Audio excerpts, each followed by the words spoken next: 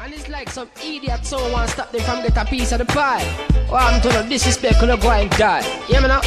Kia Bamba, them up dubs, we play fast, I play slow, them up flows.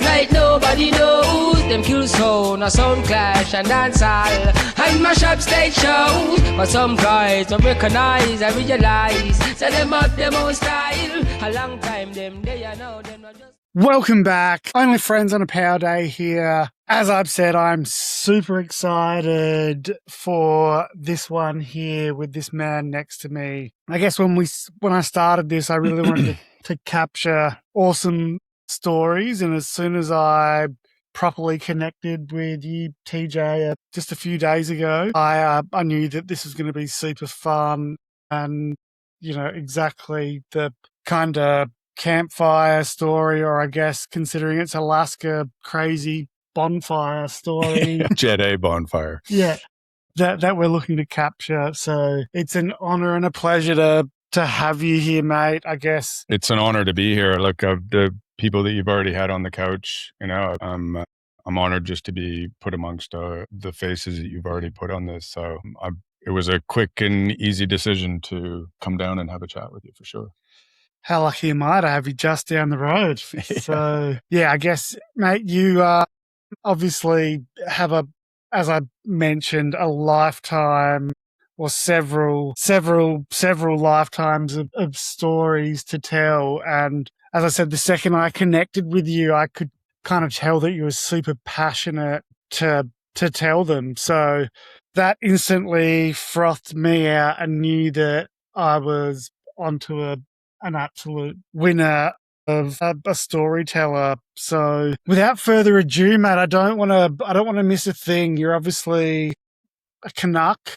Or I'm Canadian, yes. And grew up in Canada, in a French-Canadian region, one over from Ontario, kind of. Yep. So Manitoba, which is basically dead center. It's one of the flatter provinces. So to get where I've gone from where I came from is quite the step. I learned how to, and I'm going to use this term very loosely, ski on what was a garbage dump covered by dirt, which then had snow.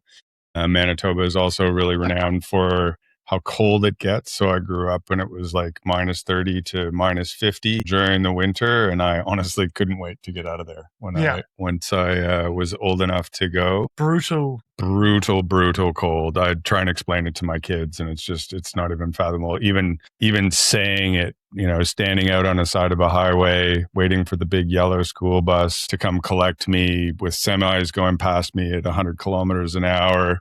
At minus 40, minus 45, and trying to tell my kids this sort of stuff. It just, even now, as you say it, it doesn't ring, you know, like it's a really hard thing to process that it was really just that cold out there. Yeah. I walked to work for like 5-10 minutes a couple of times. I did a season in Fernie when it was like minus 30 plus, and I like, you could barely have your hands out of your pocket. Yeah. And as a young kid growing up, I couldn't imagine. No worries. You guys grew up with UV warnings. We grew up with frostbite warnings. You know, exposed skin was actually just going to turn white on you if you had it. So. Keep your tap running. That was always that's the hardest thing, from water restrictions to don't let your pipes freeze. Yeah, totally. Complete opposite. Right? Yeah, exactly right.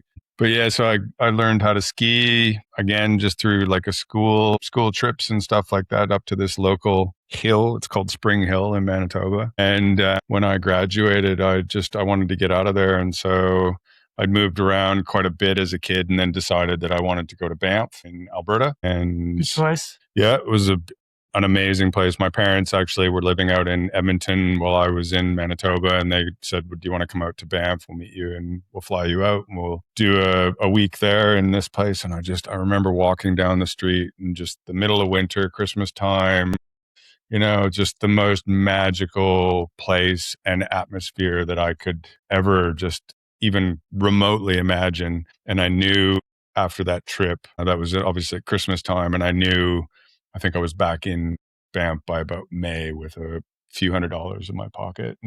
And living, I was a bum, probably about 22 at this point. Yeah. And I didn't even really ski that well when I moved out there. And I don't ski very well now. I board pretty well, but I definitely I can't keep up on the two sticks like you.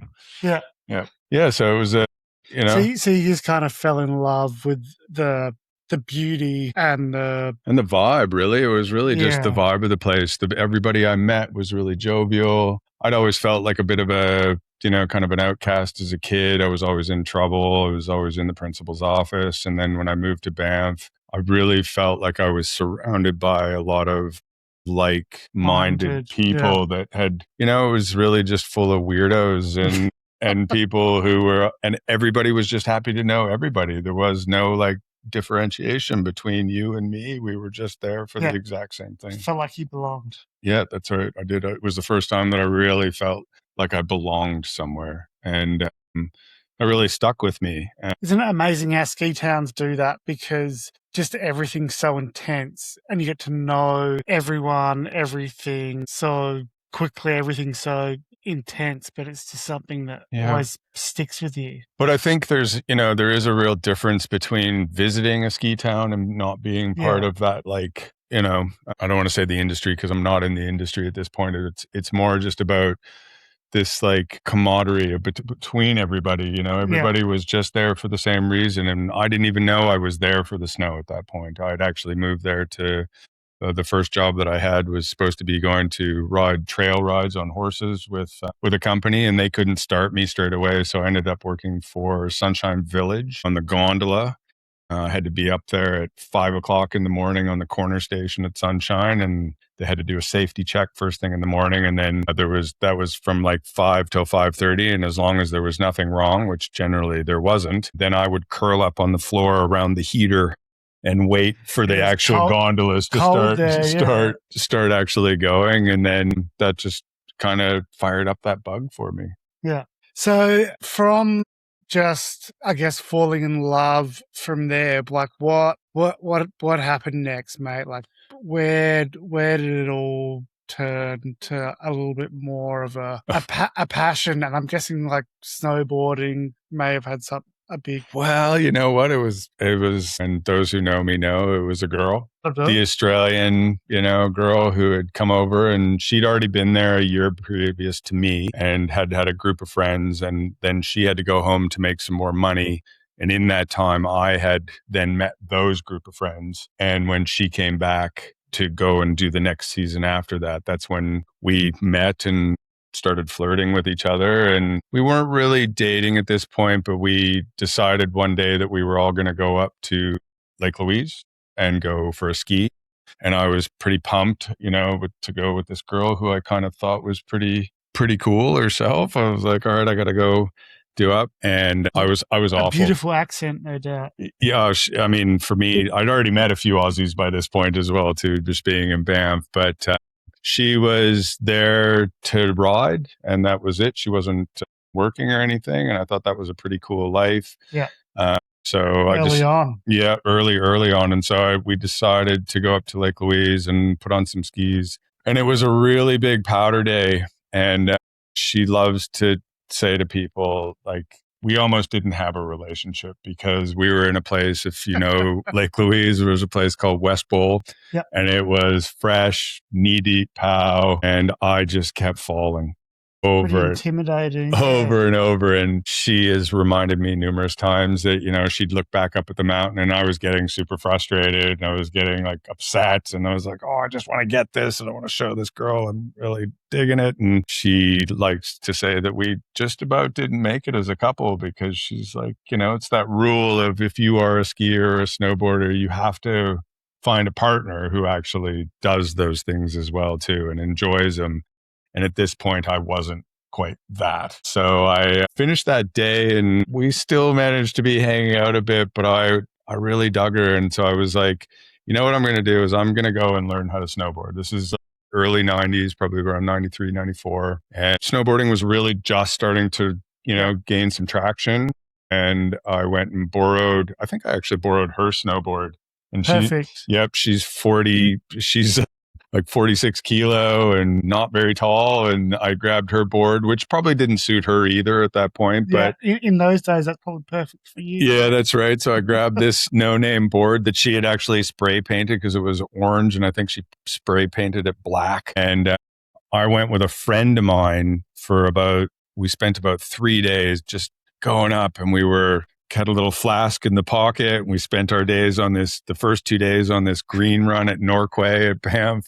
And I just kept saying to him, I don't understand why I can't get this, like we just kept falling and that whole toe side But you were thing. dedicated to the cause. I was dedicated to the cause, Hip flask in hand. That's right. And then on the third day, I said to Jay, I was like, hey, I think we just need to go to the Blue Run. I think this is like where I kind of get it, but I don't think there's something missing in this whole thing. And we jumped up, we took the chair up, and I stood at the top of this Blue Run thinking, oh, what have I done here? Why am I at the top of this? And as soon as I got onto it, I was able to start connecting my turns. And I just realized, as we do, that speed was your friend.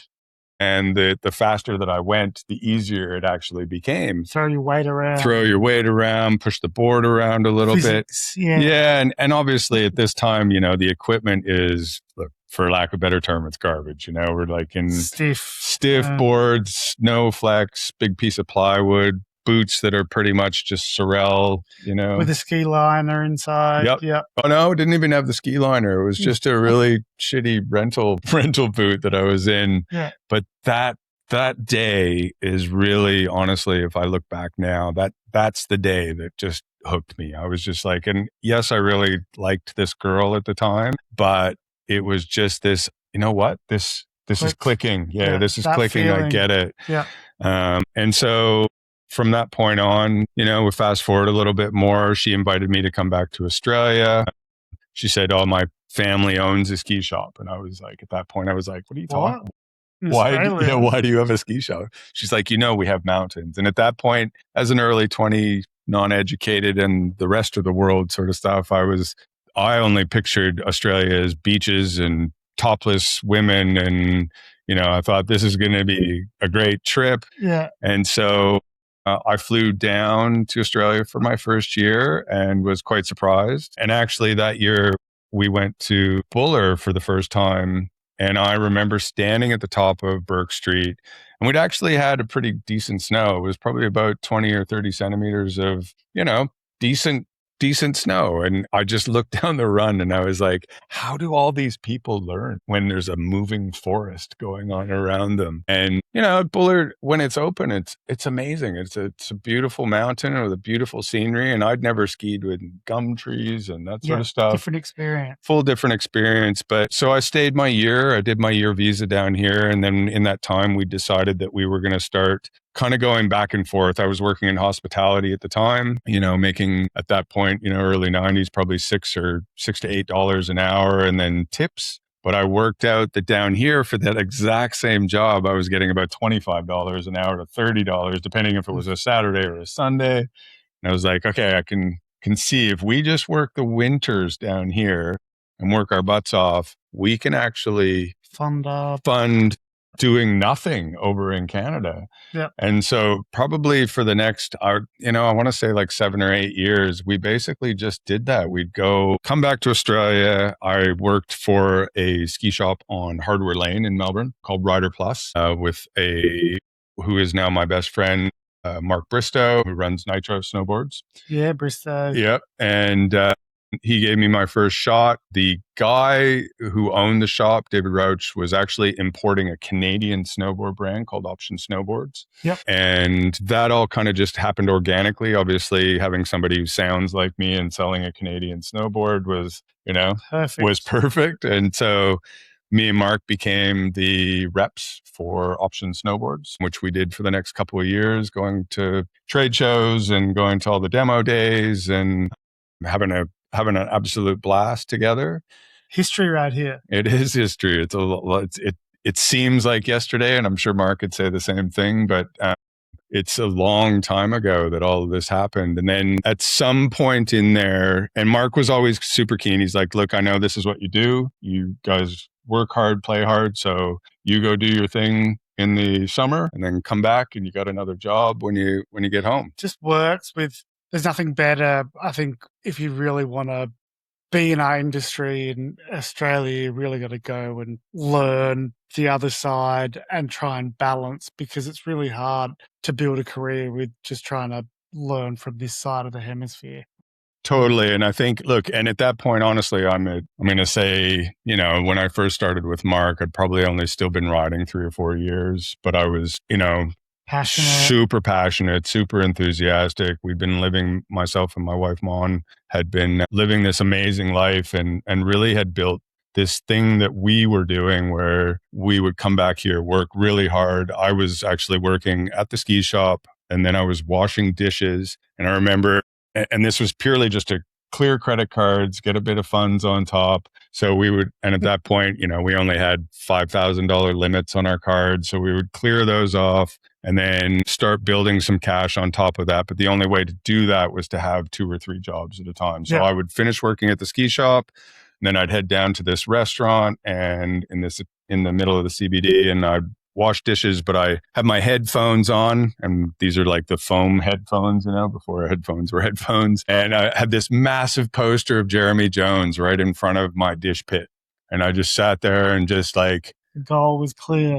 Like, this is what I'm doing this for. This is why I'm doing it. And, dishwashing was actually, I'll still look back to this day. It was like probably one of the best jobs I had, just in the sense of no responsibility, just had to show up, just had to do my job. And I got a good paycheck at the end of it. And then I was also working at a bar nightclub around the corner, doing a few hours there. And so between the 3 jobs, we were able to come up with probably, for me, it was probably anywhere between 10 and 15 grand, over the course of 6 months. But in ski bum terms, 10, 15 grand is like, that's 6 months, mate. That is all I needed to eat Campbell's soup and pasta. I can live on a budget, I'm sorted, and I can dedicate myself to shredding. Yeah, and that's it. And so what we did is we picked every year. First couple of years, we went back and forth to Banff just because it was familiar. We knew people. It was home. Yeah. But then we started to spread our wings a little bit, and we did a season at Whitewater. We did a season in Fernie. We did a season where we just drove around nonstop. I think my parents gave us a car, and I think we put about 20,000 kilometers on it. And we drove all the way we were based in Nelson. And at that time, the ski show in Vegas was going on, and also in Utah as well. And so we met her mom down in Utah, but on the way down to Utah, we basically stopped at every single mountain we could and rode. And we were super lucky that year to just, I think by the end of the season, no exaggeration, probably 120 to 130 powder days. And it was... nailed it! Yeah, and we really, really were just in this dream world. And at the end of that season, it's probably around, I want to say probably beginning of March, somewhere in there, that we ended up in. So we'd gone all the way down through Utah, met some people who invited us out to Tahoe. We went out to Tahoe, had an amazing time in Tahoe, drove back up the coast and hit, all the other ones on the way up, came back, and we ended up in Panorama in BC. And they had a deal. It was about $1,000 for us to go for a day each to go heli-skiing with RK Heli. And we were like, all right, this is like the end of our money for the year. And I guess you drive back up, and you drive back up to more like winter as you're driving north. Yeah, that's right. And you just kind of feel like, maybe maybe this is our last. That's right. Shooting. Yeah, that's right. Well, I think by this point we'd also started talking about doing some adulting, and actually buying some property back in Australia and stuff. And so we decided that we were going to blow our last kind of $1,000 each. And we walked up to the desk, and the guy was like, do you guys have any experience? And we're like, look, honestly, you got to remember we're in our early 20s here. And I said, look, we've just had like 120, 100 plus days of powder.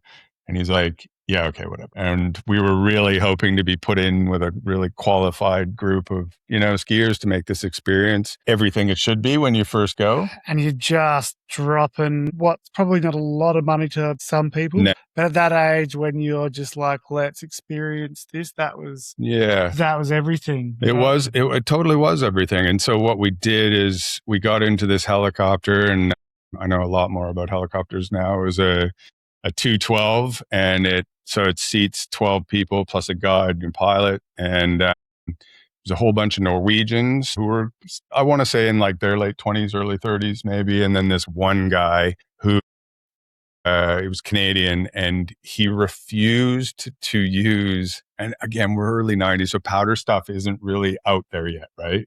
Yeah. So he was on a pair of 223, probably about 69, 67, 69 underfoot. And he refused to use any of the skis that they had with them. And we kind of all just laughed it off. Whatever, buddy, you're not going to have a very good time out there. And again, we're not riding powder stuff either at this point. We're riding just good all mountain snowboards. Obviously, I'm on option, snowboards at this point. And my favorite board still almost to this day it's called an Option Free Plus. It was a mid-wide board, good float, kind of set back, but not like anything is today. And on the very first run, we all get down and we look back up at the mountain, and this guy with the 223s is stuck up in the, like, way above us. And I could see the guide's face, and guides who I know a lot about now, but I didn't know much about then. He was very like, oh, this is great. Okay. And the guy was waving from up above, pre-radio. He's like, I can't find my ski. And so he popped a ski, and we stood there and waited, and it's cold. And it was annoying, obviously, because we'd blown all this money. And the guide was like, all right, I'm going to have to just walk back up the mountain and go see if I can help Buddy out. And so he sidestepped his way up through, kind of thigh-deep snow, and got almost up to him when the guy all of a sudden like grabbed his ski out of the snow. It's like, I found it. And of course the guide at that point is like, that's great. Good for you, man. I'm glad we could continue on with our day. So we finished off the day, and look, I had a great time, but I knew that there was a better way to do this. And I'd said to my wife at the time, and by this point we had already Alaska had really just started in the movie scenes. Like, we were starting to see a lot more of it in the movies. We're now in prime. What I'd look back now when we were watching like the TV series, all of those movies, that Alaska was really just starting to fire up. And we had always said, look, if we're going to spend any money and go do this, we definitely need to go to Alaska. Didn't know anything about it,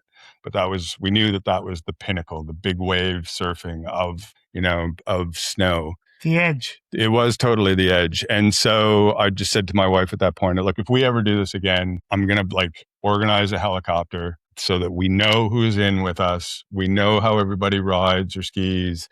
I'm not fussy. I don't pull sides. I love skiers just as much as I love snowboarders, but I just wanted to make sure that everybody who was with us was going to have the best time ever.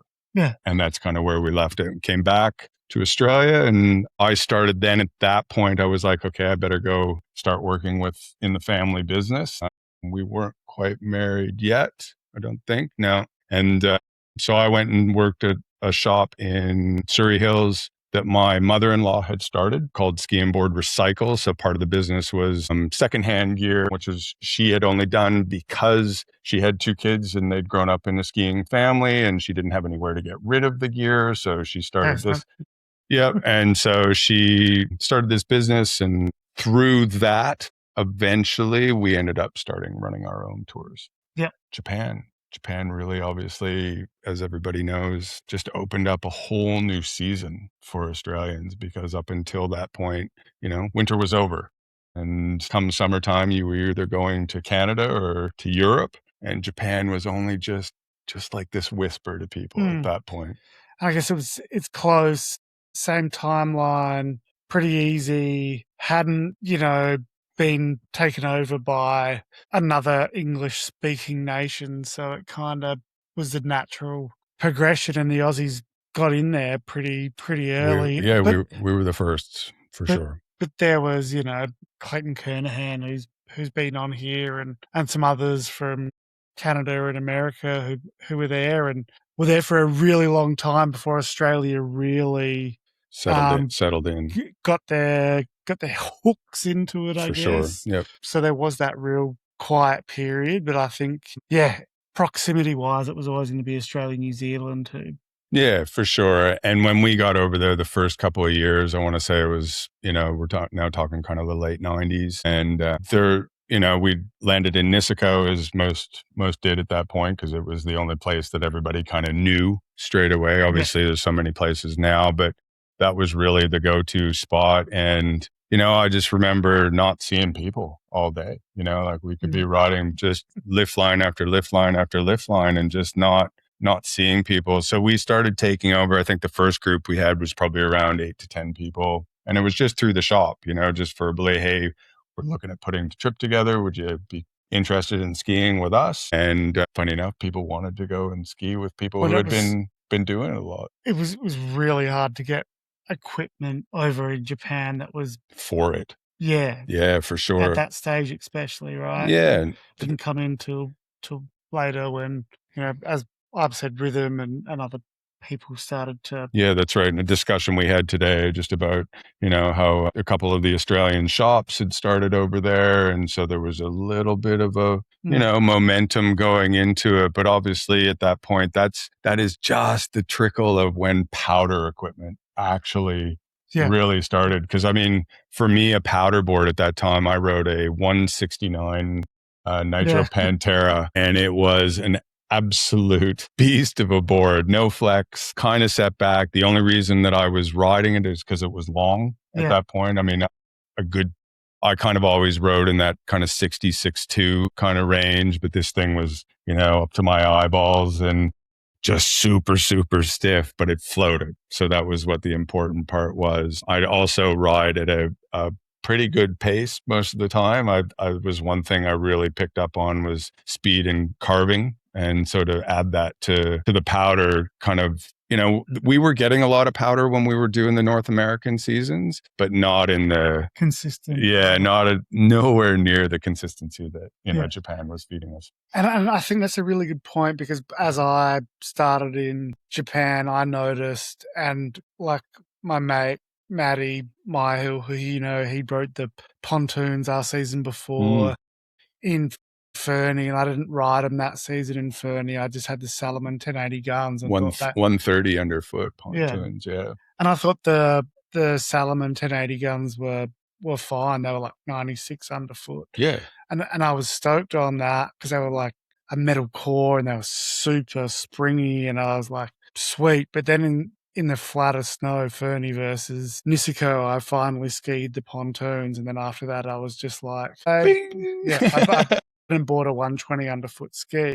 But I think which back and then it's like people still would have looked at you like that's ridiculous. I was skiing and it falls. You're cheating. What? Yeah, it's so easy for you to land off that because your skis are so fat. Like, no, I'm being smart. Yeah, that's right. I'm learning and I'm progressing, right? And that was the thing. We were in a real age of progression and just watching equipment really change. And, I know there's this big battle between skis and snowboards and who did what, but we do know that a lot of the technology that skiers ended up using was because they were watching us just fly through powder. And if you weren't on anything that was 100 or more underfoot, you were sinking and just not being able to keep the pace. And look, I'm not saying you were having a bad time, but you knew that there was a better way. Yeah. And people were so stubborn about that. But the second, as I said, like second you're fat, you don't go back. And to go one step further with snowboard technology, I think I'll never forget when that shorter, fatter kind of 420 style board changed everything. And I just remember shredding, especially in this kind of like the Gash, with some really good kind of skatey style snowboarders with those boards and following their kind of skatey lines. I was just like, holy, and especially even Alicia when she started going to that smaller, fatter, and how much freer. It was just use. And we're into the early 2000s now, right? Where that things are really starting to take some probably if we look back through the industry, as we've both been in it a long time and both seen a lot of stuff, it was probably the biggest and most progressive stage of any equipment, because all of a sudden my all mountain board was great for most things. And that's when even when the all mountain boards, they started to put them into the back seat a little bit. You're kind of getting 20 centimeters offset into the back. So that was really kind of giving you that surfy kind of feeling in an all mountain board. But then a couple of those, and they weren't really like quite yet powder boards, but they were a different shape. And they were things that were designed to not have edges, not use your edges. You didn't really have to use your edges. If you were on that board, you probably shouldn't be using your edges, because if you were on hard pack at that point, they were not very much fun. Yeah. And then that, like the DPS brought out the spoons and like all that kind of specific, like actual, like this ski is just for not like really Alaska, maybe, because it's a bit more variable, but it is for cat skiing, like pure, just like this is an open field and everything is predictable. That's right. And I think at that point, we're now talking like definitely early 2000s. And I'm not going to quote a date because I'll get it wrong, but Shane McConkey, obviously, an imaginary legend of a guy who I even just looked at and was like, wow, like he just, the enthusiasm and the passion, the epitome of what every ski bum wanted to be, living in Squaw Valley and stuff. But, the first time that I don't know if you remember, he actually just drilled some Rosies onto some water skis, which just had that kind of natural, kind of boat sensation to him, super wide. And that was it. That changed everything. Well, and he just used his logical, special, amazing shred brain that he was blessed with. Yep. And he just knew, didn't he? Yeah. As soon as he said it, everyone was like, oh, yeah. Yeah, everybody, it's like any snowboard or ski part you see through movies. They're like, oh my God, what's he doing now? And then all of a sudden you went, look at him actually like skiing this big mountain terrain, especially, he's a Squaw Valley local. I have a lot of friends in Squaw. Most of the guys that I've worked with through the years in Alaska are from that area. So there's a lot of connection. And I've actually met his wife a couple of times. And that to me was big mountain free ride, what he had kind of started doing. And then obviously Jeremy Jones, that I saw big mountain. And so whereas a lot of guys that I knew, especially, were all headed towards the park, all I could think was, how much bigger can you go? How much steeper can you go? How much faster can you go? How do you get to these big, big lines? And places like Whitewater in Canada, they really kind of, pushed us to, especially me and my wife, Mon, we were all of a sudden at a level where we're just like, oh, I get this. Like, I get this big mountain feeling. And I know Mark has said to me from Nitro before, he's like, look, you were free riding in Australia before free riding was free riding. Because especially in Australia, that park scene was always big, and it's a lot of freestyles. Just like Canada, some of the best freestyle riders come out of Australia and New Zealand because you guys have learned on hardpack here. That was always what you were given. And it's the same thing with East Coast riders in North America. All the best park riders all came from the East Coast. Because they're used to that hard landing, but and edges, they were used to using their edges all the time, right? Yeah. And that wasn't something that I was super proficient at that point. Yeah, but I think as well, like you're so many, because I did my first season overseas in Fernie. I came back to Australia, same thing, because I grew up skiing here in Falls. Yep. I came back to Australia and it just felt like a massive hill and a playground. And I feel like if I didn't do a season in that kind of deep end that scared the shit out of me first season, then it's just so hard to ever really understand. Totally. But like, how did you feel the first time you stood on something big, like big, and when I say big, Fernie's, got all those walls around it and stuff. And you now are all of a sudden having to look over the edge and go, okay, I've got to get on this and have both the skill of being able to ride POW, which is a skill in itself, as everybody knows. Like it does take a while to kind of get your body and your mind wrapped around it, but then also adding steepness to that, where you're now having to start to, and I say jump turn loosely because it's not quite the jump turns that we use, up north, but you start getting that feeling of like, wow, this is real. Like we're like consequences are real, if you're going to go down and that sort of stuff, that. Well, and every time you do it, because it's like a big, you've got to conquer your own, like, oh shit, this is scary type moment. It means that the next time you can call on that a little bit more. And obviously, we're talking about a guy doing his first seasons, dropping in off like the tires at the top of those little areas at the top of Fernie into bowls there. And that's, nothing compared to what we'll get to later. No, but it's an amazing training ground though, right? Yeah. Because it teaches you what you need to do to control yourself in those situations. And the other side as well is that, like, opposed to what I've done later on in my life, in my snow life, but now you add a forest to that as well too. So now I'm skiing on stuff and trying to ski in the trees and trying to like think about tree wells. And, there's just a lot of stuff all of a sudden that if you didn't learn it, you're either going to get hurt, you're going to get stuck in an avalanche. And, there's a lot of ticks that you kind of get. I think the trees is a really good one. I think it's a really good way. And especially I learned in Canada because the trees were so tight in some areas. Like when you first start skiing trees, you get focused on the one tree in front of you. And then as you get more confident, because you're looking 3 ahead. Yeah, you can actually see, and you've already picked your path, 3 to 4 ahead. And that you can't fake that. It just takes time. No. And, like being a skier, being a snowboarder, and I don't think I realized at that time how different we looked at the mountain. And not coming from a park kind of background, and I'm not real big at that point. I didn't really love jumping and that sort of stuff. I was really just focused on heading down. But if you go with a skier, they would be like, well, I got to go around this way, whereas you're going to go through that.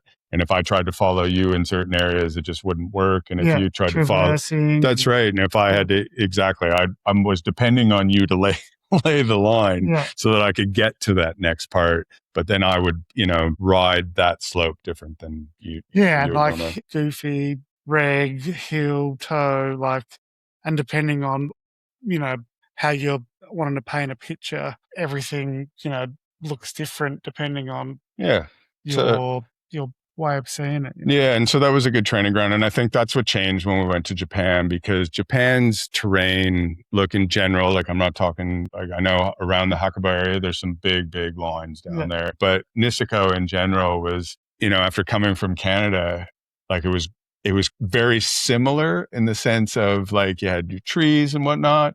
But I think in my brain, it was less consequential. Like I didn't have to worry about tree wells. Kind of like straight lining for a big turn as opposed to like washing off speed and getting airborne because it's steep. Yeah, that's right. And you will get a lot more of that in certain terrain in Hakuba. Totally.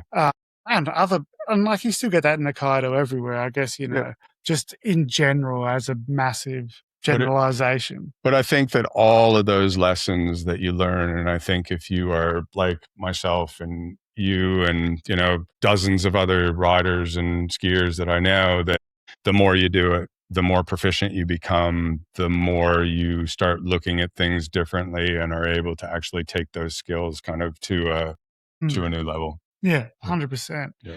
And just like even, without a lot of thinking really deeply about safety or, what you're doing, the more time you've spent out inside country, deep snow, everything, it just kind of comes more naturally. And as you start to train or get more experience, you're like, holy shit, yeah, I kind of did know or had kind of already thought about this, but I just hadn't really thought about that I was thinking about it as much. Totally. It's putting it into practice, right? Yeah. It's being able to have everything line up for you so that you can actually put these things into practice. And you don't get that unless you are dedicated to doing it. And that was something that myself and my wife, Mon, we were just dedicated. Yeah. It was something we're not going to stop doing. We're now into our late 20s. We're putting these groups together anywhere from, I think, like I said, it was like 8 to 10 for the first one. But by the time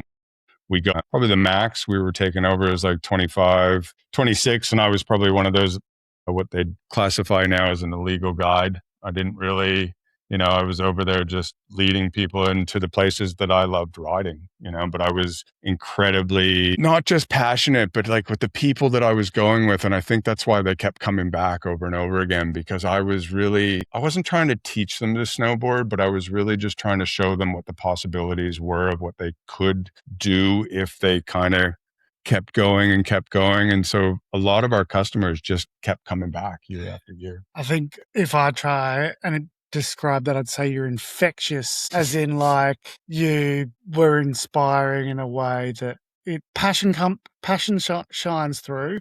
And even like, as you said early on, you didn't really realize how big your passion was going to be. And I guess when I went back into the ski season, I felt really similar, where I didn't realize that I didn't end up spending the next fucking how many years 10 years doing back-to-back winters, but it gets a hold of you, and it's really clear with you when you talk that how much you're committed to the course. Yeah, it really meant everything at that point. Like I said, we're pre-children here, and we were living this. Yeah, we were loving life. We were just out there every chance we could get to go and rip some pow. We were there.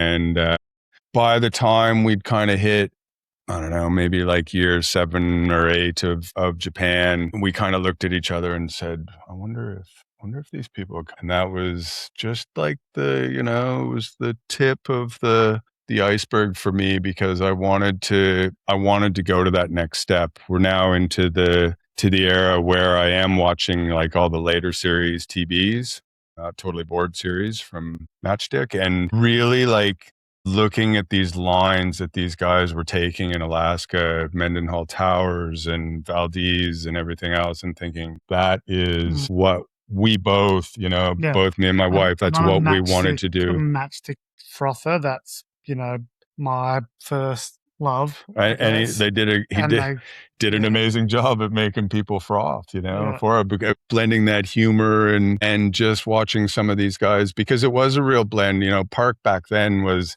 the world's shittiest half pipe, dug out by a shovel by a bunch of guys that was like, 3 feet on either side sort of deal. But then watching these guys get dropped up into these big mountains and really like laying down these huge lines. I remember the guy named Ox who used to ride this massive winterstick swallowtail. And so every time he took a huge turn, just this rooster that he left, behind him. And you're like, I want to do that. I really want to do that. So we started to really just like, touch on with a couple people and say, is this something we could do or potentially could do? Sick.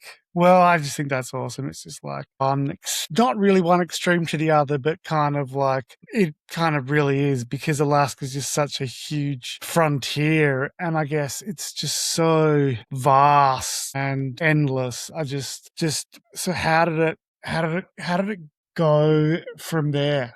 Well, I mean, we kind of put ourselves together and said, okay, look, before we really settle ourselves in and do some proper adulting here, let's blow all our money. And so myself and my wife, and we put together, I think there was 4 or 5 of us all up. It would have been 5 or 6 guys all together. And I found a company in Valdez. Look, I literally got online. Online was a big thing back then, because we were now just into the early 2000s. And I sent an email to every single one of the companies up there. And I said, look, I want to know when's the best time to come. Me and my wife we want to spend 3 weeks. This is what we've been doing with Japan. So we have a clientele who are kind of keen, and, we'd like to capitalize on that a little bit and see if we can start doing some stuff up there. When's the best time to come? There's all these questions about like, how do we do it? Because we just didn't know. We had no idea. But what I did know about Alaska at that point is that there was a lot of down days. And that's true for Alaska. It is. That's part and parcel. It is part and parcel. And Yeah. I thought, so this company that I joined forces with was called VHC, Valdez Helicats. And they were out just outside of Valdez, and he had one chopper and he had a cat. So on the down days, we could actually just get in the cat and, make our way up to kind of a lower point and just have this area just above tree line, depending on the weather again. And then if things change during that point, the idea is that the helicopter would come and get us if, it turned to the weather change or everything else. I'm really uneducated at Alaska at this point. Not quite knowing what you're getting yourself into. No, not at all. And so we decided we were going to do 3 weeks up there, which was basically, for me and my wife, we were still paying at this point, and trip of a lifetime. Yeah, we're like, let's do this. Let's just throw it all in. We'll go up there for 3 weeks and have an amazing time. And what we learned very, very quickly was that although the cat was a great option, there is a reason that the helicopter is not taking you up there either. You couldn't see a thing. This cat drove up the side of the mountain through the lower alpine, through the trees, and then got up into this area. I think it was called China Bowl at that point. And we'd unload from there. And I felt gross. I just motion sickness. We'd been locked in this fuel smelling cat on the inside. And yeah, the whole way up, it's an hour to get up and then ride down. And it was like riding with Braille. You didn't know where you were. You didn't know what you were on. It was not really all that much fun. And so variable, windy. It could be everything. And then all of a sudden, look, there was a few days in there where all of a sudden the weather had changed, and we'd start to see these pockets open up in the blue. And I'll explain later. Actually see what you're doing. Yeah, and you can see what you're doing, and the pilots can see what they're doing, which I learned later on is really important. And then the helicopter would come in, pick us up, and then we go back in deeper, and we'd have these pockets. Yeah, and following these little holes, we call them, and just the blue is going, so we'll go with the blue sort of deal. When you guess you're trying to work out your aspects is so important in Alaska, I'm guessing, depending on weather and direction and look, spines and all of that. Mate, so uneducated at this point, right? This is my first time into. So you had no idea? I had no idea what I was up for and in for. We had a guide. His name is Will Spilo. He is one of the OG guides up there. Shout out, Will. Shout out to Will. We called him Captain America because these guys they're actually machines, but he was a little bit more of a machine. He's a weapon. Yeah, super weapon. He grabbed my 69 Pantera and he flexed into it. And he's like, "Oh, this is a man's board." I was like, "All right, great." He's happy with my board selection. And, these guys carry a big 45 kilo. But I remember he came to me on the very first day and said, "So what do you want to do? Why are you here?" And I was like, those scenes where Jeremy Jones, he gets to the top of this big chute. There's not a single line in it. And he just hammer and tong to the bottom, doesn't make a single turn, laying out on the back end of his board. And just kind of at that point, I didn't understand what an AK turn was, but soon realized, just these big open turns and then just ripping out the bottom of it. And I was like, that's what I wanted to do. And he was kind of just laughed at me. Perfect. Yeah. He's like, all right. Good interview. Yeah. Yeah.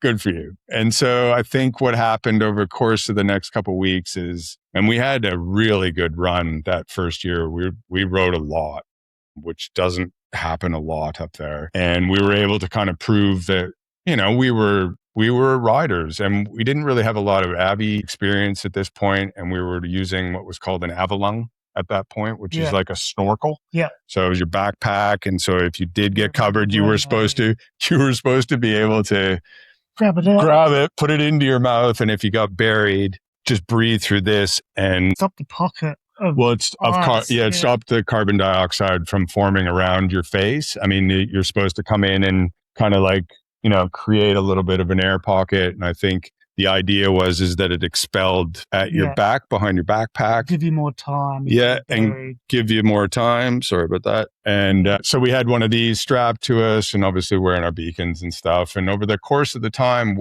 Spilo was, which, I'll get into later on, but guides are always judging you. From the second that you get onto the ground with them, they're kind of trying to figure out, are you qualified? What's your experience? Can you ride? Should you be here? Yeah. And honestly, I think that was one of the big reasons that me and Mon went, is that we wanted to, after all of this time, we wanted to prove to ourselves, not to anybody else, because I wasn't doing it for photos. I wasn't doing it for magazines. I was doing this because I loved it, and I had a goal behind it. And we really just wanted to go see if we were good enough. And that's the mecca. Yeah. And to get off in Valdez, you're talking late 90s was when the world, the extreme championships were. And so all the biggest riders were going up there and competing up in Valdez. So I knew it was the place. Started to get some, real ground behind it. What could be possible, as you saw those, visions of it just endless, it just looks completely endless. Yeah. And look, getting off the plane, I'll never forget the first day getting off, because you have to arrive into Anchorage, and then you take these little puddle jumpers into Valdez, and, tiny little planes, and we're getting bucked all over the place. There's no radar in Valdez. So these guys all have to land, by visual. And so we'd flown into Valdez, and I remember getting off the plane on the very first day and just looking up at the size of these things and just going, oh my God, what have we gotten ourselves? And the stuff around the airport was nothing in compared to what we were going to see. Not in Kansas anymore. No, that's right. We weren't in any familiar territory anymore. And so, the nerves were real. That's for sure. This is real. Yeah. So that was year one. So what year are we at around? 2007, 2008. So the crossover, it would have been early 2008. We're in, and to go backwards a little bit, when I had sent this email to everybody, they basically, the main question is, if we're going to do this amount of time, when's the best time to come? Yeah.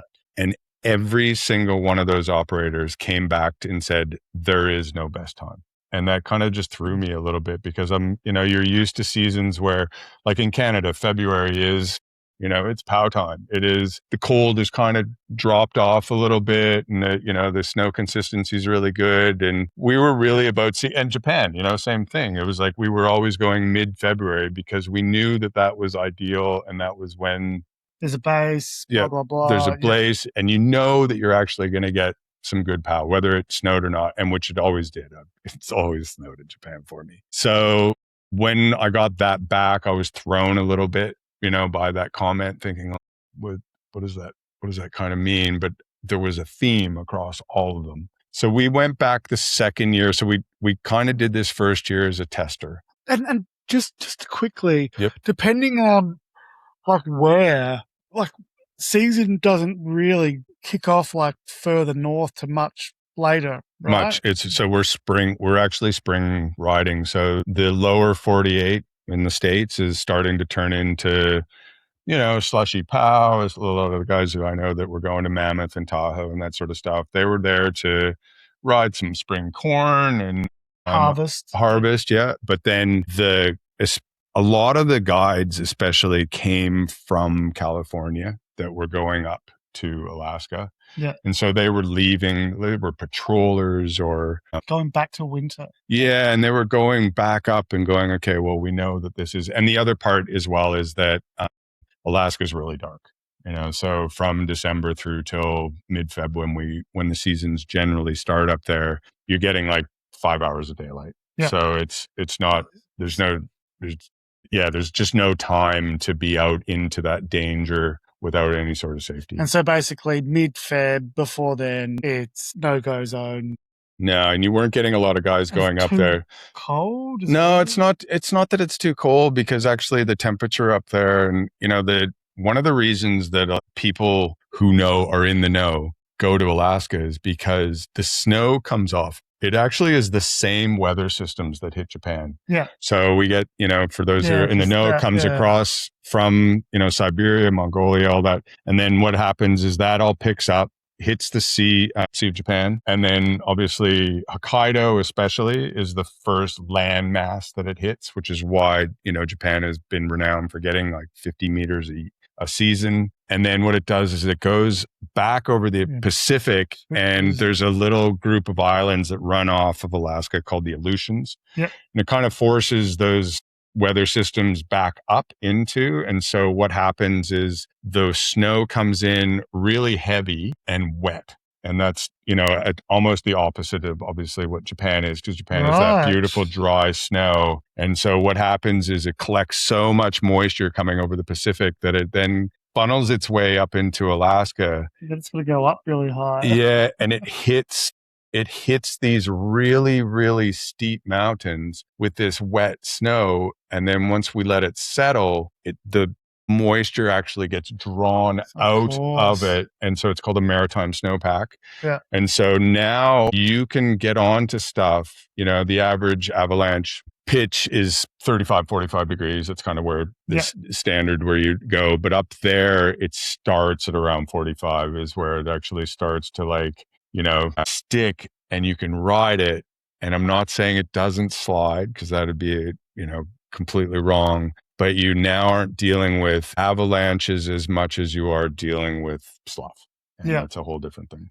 And so that's because it's sucking the moisture out, becoming more stable at a higher gradient. Basically. Yeah, that's exactly right. So that's what drew all these people, because now all of a sudden they're thinking, if you'd been used to riding in California or Canada, especially, there's a lot of heli operations, which another one I worked for a few years ago in CMH, and they can't ride that sort of stuff because it is so avalanche prone. It will release on them. And so they don't quite get that fixture to the mountain. And those early pioneers, Will Spilo, Leltone, Kevin Quinn, Jeremy, they realized very quickly that snow was actually sticking to these super steep things and wasn't as, and I have to be very careful when I say, as consequential as riding something at the same. Well, scientifically, weather, temperature, there's a reason why it's going to stick better. And I guess that's snow science. Science. Yeah. So that's what really funneled this whole, migration of riders and skiers up to that area, because they were now just pushing the limits. And, if the possibilities were different. And you started seeing this in the movies, you started seeing stuff where they're just on walls. They are literally just standing straight up and down. That's, those hero kind of lines where people were, as your dream was to just, straight, what you could, get on and see in Alaska just started to be, the end or the pinnacle of every ski or snowboard movie. And you'd all be like, oh, here comes the Alaska section, Yep.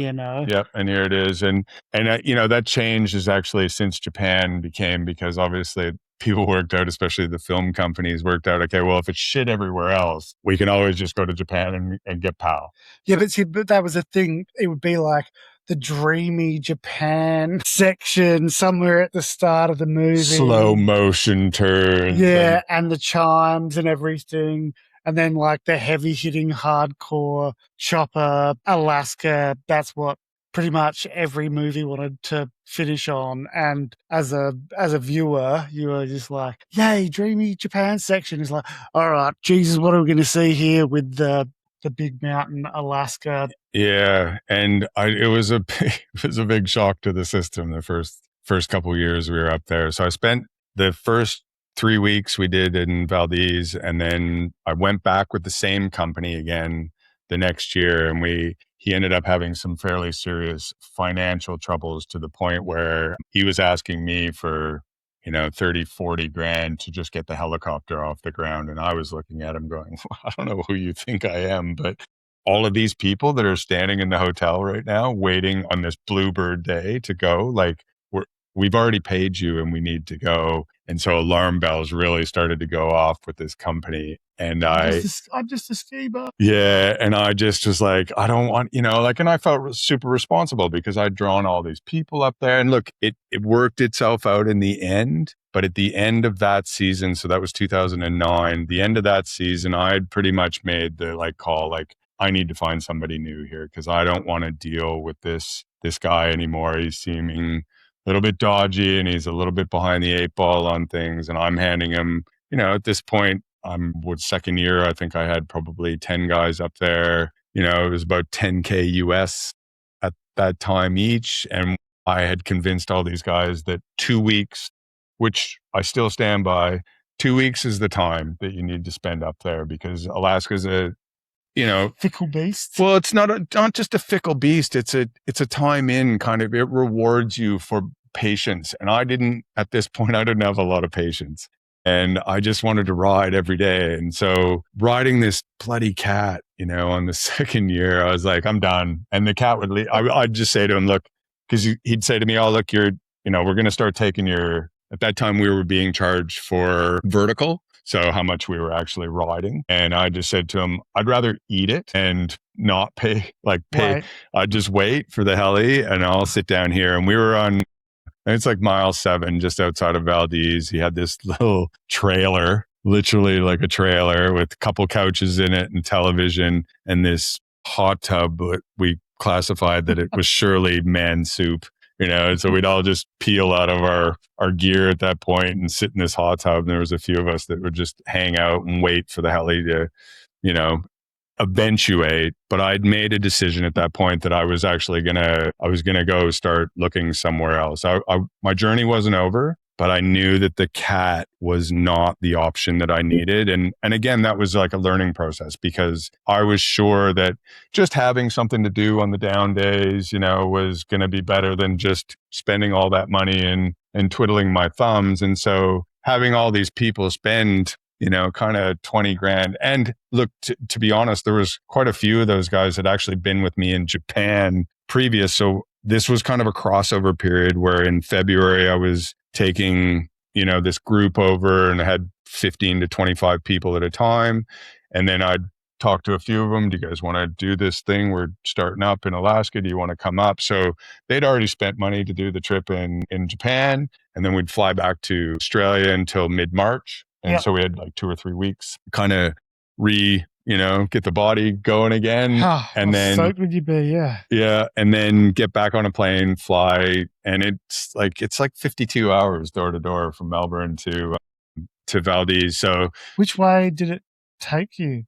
So at that point, we were actually going we were going through Asia. Yeah, because after 9/11 and everything just got so. Yeah, so we found one of the cheaper options was to go through Taiwan and stayed in some really had a 24-hour layover in Taiwan at the weirdest kind of creepy hotel that the airport put you in, and then they'd fly us to Anchorage, and then from Anchorage you had to then jump on a puddle jumper to Valdez. So I was feeling responsible for all of these guys' money and the time that I wanted to make sure that everybody was having the best time. You don't want to fuck that shit up. No, you don't. And I mean, I wanted them to come back and I wanted them to have a good time, but I had convinced them that 2 weeks was the time because, you can get, and later on we'll talk, but you can get shut out. You can not ski for an entire week in Alaska. And you just got to watch a few ski or snowboard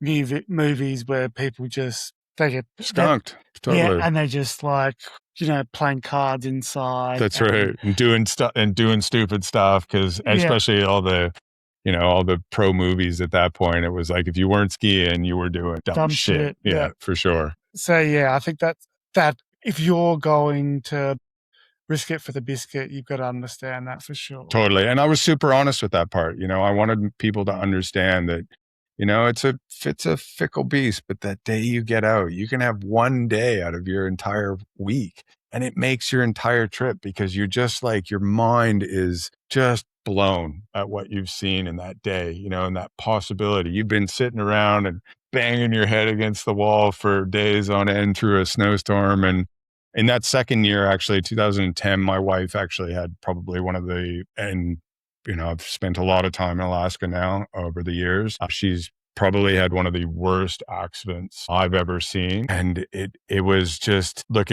we had been sitting and watching this storm go through for days on end. We finally got out into the helicopters. This is still in Valdez.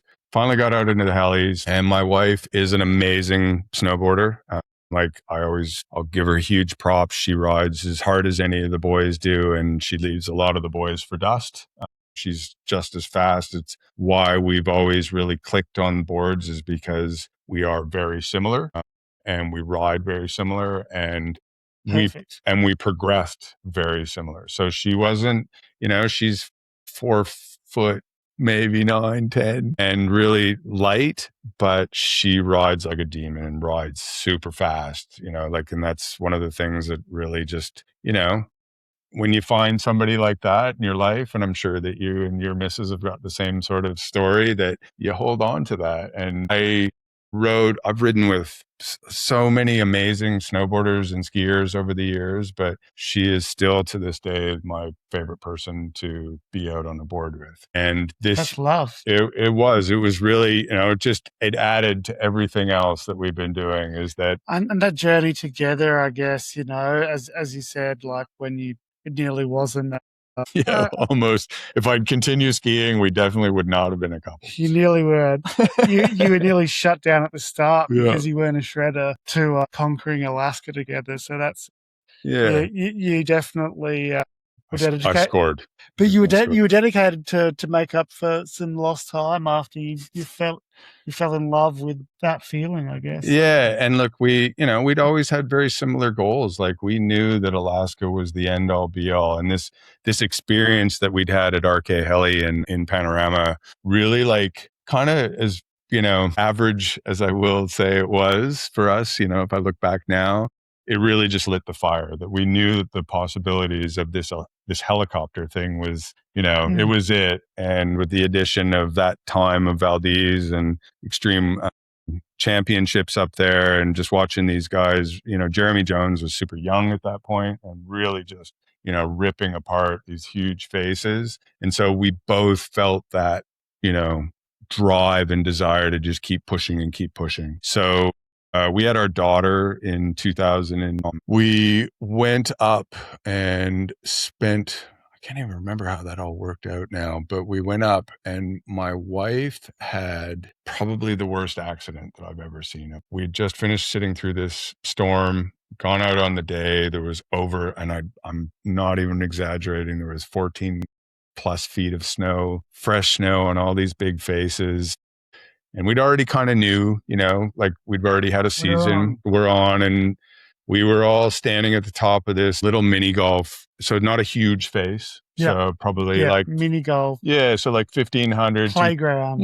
Like for Alaska. That's right. Like 1,500, 2,000 feet, which is, a decent run, but not a big run. And 3 of us had already dropped down into the bottom of it. And we're, I'm probably, let's say, at 1,000 meters now. Like, I've ridden out onto the glacier. Everything is glacial out there. So we are always wearing harnesses. So just in case you fall into anything. Most runs have what's called a Bergschrund at the base of them. So it's a Bergschrund, for those who don't know, is basically a crevasse. And it's where the heat of terra firma. So although it is winter and cold, the earth obviously still holds some sort of warmth to it.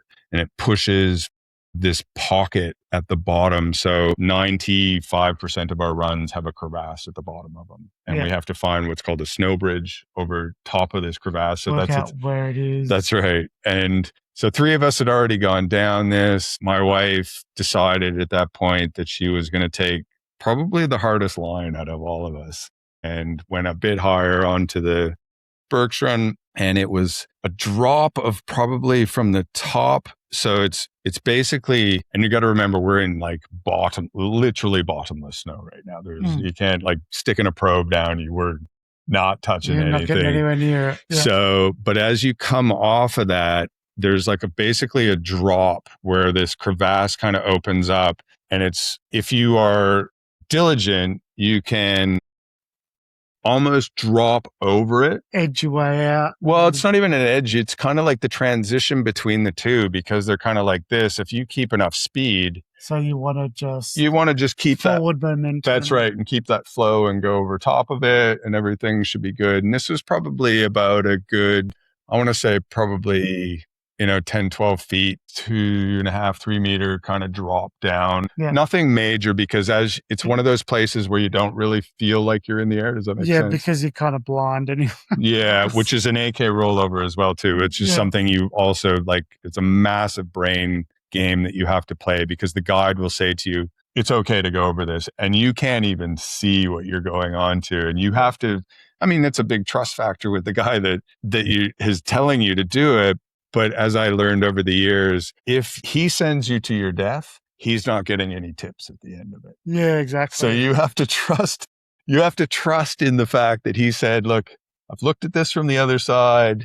We're good. Just go, I guess I got a little bit of that with Fernie with those like tire sections where it was foggy and sometimes they'd be all covered and you couldn't see, but you knew if you got through that and you just trusted 2 turns that you just kind of into. And you can't see anything, right? Like there's snow over your head. And AK like probably an extra 15 degrees more and way more gnarly, but you just got to trust. It's a trust. It's a real trust between you and your guide, right? Like your guide has said that it's okay to go. So it has to be okay to go. And so the 3 of us are standing on the PZ, the pickup zone, where we'd kind of made a pad for the helicopter when we were done to come in and pick us up. And I was with Will Spilo and another one of the guests, and Mon was still left up on the hill with this guy his name's Michael Barney.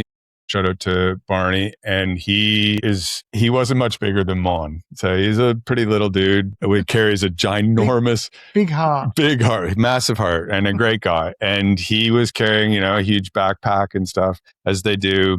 And I watched Mon come off the edge of this thing and I'm like, oh, she's taking she's going big here. She's not hesitating. No, until she wasn't. And then right at the crux of when she should have just basically launched off, she checked her speed a little bit. And what that did was send her off basically with her board sideways off the edge of this kind of drop. Endless snow behind her. Yeah. And so although we were in this really bottomless snow, there is the classic Bergstrom knuckle that is on the back it is take this thing, come off sideways. And then there was a millisecond where you think she's actually going to drop into the crevasse. And then she hit the knuckle. And then I heard this scream and then I saw her forward roll into it. And she kind of put her arm down and went in and did this full forward roll. And then she sat up and I will never forget the blood curdling scream that came out of her, and everything in my boyfriend, husband, intuition was like, must rescue wife. And so I dropped my snowboard and I took one step off of this pad. And you got to remember, we've made the pad. Made a step. Yeah. And I just straight up to my armpits and I just felt this hand on my shoulder of Will, of Spilo, grabbing onto me and going, where are you going? What is it you think you're going to do? Sit, young man. Just stay here. Yeah. Barney's up there. He'll take care of her. And I was just like sheep, just let out this instinct. Yeah. Yes. And so then they had to do a full tow-in rescue, which it doesn't happen a lot, but when it's mid-slope, the helicopter can't come in and land. So it has to actually have it comes in sideways and it puts the rudders on the snow at the front, but the helicopter is under full power.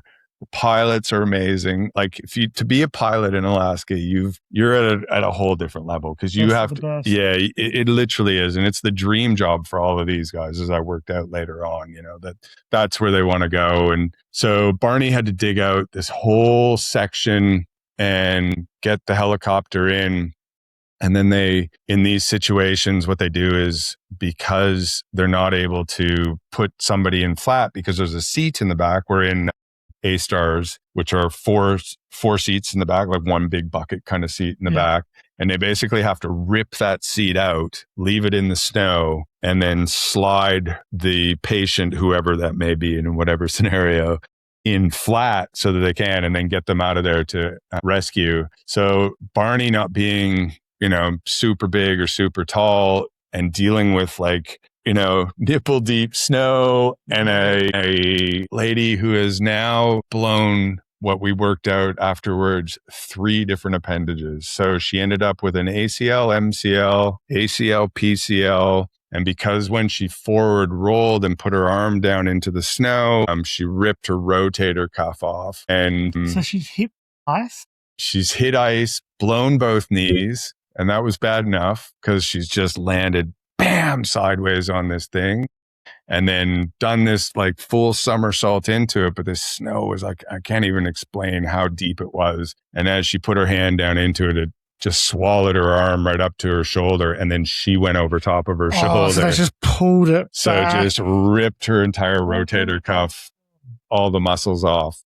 And so now Barney is having to lift. My wife's not big. She's 48, 49 kilo, but all the other factors. And he's got to lift poor Mon up and into this helicopter and put her in while she's screaming. And even over the top of the rotors, I could just hear all of the pain that she was in. And I was beside myself. I didn't know what to do. I was so worried about her. And the calmness of the guide is what actually got me through there, because Spilo was so it's okay. We've dealt with this before. We know what we're doing. Just let him do his job. He came down. We're on radio by this point, and, they're talking to themselves. He's kind of going off and oh, what's happened? And, Barney's obviously told them that she's fucked herself. And so close, but so far. That's right. Like I said, 1,000 meters is a kilometer, but it's in this terrain, because we're on glacial, it might as well be 200 meters because you can still see what's going on, but I just couldn't do anything. And then I just watched the helicopter take off and leave us in the middle of nowhere as this thing took off towards Valdez. Silence, yeah. And, the feelings that are going on with me. All the feels. Yeah, 100, there was all the feels. And so the helicopter drops her off in Valdez at the hospital and then has to come back in. They got to put the back seat back in, and then comes and collects us. Yeah. And as we get back in, we then, that's pretty much the end of our day as well too anyway. And so we flew back into Valdez. Thank you. So we were just at the point where you were watching my wife fly away in a helicopter. Yeah. Wounded. Heavily wounded. From heavy ice. Yeah, heavy hit. Like I said, to this day, even, and I've seen a lot of accidents going there. It's kind of standard, like anywhere, you would have seen in Japan, people doing their knees and shoulders and just standard ski injuries that, I did my knee at one point in Japan as well. But this was big. And so. And yeah, especially when it's my partner. Your partner screaming and you're close but can't really do anything. It stings, I'll tell you. So the helicopter comes and picks us up. We fly back to Valdez. We're on the second floor of this hotel that I've got to now get my wife down to dinner with one arm working. This was actually in our first of 2 weeks. And so we still had a week to go. And I had to make the choice. We'd obviously discussed it, and she was as comfortable as she could be. We had somebody that was ground staff that was coming and giving her some meals up in her room. But for breakfast, I had to somehow, ask a couple other guys to help me get her downstairs because there's no elevator in this place in Valdez. Shit. So, but luckily for her, we didn't ski the second week. We got the shutout. So we sat around waiting for the snow to come, and it never or the blue to break, and it just never came. So you were entertaining and waiting for this. Yeah. I've got to leave you and go. Yeah. And there's There's lots of drinking that goes on our down days up there, and in my earlier days, I could keep up with the majority of them. And this actually is a segue story because Part of the job, right? well, I'm entertaining and keeping people happy. And there's where we are in Valdez. If you don't know, Valdez is an oil town. Yeah. There's nothing to do there. Yeah. Literally nothing to do there. It's one big street, two big bars. And if you remember, there was an incident called the Exxon Valdez. I don't know if that rings with you at all. So the Exxon Valdez was a ship that the captain ran it aground, and it was full of oil. And so it literally just exploded all over the local wildlife and killed the fishing industry around that area for a very, very long time. And there's this famous bar there called the Pipeline. And so for my group, and there's the Pipeline, and I can't remember what the other bar's name was. It was down by the harbor. And so we were bar hopping between two bars, as you do. Gotta hop from somewhere. That's right. And so I'd left my wife, and she was like, go out and enjoy. And Go look after the crew. That's it. So we were walking from the Pipeline. Actually, we were sitting, segue back was the segue. The point is that we were sitting at the bar, and the bartender was like, that's the chair that the captain was sitting in right before he got behind the wheel of this giant, oil tanker and blew up Valdez. And I was like, oh, okay. Anyway, we get a bunch of them, and Valdez at this point, and still to this day, I think there's, I want to say probably 5 or 6 different operations there. Yeah. And so you've got some of the biggest. I don't know if you know Dean Cummings, who's got H2O there. He won quite a few of the Valdez championships. So he's got his own. There's multiple different, and so everybody's in the same boat. We're all just waiting. And so you've got people from kind of all over the world at this bar. So you're seeing each other at the bar. We're all seeing each other and all going, oh gosh, I wish we were all out. How's your operation? This sort of thing? Weather looks fucked for the next 4 days. Yeah, that's right. Let's go drinking. So we were walking from the Pipeline to this other bar past the harbor, and it was that cold that there was sea ice floating in the harbor amongst all these big fishing boats that were just kind of like, that's where they store them, obviously, in the off season. And somebody said, wow, that looks fucking cold. And I was like, $500 and I'll go for a swim. And they all kind of just laughed, ha ha ha. And we went into this next bar. We had a few more IPAs in this bar. And then on the way out of this bar a couple hours later, I was like, so about that $500, anybody want to do it? And these guys, there's these 2 brothers from America, and they had just sold this. They were telling us they'd sold this wire business, like cable, USB cables. Yeah. And they were a big manufacturer, and they just sold it to somebody. So they were rolling in it. And so laughing. Yeah. So there's about 6 or 7 of them, and Spilo was there.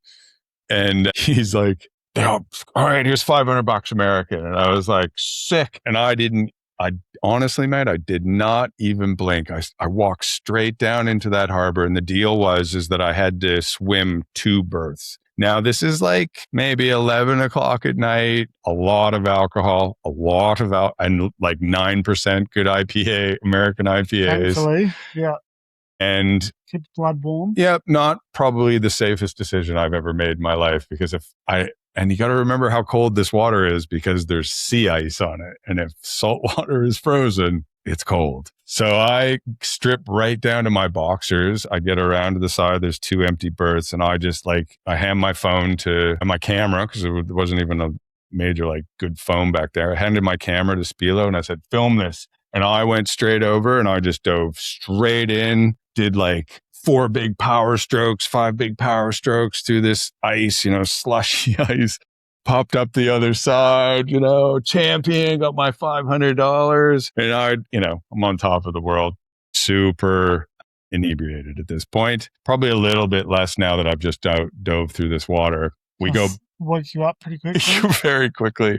Went back to the Pipeline. I don't know how many rounds I bought. Blah, blah, blah. I had a whole pile more drinks, and I get home and I get into the room, and remember my wife is injured at this point, and I flip on the light. I'm like, I just did this thing. I dove into the water. I got $500. It's like 2, 3. I don't even know. It's really late, and she's injured. And she goes, and how much do you have left? And I like reached into my pocket and I probably had like $200 left. And I was like, 200. She goes, not worth it. Turn off the lights and come to bed. And I had to turn off the lights. Anyway, so that year ended the Valdez part of journey because I was really untrustworthy of this operator who had already asked me for a pile of money. And shit didn't feel right. It definitely didn't feel right. So at that point, Facebook, so we're now into like late 2000s, right? Yeah. So I think from memory, Facebook is like 2007, 2006, 2007. Yeah, that's when I got, and yeah. Wasn't huge yet, but it was a thing. Businesses. That's right. Yeah. And the gentleman that I'm going to name next, he was really quite switched on to this stuff. And I put out the feelers again because I wasn't sure. Actually, no, that's not how it happened at all. We got home from this trip.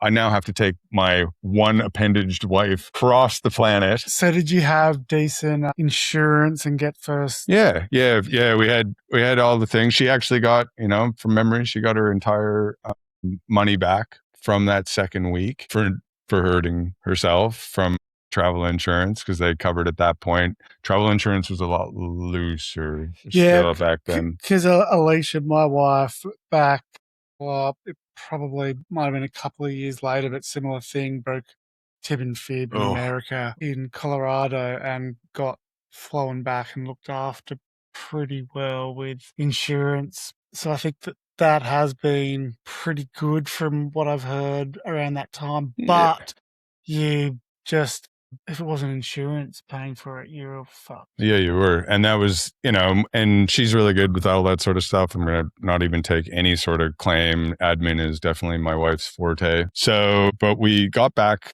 and now we're talking kind of April, May. We were there in mid-March. She came home. She had eventually had both knees done.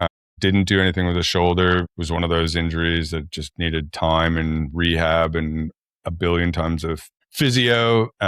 But my wife is not unknown to injuries. She spent more time in skidoos, on the back of skidoos in that bed than most people have over the course of time. These were not her first knees, but she is super diligent and she knew that, she had to get back on the horse and get repaired, which she'd done every other time that she'd done any sort of damage to herself. And, getting up getting up really early and getting on the bike and just sitting on the bike, for an hour and a half, watching the news and just keeping pedaling, keeping moving.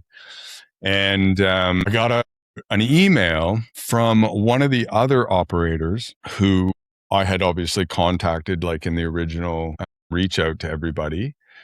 And the Facebook part was that he could actually see the stuff that I was posting on Facebook because I was doing a lot, and just like really pumping this being active, being super active especially for the early days. And as you said, that was really just when businesses were starting to like, hey, this is obviously a platform that we could use as well too. So I got it from Kevin Quinn. So Kevin is also in that OG Alaska fraternity, him and Will Spilo and another super guide, Lel Tone, who is one of the only, at that point, the only female guides in Alaska. So they all kind of went to guide school, which I use the term very loosely, back in the day. And his email was something along the lines of, I need to talk to you. I can see that you're bringing all these groups up. I'd really love to have a chat about you bringing your groups up to us. So we organized a phone time and we got on the call and Quinner was very diplomatic about the other operations. So he wasn't at any point slagging. Yeah, he wasn't saying they're not us. That's his thing was, we're just different. And I'll never forget those words. We're just different. So when you fly from Anchorage, you go Anchorage to Valdez. And remember, these are all kind of on the very, very top of the Pacific Ocean, right? Yeah. And then from Valdez, if you go a little bit kind of further southeast, there's a little tiny fishing town called Cordova. Cordova has no roads into it. So you either have to get there by sea ferry or by plane. Those are the only ways to get in it. And Quinner at this point, where are we? Kind of late 2000s. So it's probably he's into his early teens of an operation. right, for him. So he's been doing this a long time, but he's got his own thing. Valdez has at this point 5 or 6 operations into it. He is all by himself down at this other end of the Chugach. And he's like, look, I really want you to come down and, bring your group down here. I can see what you're doing. Think about coming down here. And remembering, that in my mind, I was already done with this other group. Like I wasn't going back. Yeah. With these other guys. Door had closed. Yeah, the door had definitely closed. So this was all of a sudden like a chance for me to just keep the door open a bit. Ding, ding, ding. And change up the trip a little bit. And I was like, well, look, that sounds really good, but I'm just letting you know, this other company's been, they've been basically comping my 2 weeks. And if you can match that, then I'll happily bring some people over to you. And he didn't even blink, mate. He's like, okay, done. And I was like, that was way too easy. And so that was for... Like he might have wanted to hang out with you. Well, at that point, no, definitely not. He knew that the dollars that I was bringing now to Valdez and like the first year was a few. Yeah, he definitely saw value. And he's a good businessman when it came down to Alaska. And he's just so passionate about it as well, too. So, and I knew nothing at this point. We had seen him like rewind a little bit. He had actually come down on how we have the Warren Miller tours here. And so his company, Points North Heli, had actually been in a few Warren Millers at this point. And myself and my wife and a few customers and stuff, we'd actually gone to one of those Warren Millers just through the shop and, pre-season. That's when they normally hold them. And him and his wife, Jessica, were there and just doing like a quick talk. And it was literally at that point that I was like, I'm going to Alaska. Like, I'm rewinding maybe 2 years. Inspired by this guy who like, I did not know, had no connection to him whatsoever, but just the way he talked about Alaska, and him and Jess were up on the stage with Simon, who at the time was looking after Warren Miller, and they were having their talk. And I was just like, I'm on, we're going. We got to do this thing with Alaska. We have to nail it down. That's how we started, which is what started the emails to then ended up with this other company because they had the snowcat. It's crazy how one moment leads to another moment that leads to another moment that are so linear, and it's all just, if it wasn't for the first, would it led to the second or third? Totally. And if we hadn't even gone to the first one where, like the timing, if you think about like Facebook and just the fact that I was really pumping what we were doing on Facebook, and we had stickers all over our shop in Surrey Hills, and they said Japan or Alaska. That's all they said. And they were everywhere. I made like hundreds of these things, and I just put them up on shelves and in hidden spots. So people would be like, what is this? And I'd be like, well, do you want to come to Japan or do you want to come to Alaska with us? So I just think that's so crazy. And just, if it wasn't for everything, would you have done anywhere near what I did? Or would you have been inspired if you weren't there in that moment? Yeah. It's just, Kismet, the universe. That's right. Yeah, but it's just it all kind of, especially for someone like you, followed just a feeling or a dream. It all makes a lot of sense when you can say that this affected this and then led to this and led to this. Yeah. Well, I mean, even the sake of him just not even, like I said, he didn't even blink when I said, hey, this guy's giving me 2 weeks, which he was, but I didn't think that the guy that I was going to move off to was going to match it straight away. He didn't know me. He didn't know anything about me except that he knew I'd sent him an email a couple years previous. And that now over this course of this last 2 seasons that I'd returned both times, one with a few and then the next time with a few more. May have missed an opportunity. So he was like, all right, cool. Let's. So anyway, so we had this phone call and he's like, need you to come up here and I'll match the 2 weeks. I was like, okay, done. That was it. I was like, all right, Points North. And I had to look up where Cordova was. I was like, I guess we're going to Cordova. And excited new adventure. But because I'd seen so many of the Warren Millers, I think in the end we were in Points North was in 14 different Warren Millers, so always a section. And so Tom Day, who was the main filmer for Warren Miller at that time, had basically, every year they dedicated a chunk of time and gone to Alaska, as a lot of the ski movies were, because you had to dedicate, that time. Also at that time was Jeremy Jones and Travis Rice had both started pumping their big films, so you're going deeper, higher, further, and then That's It, That's All, which would just catapulted my like drive to do this. That's it, that all. That's deeper, further, and everything started something, but I think that's it. That's all just like everyone was just like completely mind blown by that. And I don't know if you were in the trade show part, but Travis, were you there that year? Travis had actually come down and he was on fire that year. Yeah. But he was staying in the same hotel that me and my wife were at the time. So we would have crossed paths then, but just didn't really know each other. So there you go. And so they'd had the premiere, and then he went out with everybody and had a big night drinking. And then the next morning he came down to breakfast and I said, and I was full fanboying at this point. I was like, because I hadn't actually gone out to the big thing after. I'd seen the movie, and then I'd come back. We had our daughter at that point as well too. So she was like a baby. Yeah. So so that morning we'd gone down and he was super hungover. And I was like, said to my wife, I gotta get a picture. Like I have to get a picture with him. And she's like, okay, cool. And I was like, hey, Travis, like I've spent last year in Alaska. I love it. It's amazing. He's like, and he was so just whatever, I'm super hungover. I was like, would you mind if I got a shot? And so I've got this picture of him, in our arms, and we're both like this at each other with these fists up. This will come back later on in further part of the stories. Excellent. So I have this picture of him and me, at this thing. And again, that's really what's firing the whole Alaska, because it was all Alaska. That movie was just about big mountain riding and what the possibilities and what a god he was in that terrain. Blew everyone's mind. And it was one of the most expensive ski movies, made at that point. That's when Red Bull really started. That's right. Yeah. So anyway, so back to Quinner and said, all right, I'll do this. And that was 2010 was my first year up at Points North Heli in Cordova. I think I had probably, I'm gaining numbers, probably at about 10 to 12 people. So I'm like, every year I'm gaining probably 4 to 6, to add on. So word of mouth. Yeah, word of mouth. And people are starting to understand that this is now my thing. And I'm kind of I'm not in yet. Like that's the thing as well too. I have to really like say I'm still on the outer. I'm a client, nothing but a client. I am money to Kevin and Jess at this point. And I get that, business is business. But I think on the outside world, people, especially in Australia, our shop wasn't one of the cool shops, but I was doing pretty cool things.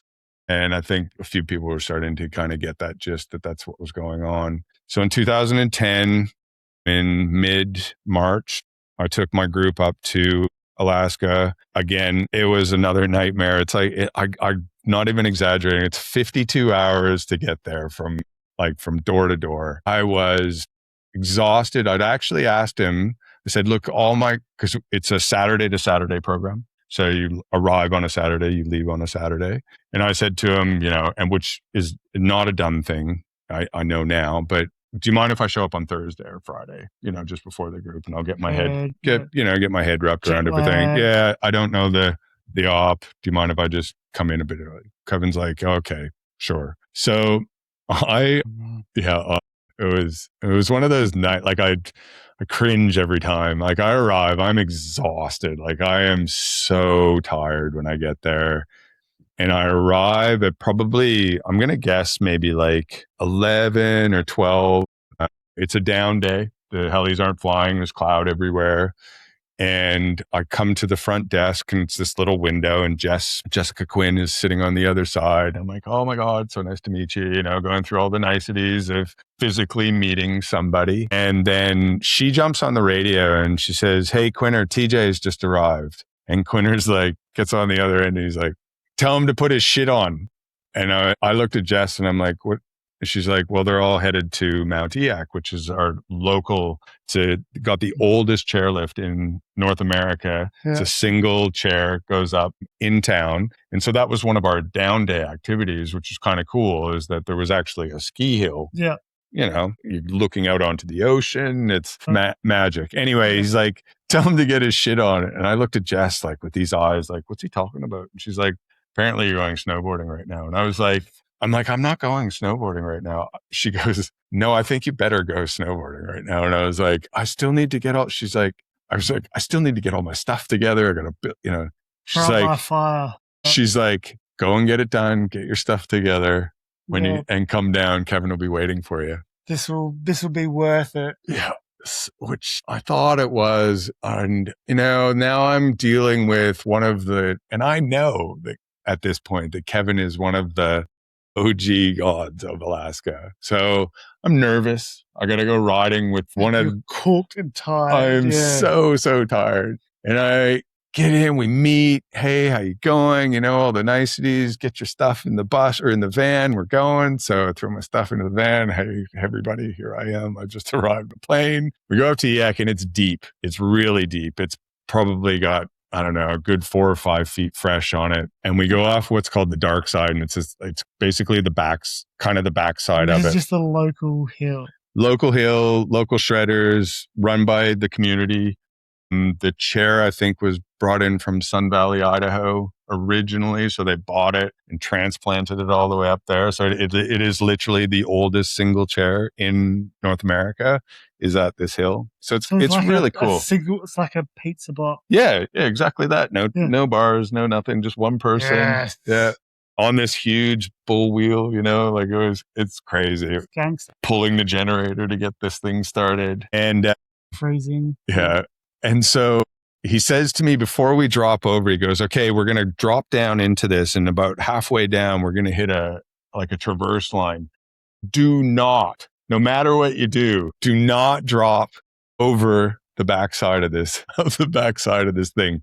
Because once you're down there, it's a nightmare to get back up onto it. And then we got to go probably 600-700 meters out traversing on this thing. And so I'm like, okay, keep all this in mind.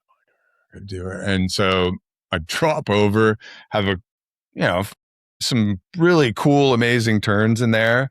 And then we hit this traverse line. Kevin's right in front of me and we're going along and he's like, this is the line. And as soon as he said something, and I think he must even look back, and I've fully just heel slipped off of this thing down into the next part of the mountain. Oof. And now I'm feeling like an idiot. I'm like, I have just done the thing that he told me not to do.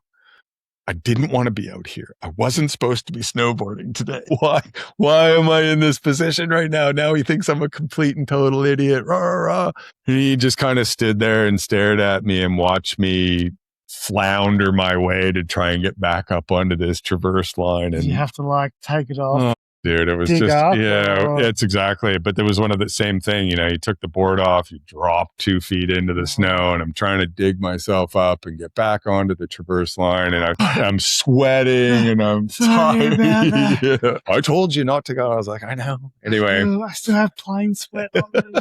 Yeah. So I get back on this traverse line. We go off to the end. Thankfully, he doesn't hold it against me. My group shows up for the next 2 weeks. We have the most amazing trip on new terrain. And not that I'd seen a lot of what was going on around Valdez. We'd had a lot of runs by this point. I'm probably, 2 years, I probably did close to 70 runs or something, which is decent amount of runs. But just I guess being somewhere different is you're still Alaska, but it's as new as it's like a holiday, right? Well, not only that, but we had been almost dissuaded from going to there because the lodge that we use is this beautiful old fishing lodge, got to be late 1800s anyway, that this amazing family, Steve and Wendy, converted into this huge Alaska fishing lodge. So during the summertime, there's 40 rooms in it or whatever. Wow. And so, what is it? Is it like wood or is it? Yeah, it's totally. And there used to be it's called a cannery. So it was when all the boats would come in full of fish and they'd literally dock up to this thing, unload all their fish. It would immediately get canned into, proper shipping purposes and then get sent off all around the world. And so they bought this thing because it's at the end of a road. So we're probably about 15 to 20 minutes outside of Cordova. but the ocean is right there. So a bit of a monopoly, I guess. Yeah, but the problem is that people were trying to tell us, and these are other operators. No, I mean, like, more so the fishing. Oh, yeah. Well, like, because they were so segregated from the rest of town, like literally. And they had so they had canning or whatever. And I learned the story later, which I'll tell, but how Quinner ended up there. But this place was just super, it felt like home. The owners of the lodge who Quinner and Jess rented it off of through the season were really, really kind people.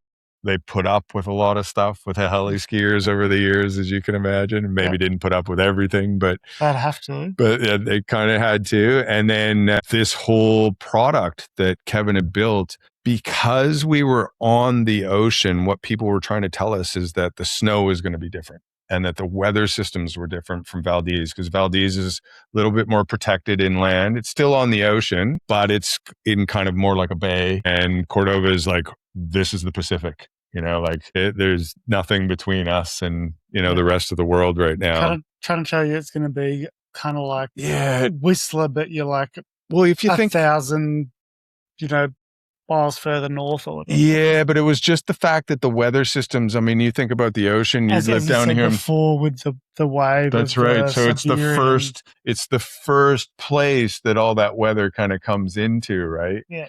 But it is the southeastern part of the range that's the Chugach. And look, the snow is the same no matter whether you're there or whether you're up in Valdez, because the terrain that we use is basically central to both of us. Yeah. Right. So it wasn't really that big of a difference. What was different is that Kevin's operation it just felt like a family. Yeah. Because we weren't staying in a hotel. We were all staying in one lodge. We had a massive area where we all ate dinner, huge, big, long tables, and 52 people every Saturday come in and sit in these things from all over the world. And the guides were all super friendly, but they were also really good mates with each other, you could feel that. And I guess on down days, you weren't seeing 6 other operations at the bar, and in Valdez, there was none of that. Right? No. So, but down, going to the down day thing, he offered basically the ski hill. The ski hill only really for the first part of the season, because as the season moved forward and the sun started hitting it, it started losing a bit of snow and wasn't quite as fun to, No, that's right. But what we did have is, we could go kayaking out onto the Pacific out there. We could blow shit up. There's a rifle range. I'll tell that one later. The glacier as well, too. We could actually drive ourselves out to the toe of the glacier to a place called Sheridan Glacier. And you literally could see and walk out with, ice crampons on your feet with the guides. And we would just walk out onto this glacier and see it's split. There's a valley, where Sheridan goes down, and then there's another glacier down there and a mountain just running through the center of it. And you could see, and just touch all of this crystal blue ice. And that was pretty bloody cool, I have to say. So there was a lot of things that kept us busy, on the days that we couldn't do it. But what that feeling of family and return guests, like the more I talked to people, they were like, this is my 5th or 6th time up here. And Kevin and Jess run this amazing operation and the food's good. And the other thing that was really good at that point was that they were quite cheap in comparison to the other operations. So what we weren't getting is charged for vertical anymore, but we were actually getting charged for Hobbs time, which is basically a helicopter under power. So as long as you were flying, you were getting charged. But instead of the $8 or $9 grand American that we were paying over in Valdez, I think from memory, we were paying in the high 5s. Yeah. So it was a lot more tangible to do 2 weeks as well. Yeah. So, there was just tick, tick, tick, tick, tick at this operation. It was amazing. And Kevin and Jess were really super welcoming, as you'd expect them to be, but it was just different. Just felt right. Yeah. And I guess that's the biggest difference about people who just want to make that vibe right. you know. Totally. And you as a worker, it trickles down to everyone. Well, the stoke, and that was always the big part with Kevin and Jess. It's all about the stoke. As long as you can provide the stoke, the people will keep coming. Yeah. And they were masters of stoke. Yeah. They were just literally masters of it. From return guests, just getting a free jacket that has the P&H, it's like a $400 or $500 jacket. But to Kevin and Jess, if that customer's been there 3 or 4 times, what's the problem with that? Well, I think you can always tell when someone says that something feels like family, like they say that business shouldn't be like family, blah, blah, blah. But every good business, even though it may grow, I think always a great sign of a successful business is something that feels like family and has heart and soul. Yeah. And this totally did. It just felt right. It felt to me probably just like the missing piece, because obviously I was feeling a little jaded from this past operator that I'd been dealing with. And now all of a sudden I was dealing with a guy who was quite happy to just do whatever it took to make you and your group and all the rest of the people in the lodge happy. Yeah. This is how it should be. Yeah. This is the way. Yeah. And he, further talking down the road, and many years later, we sat and talked about it. And, because I obviously got really curious, is like, how, dude? Like, how did you do all this? How did you get here? Yeah. And that part, he was all he wanted to do was take him and his friends heli-skiing. He was a Squaw Valley local. So he grew up skiing with Shane and all the Gaffneys and all those, big names from that area. But he just had a vision that he could get people up there. His dad was in the military and stationed in Anchorage. So he was originally an Alaska kid and grew up flying, which he's a professional, amazing, what's called a big tire pilot. But he grew up in this world and knew that there was a thing, but he also knew that Valdez was really busy and he wanted to do his own thing. And so that's how he ended up at this lodge and knocking on. There's a famous Warren Miller segment where he tells the story about, he just kind of knocked on the door and Steve answered it and he said, I've got an idea and I want to rent this place and I want to run a heli-ski operation from here. And I don't have a lot of money, but I'm going to make it work. And I have a dream. Yeah, exactly. And he had the mega dream and went up there with nothing and created an empire in the end of it. Sick. What are we at now? 25 years since he started the business. So there's a lot of, history for him in this whole thing. And again, like I said, he is the OG Alaska. When I asked him one day how he became a guide, he said, we were all sitting around after a few beers. And I looked at my friend and I went, I dubbed thee a heli guide. And that was it. And that was, full just. And so the night shift begins. Yeah, that's right. And that's how, it was back in the day. Alaska was all about the cowboys, there wasn't a whole lot of rules or laws. Nobody had done any of this before. And so, guides weren't guides. They were just really, really good skiers or ski patrollers, or they had the most experience.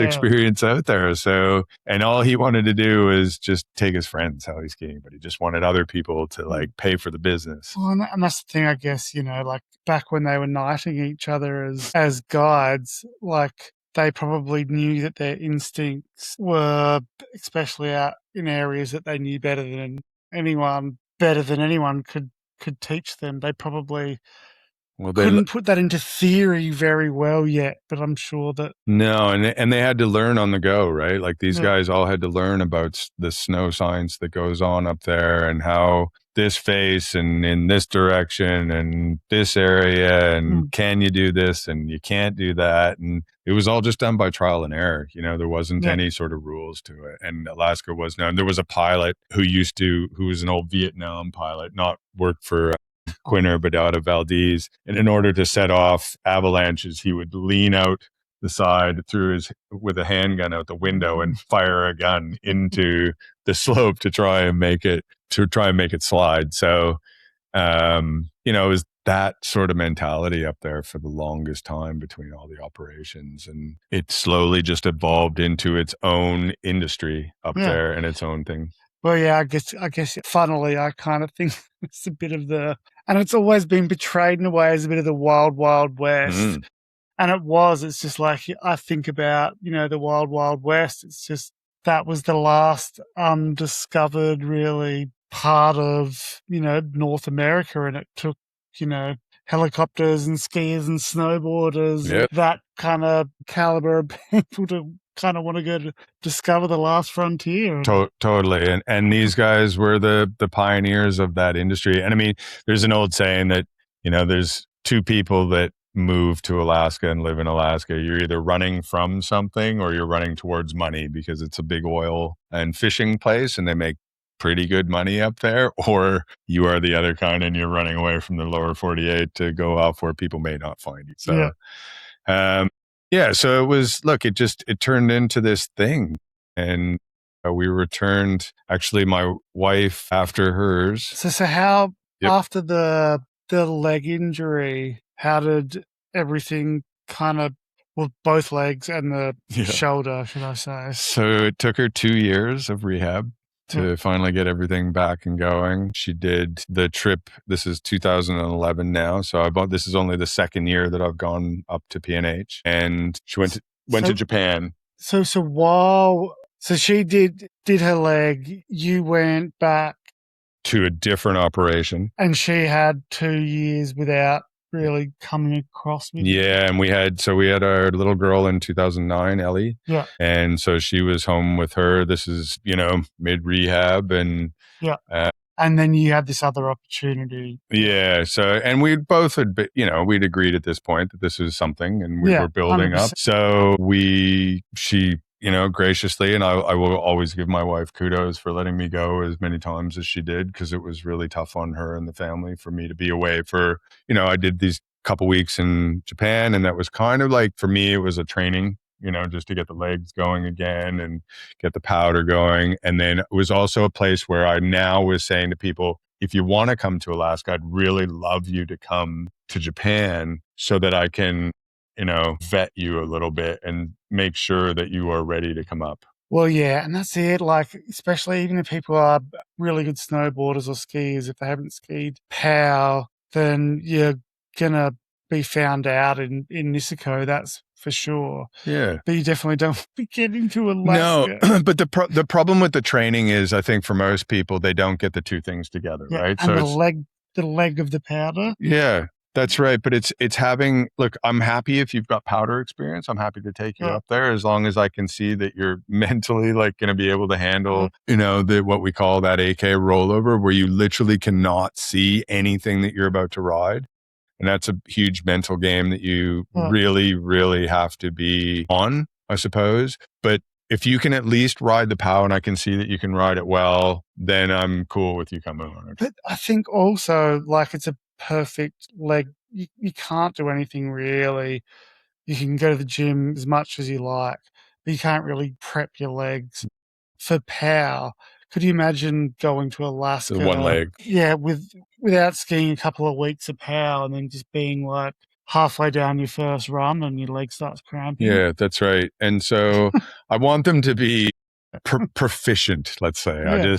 And again, I'm really I'm making sure, because of our experience in Canada, that the people that are joining us on this trip are not going to impede other people that have paid on this trip, right? And at this point now, I've got people who are repeating and actually coming up, have been up a couple years with me, and they know and trust the fact that that's what I've been doing, and that if I don't think that they can be in your heli, then at least I think if I can get 4 other people of kind of that same caliber together, then I can put them together. Yeah, because otherwise you lost their trust and that's right. So without knowing it, I was actually already building groups. I knew that if I got 4 people and you're all good and you all kind of been with me to Japan a couple of times, that I know at least they're a heli, and so that takes the guesswork out for Quinner, because when everybody arrives on day 1 on the Saturday, we take Polaroids of everybody, and he then starts shifting. It's a big game of shuffle of this person can come with this person. Do you also take into account, not that we should get into it too much, but personalities and to get along? No, and we've had a couple of good personalities in there for sure. So, but if people are going to clash, or Not so much because there's so many of us at this point. We're now probably up to this 2011. I'm probably now up to like 15 or so. So again, increasing a few people, and you are now in a lodge of, combined, there's almost 80, between the staff and the guests, there's like 80 people. And I guess did you have like many people that just weren't fit to come back or anything? There was a couple of guys who I definitely didn't invite back. One who had kind of had words with one of the female guides that works for Quinner that just did not fly at all. Like, he's like, why am I in the heli with the female guide? And, number one, that's just wrong, period. But number two, I don't think you realize by saying that to her that every one of the other guides now hates you, because they don't want you in their heli either. Because if that's your mentality to somebody as talented as Kim Grant, then we don't want you here anyway. Yeah, so you're dropping last every time. Yeah, you've kind of just shot yourself in the foot. So, I mean, but in total, no, I'd say like the mass was, everybody was 90.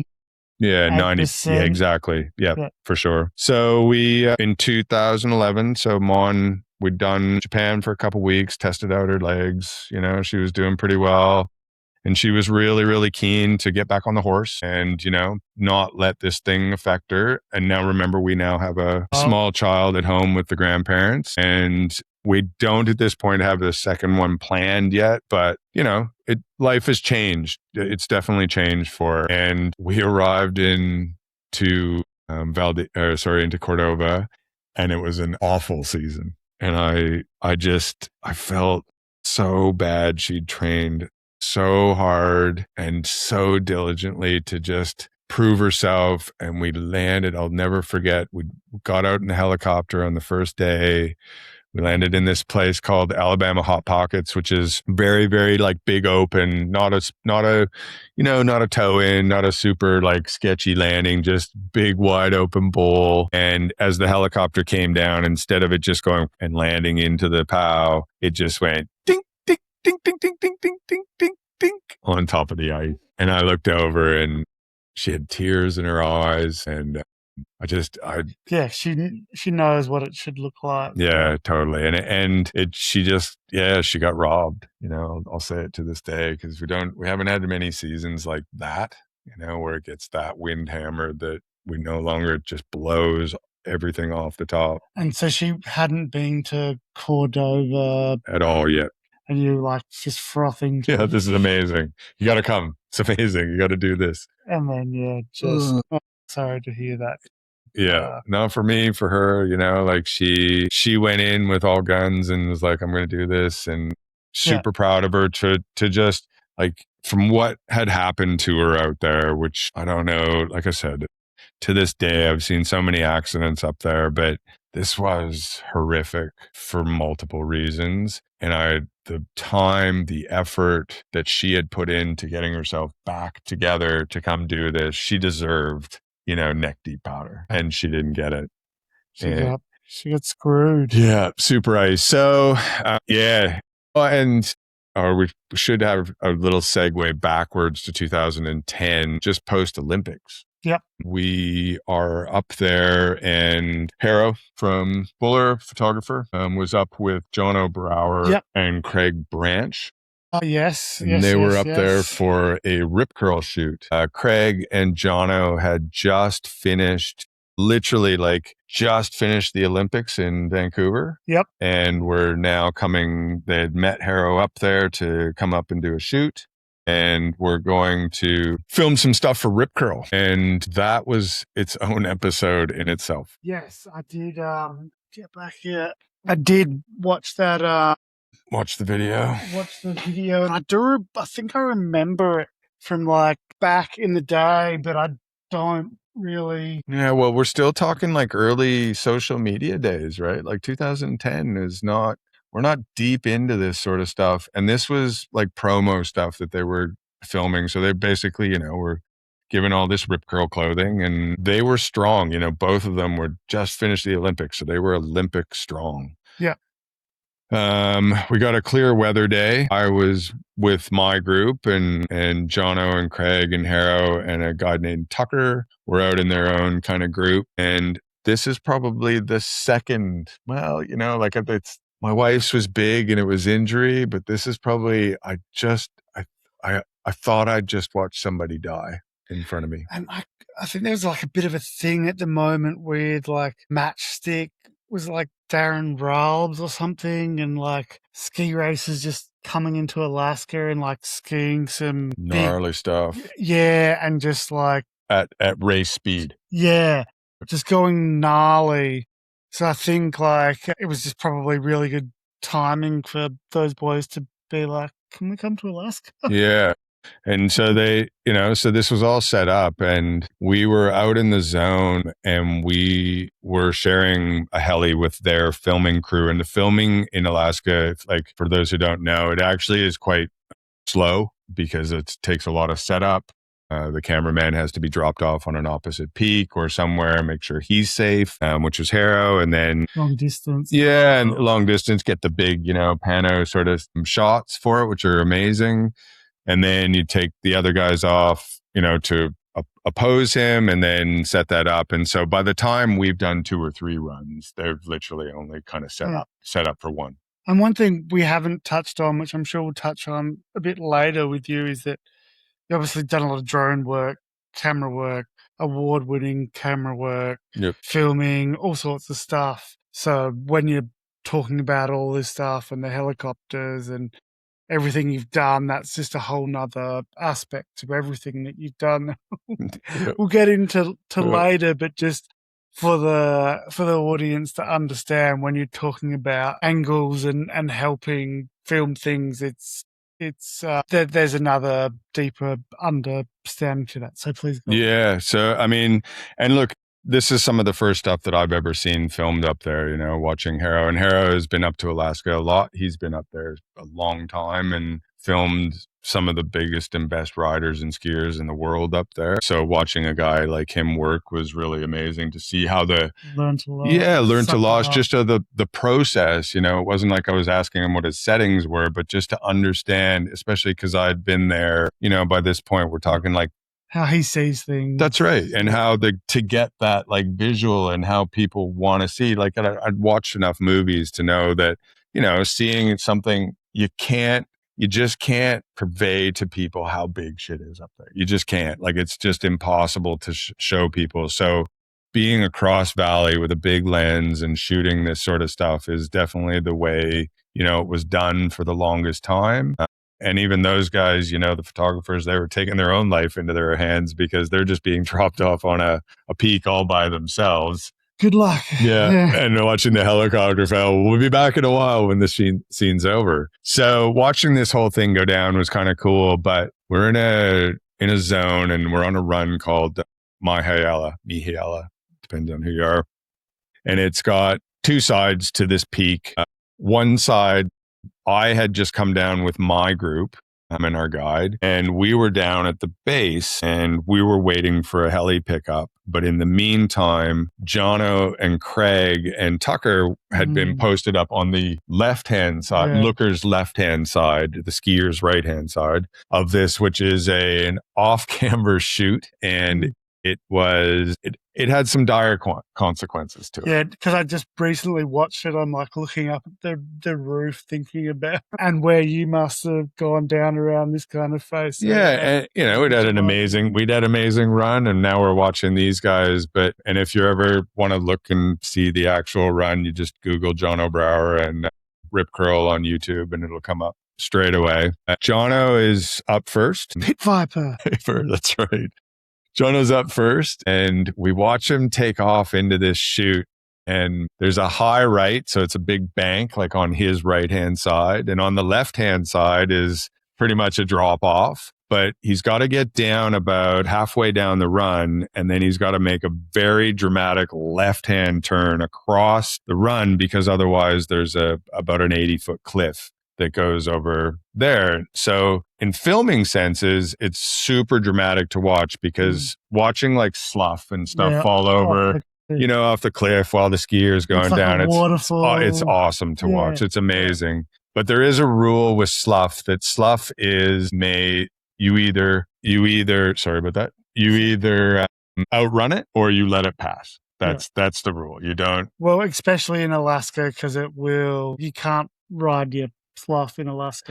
No. So again, for those that don't kind of know what slough is, it is basically remove snow from the surface. So as you ski or ride down, it's not an avalanche, but it has a lot of weight to it. And the further it goes, it's called a slough train for a reason. The further it goes, the more momentum it catches, and it's now running really fast. And so the ideal situation would be in this case, would have been to just high side this right-hand side and just hang for a second and then come across once the mass of it is gone. Once the train has passed. Once the toot train has left the station and gone down and starts looking dramatic going over the, over the cliff. Obviously a hell of a lot easier said than done. 100%. Big line with some stiff titanium skis out here. Yes. I know you should have had some bloody softies on. Yep, that's right. And so, what? Sorry. Yeah. Oh, it's the family. So we're watching Jono come down. This train is starting to fly beside him on his left-hand side.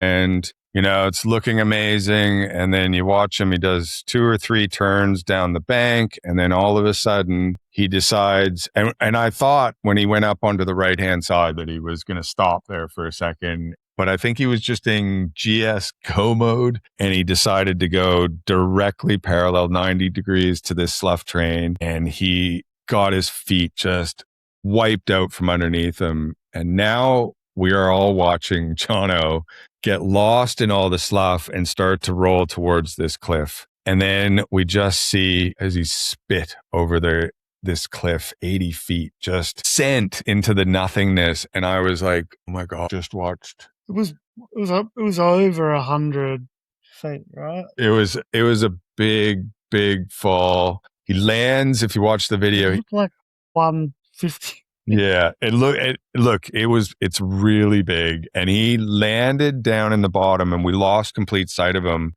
And then as I've explained before, we have these birch runs that are at the bottom of every run. And there's actually, if he tumbled a little further, there was another cliff, but he kind of went to the left a little bit towards this birch run.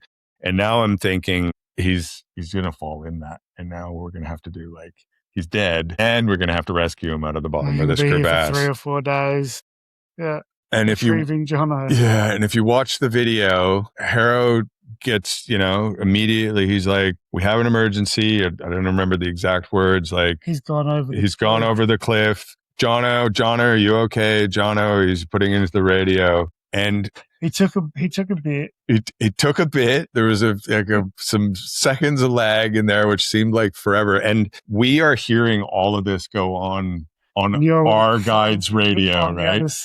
And we've just watched this whole thing, and we can hear Harrow talking to the guides, and the guides, are all talking to each other on the radio. And then all of a sudden you hear Jono go, yeah, I'm all right. I think I'm okay. Yeah, I don't think I did anything. I don't think I've broken anything. Yeah, my knee's a little bit sore, and then the most Australian thing ever. She'll be right.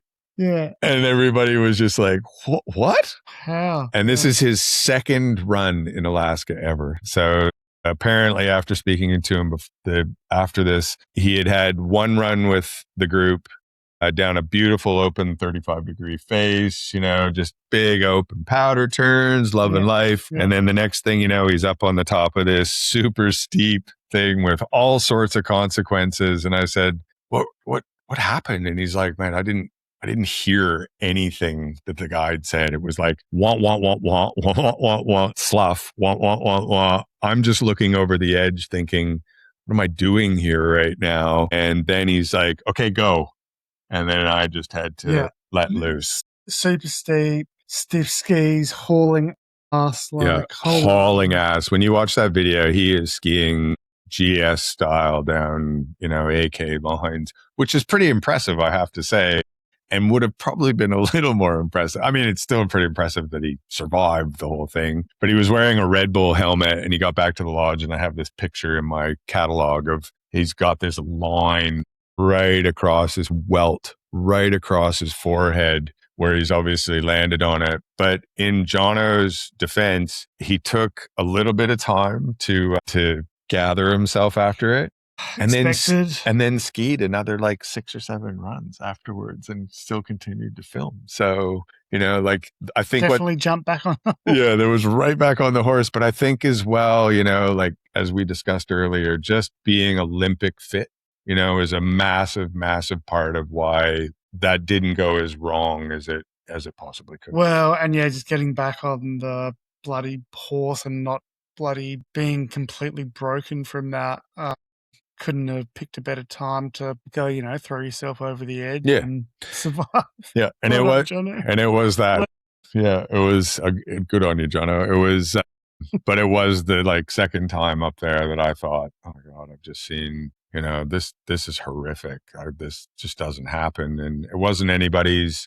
I don't want to say point any fingers at anybody, because it was just one of those things, an inexperience that all of a sudden just led to shit happens sometimes. What happened? So yeah, that's one of the better crash stories that I have and that I've personally watched in front of me for sure.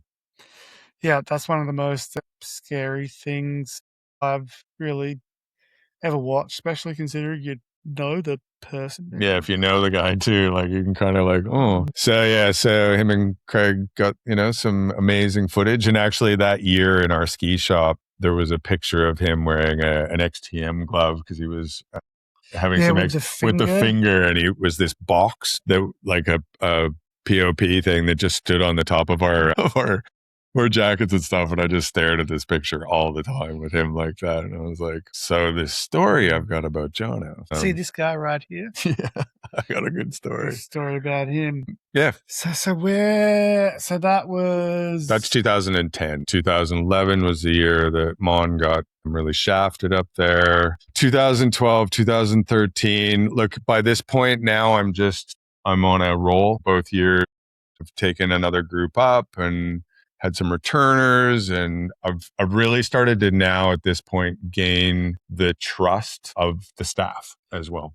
And I guess at that point as well, you found your feet, and I guess I was riding Alaska now. And not just that, probably with all the little things that you've done with the staff that you're working with, your guests, you're so much more proficient, you understand things, you get better signals, and everything that you put so much effort in to get good at now kind of came as second nature, and you just pick it. Yeah, look, you were saving that's right brain because you put in the work. Yeah, that's right. And so like doing these warm-up trips to to Japan before we went to Alaska was really great, because as I said, not only did it allow me to vet them, but I was, warming up my legs but at this point as well too, is that now powder stuff is really starting to come forward. So I've swapped up my boards a couple times. I rode what's called a Nitro Slash, which is one of their very first powder boards that they actually put out that Mark had given me, and ridden at Japan. Awesome. Really flexy,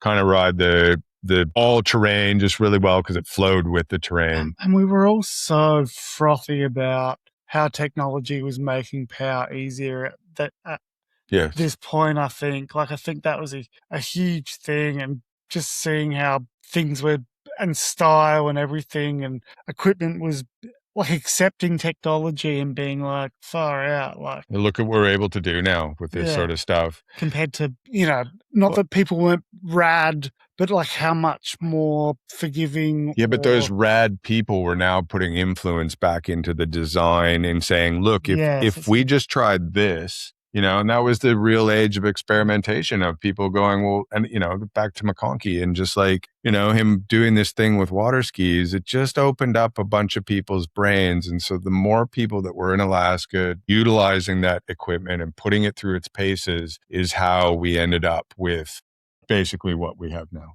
And just seeing like pop and everything just changed so much. Yep, How yep. it went from like banana is the way to combo is the way to like Yeah. just everyone taking their own take on it.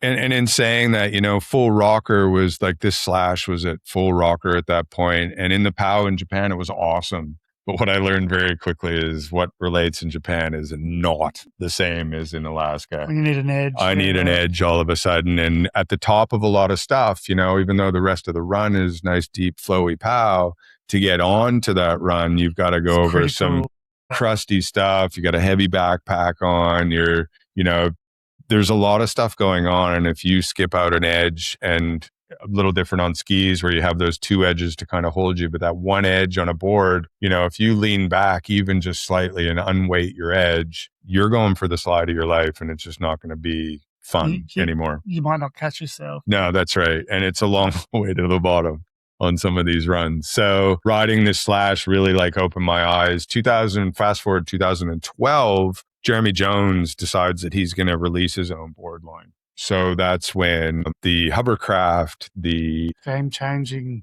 the flagship, you know, came out, the Mountain Twin. But you know, he made these boards for Alaska. Like that was what they were designed for. They weren't designed as just everywhere boards. And the hovercraft to this day is still one of my favorite boards ever. And I pull out my 2000 board, a little bit stiffer, but now I'm riding a powder board that's actually shorter than my all mountain board. Right. So it's just a completely different feeling. And that has also allowed you to do different things on your board. Jump turns are now becoming a lot easier. A bit freer. Yeah. Well, you don't have as much tail on the back of your board. So when you jump and you leave terra firma and have to like plant your edge on the other side, especially at the top of some of these really steep runs, we're not riding anymore. We're surviving. Yeah. So to get that jump turn in and actually become proficient at it, it's easier with a shorter board. It's much easier with a shorter board. You know, remember I'm on a 69 my first couple of years up there, and that was a plank. It was a plank, but I don't think I was being pushed to the point of jump turns. If I'm going through my memory, like I'm still just learning about Alaska and learning about the terrain and learning about the snow. So there's a lot of processing going on there. And it wasn't until, you know, that 2012 really, when we had a really good season.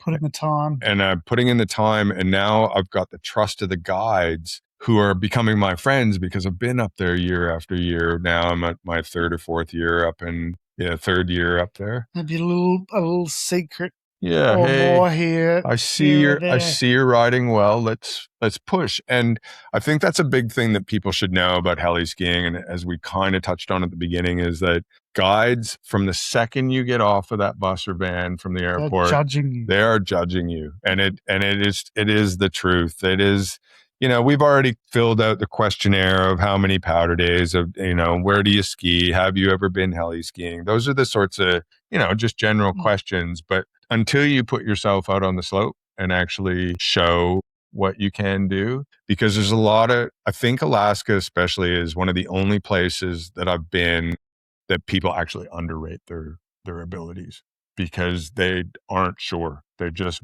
it's so big that they're like, I can do this and I can do that, but it's why I went. And this is the other thing, like, I guess that's a really good thing about a guide. They really should be judging you at every moment if they're a good guide, because if something went wrong, then they might have to save your life, or vice versa. You might have to try and save theirs. So they should. Yeah, really. And that's a huge part of it. But I think another part of it is making sure that all of the people in your helicopter are having the best chance at doing the things that they came to Alaska to do. So if you have one, it's that old skiing, you can only go as fast as the slowest person. Yeah. Right. So if you've got a person who gets up to the top and is looking over the edge and is really nervous and needs 10 minutes to be talked down through the mic, and it's 4 laps. That's well, it's not even that it's 4 laps. It's just that it's throughout the day. Yeah, it's a hesitation. And that also means that your group is not going to keep ramping it up. And if you are there for anything else, it's to constantly be ramped up. There's different types of heli skiing, and I think I worked at CMH in Canada during COVID, or just before COVID and after, but it's a different type of heli skiing. Their clientele is a lot older. They're a lot more expensive, like a lot more expensive. So It's that in itself, more leisure. yeah. So you're getting people who are probably not even in the best ski shape, that they should be, but they have the money, they want to go skiing, they enjoy the time out there. And I'm not going to say it's non-consequential. That's not my point, but it's just how they approach the mountain. If they get tired, they get taken off, Yeah. You're not looking at a clientele who is like, this is my once in a lifetime. That's right. Yes. Ski trip. I want to get this many vertical or I won't be satisfied. Yeah. And I want to get onto that pitch, right? I want to be able to get onto that sort of. Yeah. And I've got to build to that. So every minute counts. That's right. And so that again, back into that time in factor for Alaska, the more time that you spend there, the more money that you do, the more patience you have for those skies to open, you eventually get rewarded with the runs of your life. So I guess a good thing to really say is if you're just expecting to go to Alaska and be thrown onto it for 2 weeks and expect to score it with unfit ski legs, you're probably dreaming. Yeah.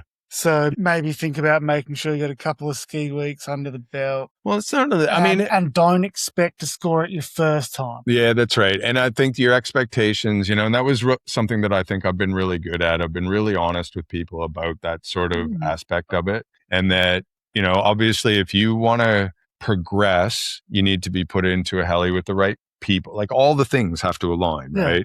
But that's why you ended up there, because it aligned. That's right. But if you then go, like, if I can convince you to go get 3 other friends, or I can put you in a helicopter that I think that you're going to be comfortable with other people, you're going to progress faster. But I've always said to people, especially there's been a couple of groups of 4. So they've managed to get, 4 guys who all just know each other. They're all good skiers, but small group. And I just said to them, look, I'm going to be honest with you guys that you as a foursome, you actually need to have your own conversation amongst each other and say, if one of us is not feeling it, that they have the you don't want to bring everybody else down in your group. They're still pushing, but you've stopped.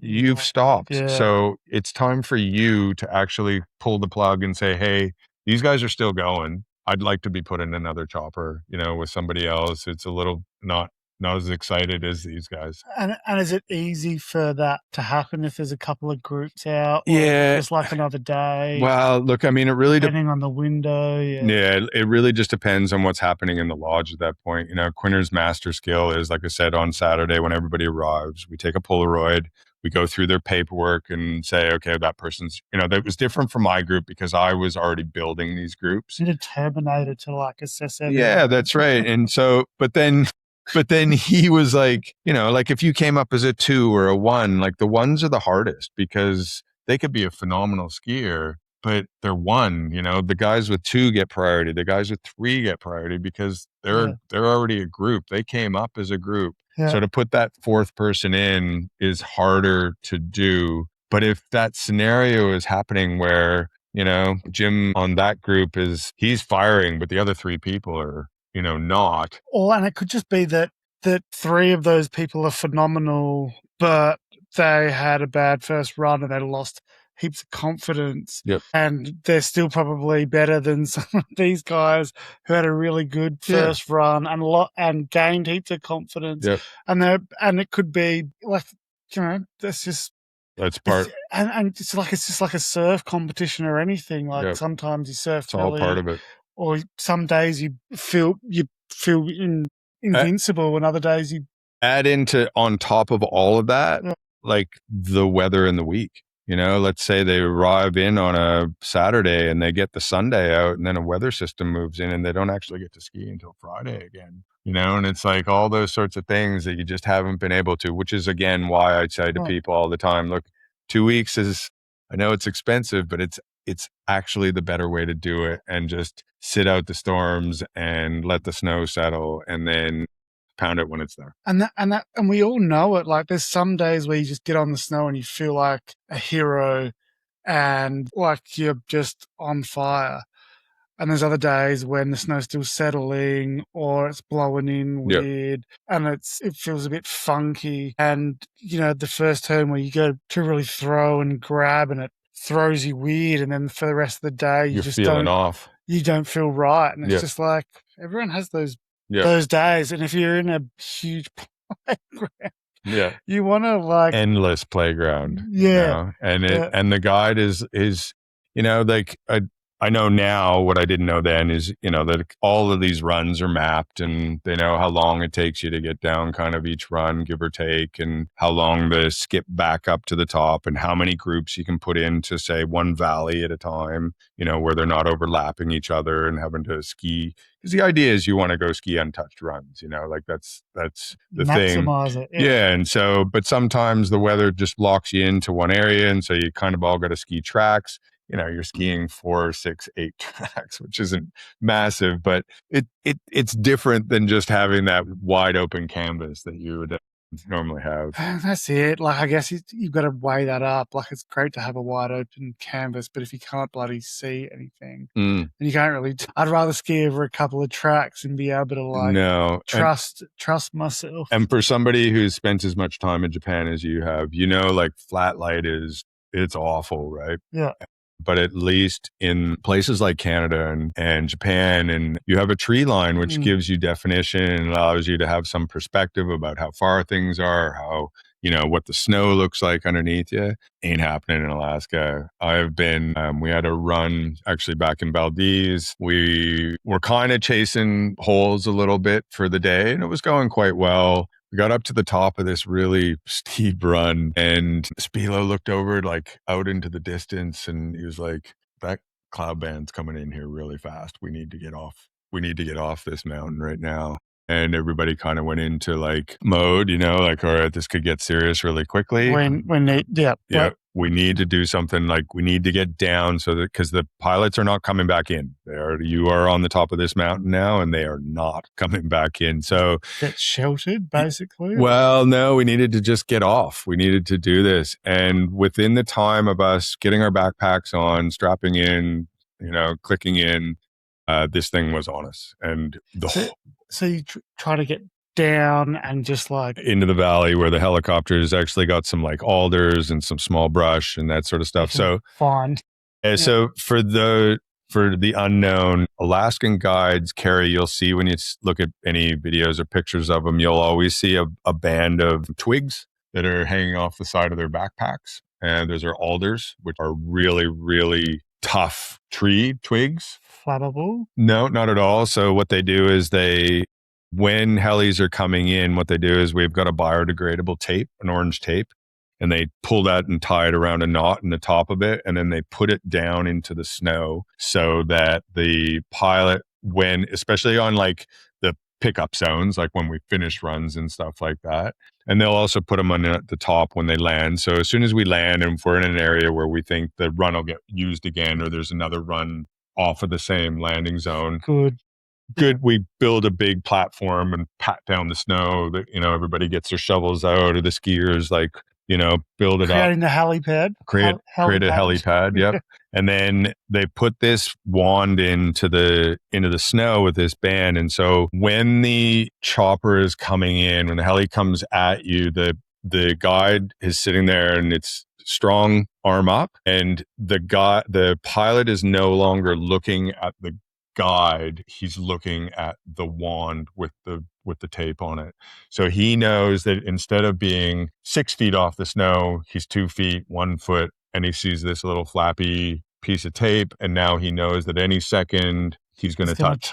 He's going to touch. And so we've gone to the point where we no longer can see anything at the top of this thing. And it is a very full on rolling, from what we can see, rolling open, face that we're on. And Spilo is having to take these tapes and throw them over the course of these so that we can see what's happening on the slope below us. What's there? Yeah. And so, it'd hit the snow and it'd slide down a little bit. And so you could see that you were about to come down to a next one. And we did that. It took us probably, I'm going to guess maybe 40, maybe 45 minutes on a run that should have probably taken like 10 minutes top to bottom to get down. And it took a lot of professional guiding from Spilo to go, okay, come this way, move that way. And he's like, do not leave my line. He's like, you are following. So he was making these like falling leaf cuts down this face. It's pretty steep, mid 40s at least anyway. And I remember having to put my hands on the ground behind me, trying to like feel where his cut actually was and where the end of it was so that I could then start working my way back that way. Make sure you didn't fall under it. Yeah. Make sure we didn't go into anything. And then we finally, after this whole thing, like so frustrating, like the most uncomfortable riding I've ever done up there is that run will always stick in my mind. And then we got to the bottom and, we all gathered and we're all exhausted because you've been using all these muscles and you're tense and, it's just the way you don't want to use your freaking muscles. Yeah, in full, basically, and like on the heel edge the whole time. It takes so much energy to do nothing. Yeah, and so we get to the bottom of this thing, and then Spilo says, "Okay, now you guys can turn around." And we look backwards, and it is this glacial field just full of crevasses all over the place that we've managed to just like weave our way through. And that was one of the days when Mon was still laid up in the room wounded, and I came back and I was visibly like flustered. I was kind of grumpy, and she's like, "What, are you all right?" I was like, "Can't believe this thing we just rode down. It was so hairy and it was just exhausting the entire time." Did you guys realize that you skipped so much through these things? No, had no idea. It was like, what? Yeah, because we were on our heel side.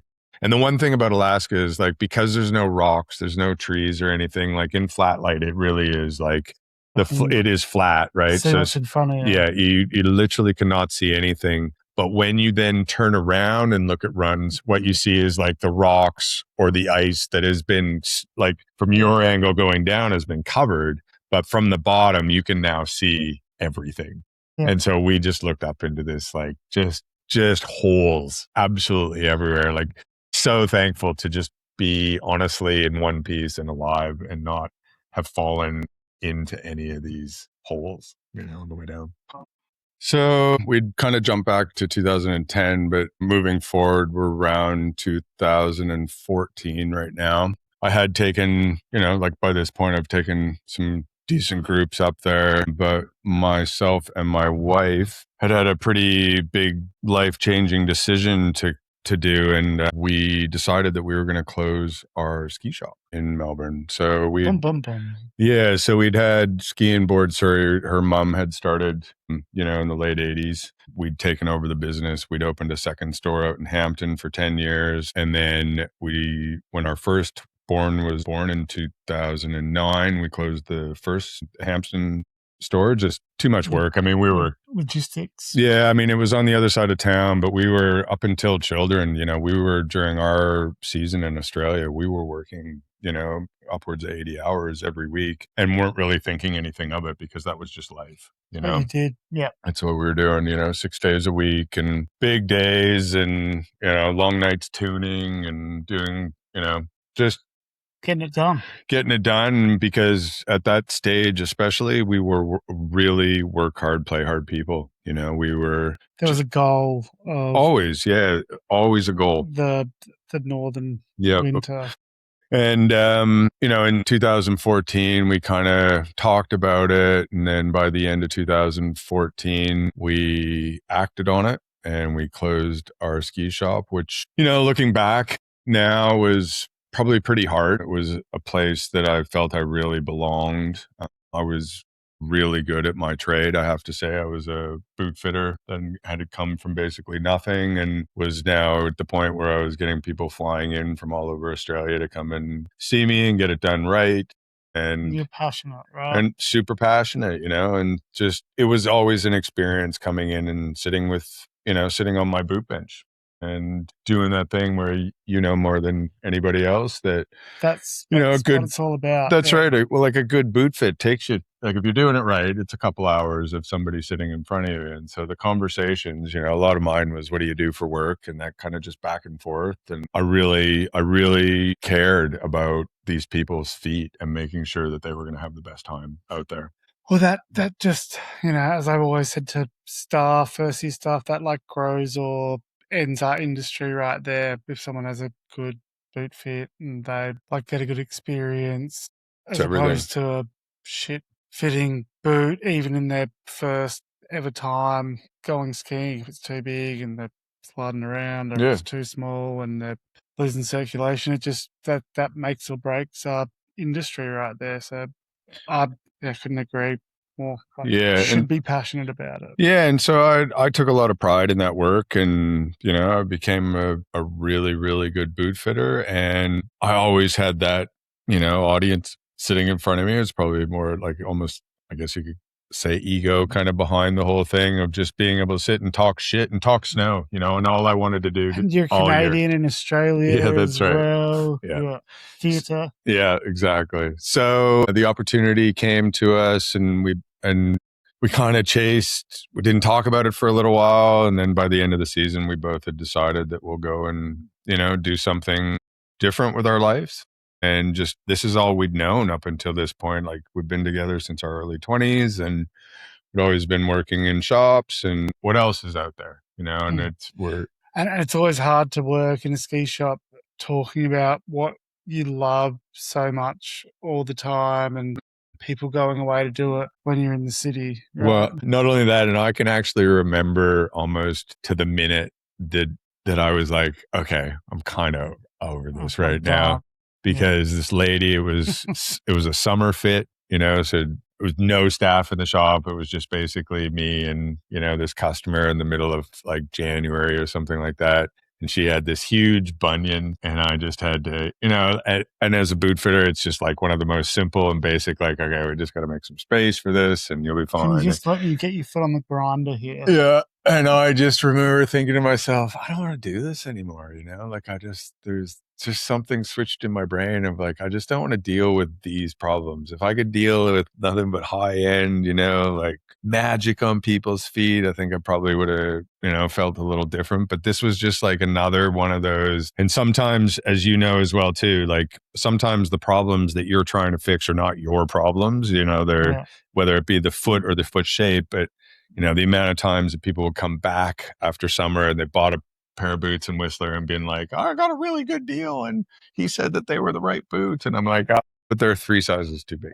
And it's so hard to work out a problem as well when they're not actively skiing in the boot. Yeah, that's right. Because it'd be awesome to just walk out the door, go do a couple laps, come back in, see me. How's that feel? Oh yeah, I've got pressure here. That's okay, right. we can work out there's going to be a problem there. Then they go skiing for a week, and God knows how they're skiing. Yeah. They might be skiing backseat. Yeah.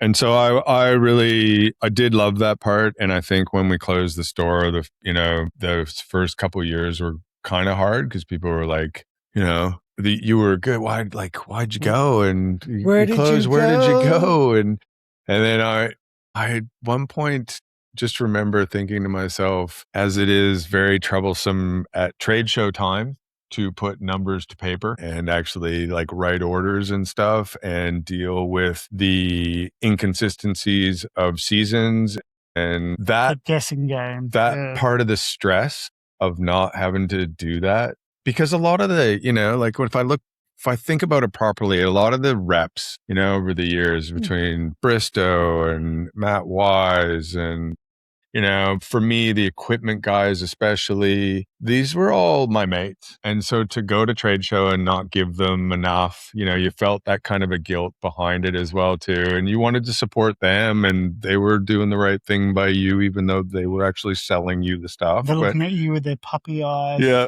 Blink, blink, blink. Yeah. So, but that part of not having to put pen to paper anymore was just like, the more I thought about it. Oh, so big of a relief. And obviously with, unfortunately, years. Responsibility. Yeah, years like we're dealing with right now, you know, my heart really goes out to these guys that have put their heart and soul and their money behind their businesses on both ends, wholesale and retail, and are going to feel the pinch, you know, of this no matter what. And that's tough. Yeah, it's been a tough few years, not a good couple of snow years on the back of COVID. You know, there's been one good kind of snow year there that, you know, wasn't really And that's rooted up by stressful COVID, and it's just been pretty bad run for the whole industry. Doesn't matter what side you're on, it's for the whole industry. And especially, I think, you know, while we're in Australia, and America's had it really bad, Japan has not in any way, so we can't really say that. But Europe, America, hit miss. Yeah, Australia, New Zealand, have had it tough. And, you know, look at South America. They've had all this snow, and nobody could even get there. 22 days. I read that the road up to Portillo was closed. It was like they were flying people in because it was cheaper for them to just bite the bullet on the heli and get people to fly in than it was to just not have the customers there and lose all that money in the first place. So crazy that. Yeah, I don't even know half the story, so that's a story for another day. Yeah. So that's the fickle nature of our business. So I don't miss it right now. I have to say, I'm going to be honest. I don't miss the stress that goes along with all of that, and you know, it's not being able to support your mates at the same time is part of that. Do you know what I mean? In the sense of I'm not. Yeah. I can't afford to flick you more money and that. Yeah. So we, at the end of 2014, we literally just did a mass sale.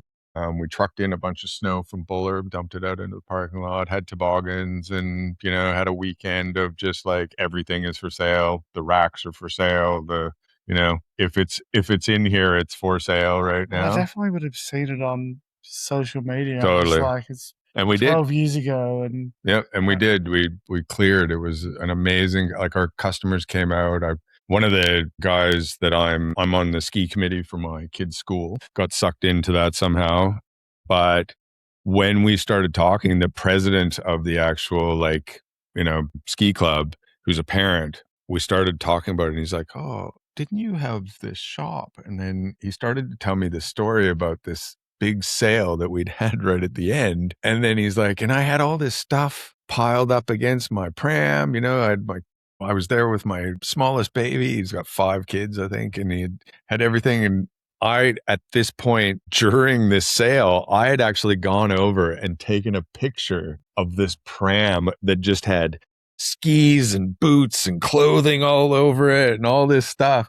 And I'm like, get out of here. That was your pram. And now I'm on the ski committee with the same guy who, like, you know, they came out and they supported, and we cleared everything out, and that was good. And I then had to make a choice of what I was going to do, because I was no longer that guy. And no longer tired. No. And so at that point, drones had just started to like make their way out into the actual, like, real world, like real proper. You didn't have to be a model builder. DJI was making a drone called the Phantom. I built my first one. I'm a very tech kind of guy. I love gadgets and gizmos and a bit of I've dabbled in, you know, like, I've always had this thing with social media and content and stuff like that. But I think I started to really dabble in, you know, taking pictures and just nothing professionally, gotten a couple cameras, but I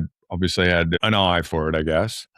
Another passion. So I decided that I was going to go and complete my drone license. And so for those who don't know, you actually, especially back then, you weren't early doors, we're early doors. First of, and the government really had no idea what they were doing about it, but they knew that they had to create some sort of program in order to license them so that they didn't have drones just flying up into the airspace in front of planes and all the rest of it. And so they put together very haphazardly, a course for drones. And I had to go and do my private pilot's theory license. So I had to learn all about lift and drag and runways and airspace. And I remember looking at the guy during the course and saying, why am I learning this? Like, I'm never going to land my drone. Why do I need to? He's like, because this is the only thing that's available for you right now. So that took a while to do. And I finally passed the course and I became one of the first 200 legal drone pilots in Australia. Still recording? Making It's sure. like, please don't tell me that saying like record instead of stop. Yeah. So first legal. So yeah, so that I was one of the first 200. So you had to get a license in order to make money, but you also needed to know something about cameras, which I didn't really know. I knew a lot about GoPros. We're at probably at this stage, GoPro 3, actually. I can actually tell you which stage we're at. So that whole GoPro program really progressed throughout the last 10 years. But at this point, it was the GoPro 3. But so all of a sudden, really, let's break it down. This was all of a sudden new obsession. Yep. Drones, GoPros, a bit like you always loved technology, but you'd gone from being a boot fitter to all of a sudden being a drone pilot. and you're like, yeah, your misses and groups to it was just like one kind of new challenge to another, really. Yeah, and at this point, I actually had said to Kevin, to Quinner, that I don't know if I'm going to be able to bring a group next year because, my clientele who are my customers and people that I deal with, we're closing our doors. So I don't know how that's all going to work. And so this is late in the year. We're talking kind of like November, December now at this point. And the season, as we've discussed, starts in middle of February and goes all the way through till kind of April-ish. So 10 to 12 weeks generally. A week of setup beforehand, a few days at the end. So I said to Quinner, I don't know if I'm going to be able to do it. He's like, well, what are you doing now? And I was like, well, I'm going to become a drone pilot, which sounded pretty weird. And he's like, I'm going to become the new helicopter pilot. Yeah, that's right. With that eye. Yeah, that I don't need to, Yeah, you don't need to pay for a helicopter to film things. But that wasn't even on the cards. And he's just like, so what are you going to do? And I said, I was like, I don't know. I'm just I've got my drone license. I'm going to start filming. And he said, why don't you come film for me? And I said, is that a thing? And his words back to me were like, I own the company, TJ. I just made it a thing. And I was like, okay, I guess. And how long would that be? And he's like, well, why don't you just come up for the whole season? And I was like all 12 weeks. And at this point, obviously I'd only been there for 2 weeks at a time every year. And he's like, yeah, for the whole season, like 12 weeks. Well, you can come up the week before. We do a big week of setup. We take all of the stuff that we've had in storage. We've got a container up there. And then we build the lodge from a fishing lodge into a heli-ski lodge. Yeah. And I said, okay. I went and talked to my wife about it. And she was like, yes. Fuck you. Go do it. But you go, I guess. And there was a big shift. I think we were just discussing beforehand off camera of just like, this is the time when all of a sudden Alaska became way more than just skiing to me. It wasn't about this thing. It now became about the culture. It became about these friends that I was seeing every year. It became about my mate Quinner, who was, taking me under his wing and taking me out and showing me the mountains and through his eyes. And I was learning, a lot of stuff. I went from learning on my own and with guides that, we were paying and tipping and everything else to all of a sudden being out with one of the OGs and just knowing that I was out there with him and knowing that I needed to just suck in as much information and really relish this moment of being accepted, I think was really what it was. Well, I think that's what we said off camera, is that you felt like you belonged. Yeah, I really found I found my place up there with these guys who, in all honesty, they're their own brotherhood. Alaska is not something you just get a job at. It's just, it doesn't happen that way. You need to know somebody. You need to be at a skill level to do these things. You need to be able to ride or ski, obviously. There's lots of factors sometimes, and a few of the guides actually will shift, operations that they go to. I guess it's like being a cowboy, like in the wild Wild West. Yeah. And as we were saying before, like unless you're proven as You're not going to get the stuff anyway. unless you walk with like a massive stride. So I really like all of a sudden the journey wasn't just about all of these big mountains because at this point, like I've ridden unbraggingly, like I've ridden a lot of stuff now. I'm somewhere up in the high threes.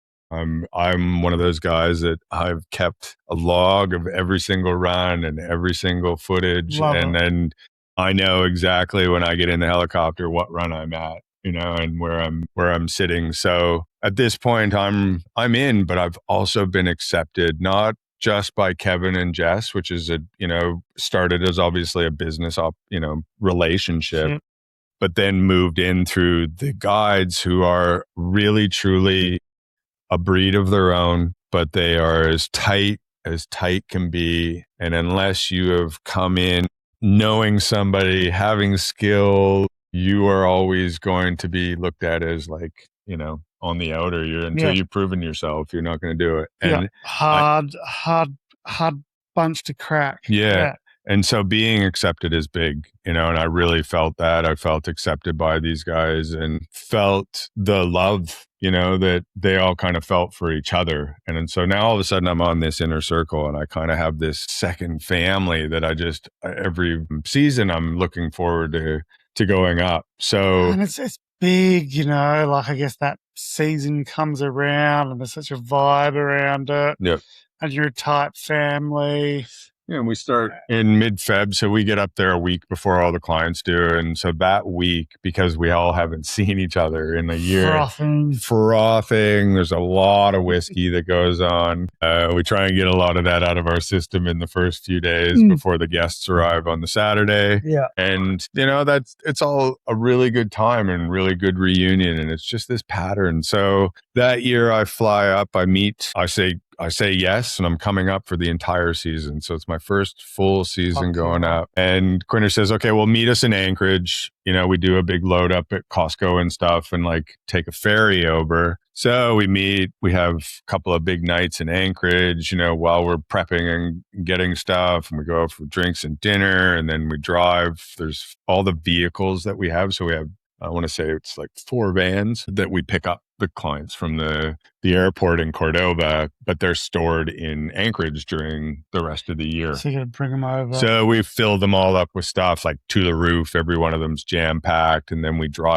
get onto a ferry, go on the most amazing ferry ride through mountains that just drop into the ocean all the way to Cordoba. And then get into Cordoba, and we spend this whole week, just prepping and getting ready for clients. And then on Saturday, the first 52 people, arrive. Boom. And it's on, like it's game on. And we don't have a day off for 3 months. It's massive. It's like you can't fathom what these guys do until you're actually doing it and being part of it. So you just basically completely for 3 months, gnarly snow. Good snow, gnarly snow, wind, weather, rain. Whiskey. It's look, it's pretty fun, but it is really it's demanding, like you're just always on. So I went from being like on for a couple weeks at a time to just kind of having to be. So during that time, so this is the season of 2015 now. So we've landed in March or whatever it is, February, and gone through till April. Yeah.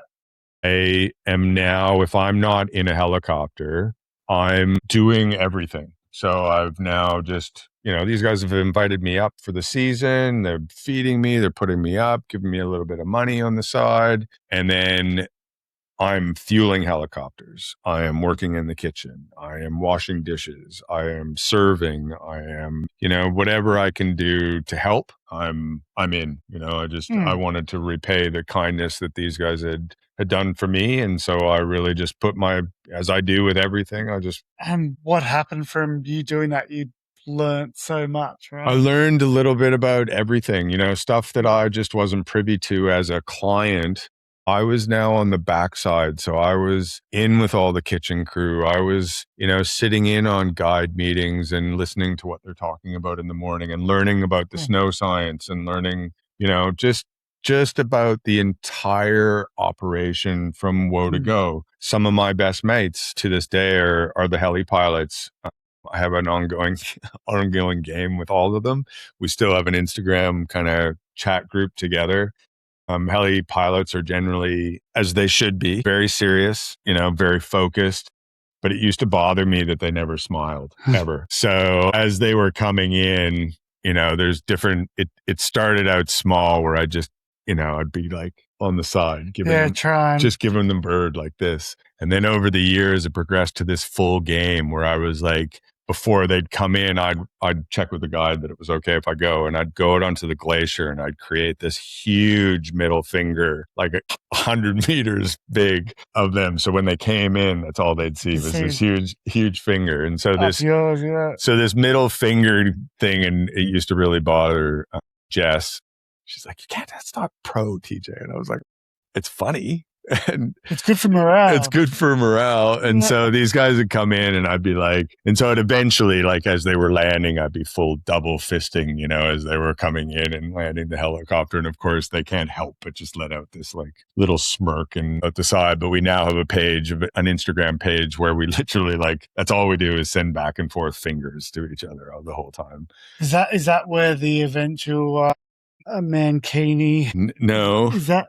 Well, that was as you saw in the comments, that was Quinner who made the comment of that memory can't be erased.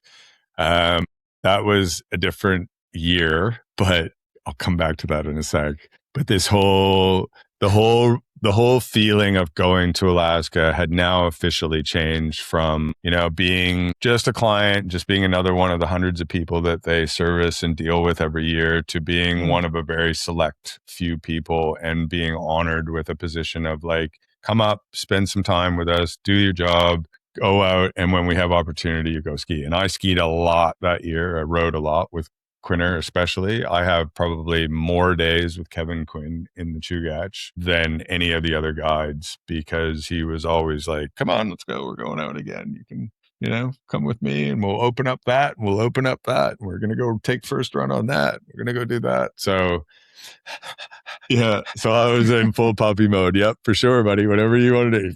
Okay, if you want me in there, I'm coming. So, and he always had, really good riders along with me in there as well too. And if it wasn't just me, it'd be like him and 3 guides and me hanging out. So, and I see when you've got like good vibes and other people who can ride, you always just, froth more and have a good time. Yeah, you have a great time. So that year was the first year, and I can honestly say I'm 98% sure that I am the first person to fly a drone for filming in Alaska. So I had boom. Yep. So I had a Phantom 2 with a GoPro 3. That's why I know. And it was I had to kind of build that drone at that point. I was flying with goggles, and I took it out because that year I still had a group come up. So I had a few people come up. And then when they left, that's when I had actually gotten some of the, first cool shots from a drone.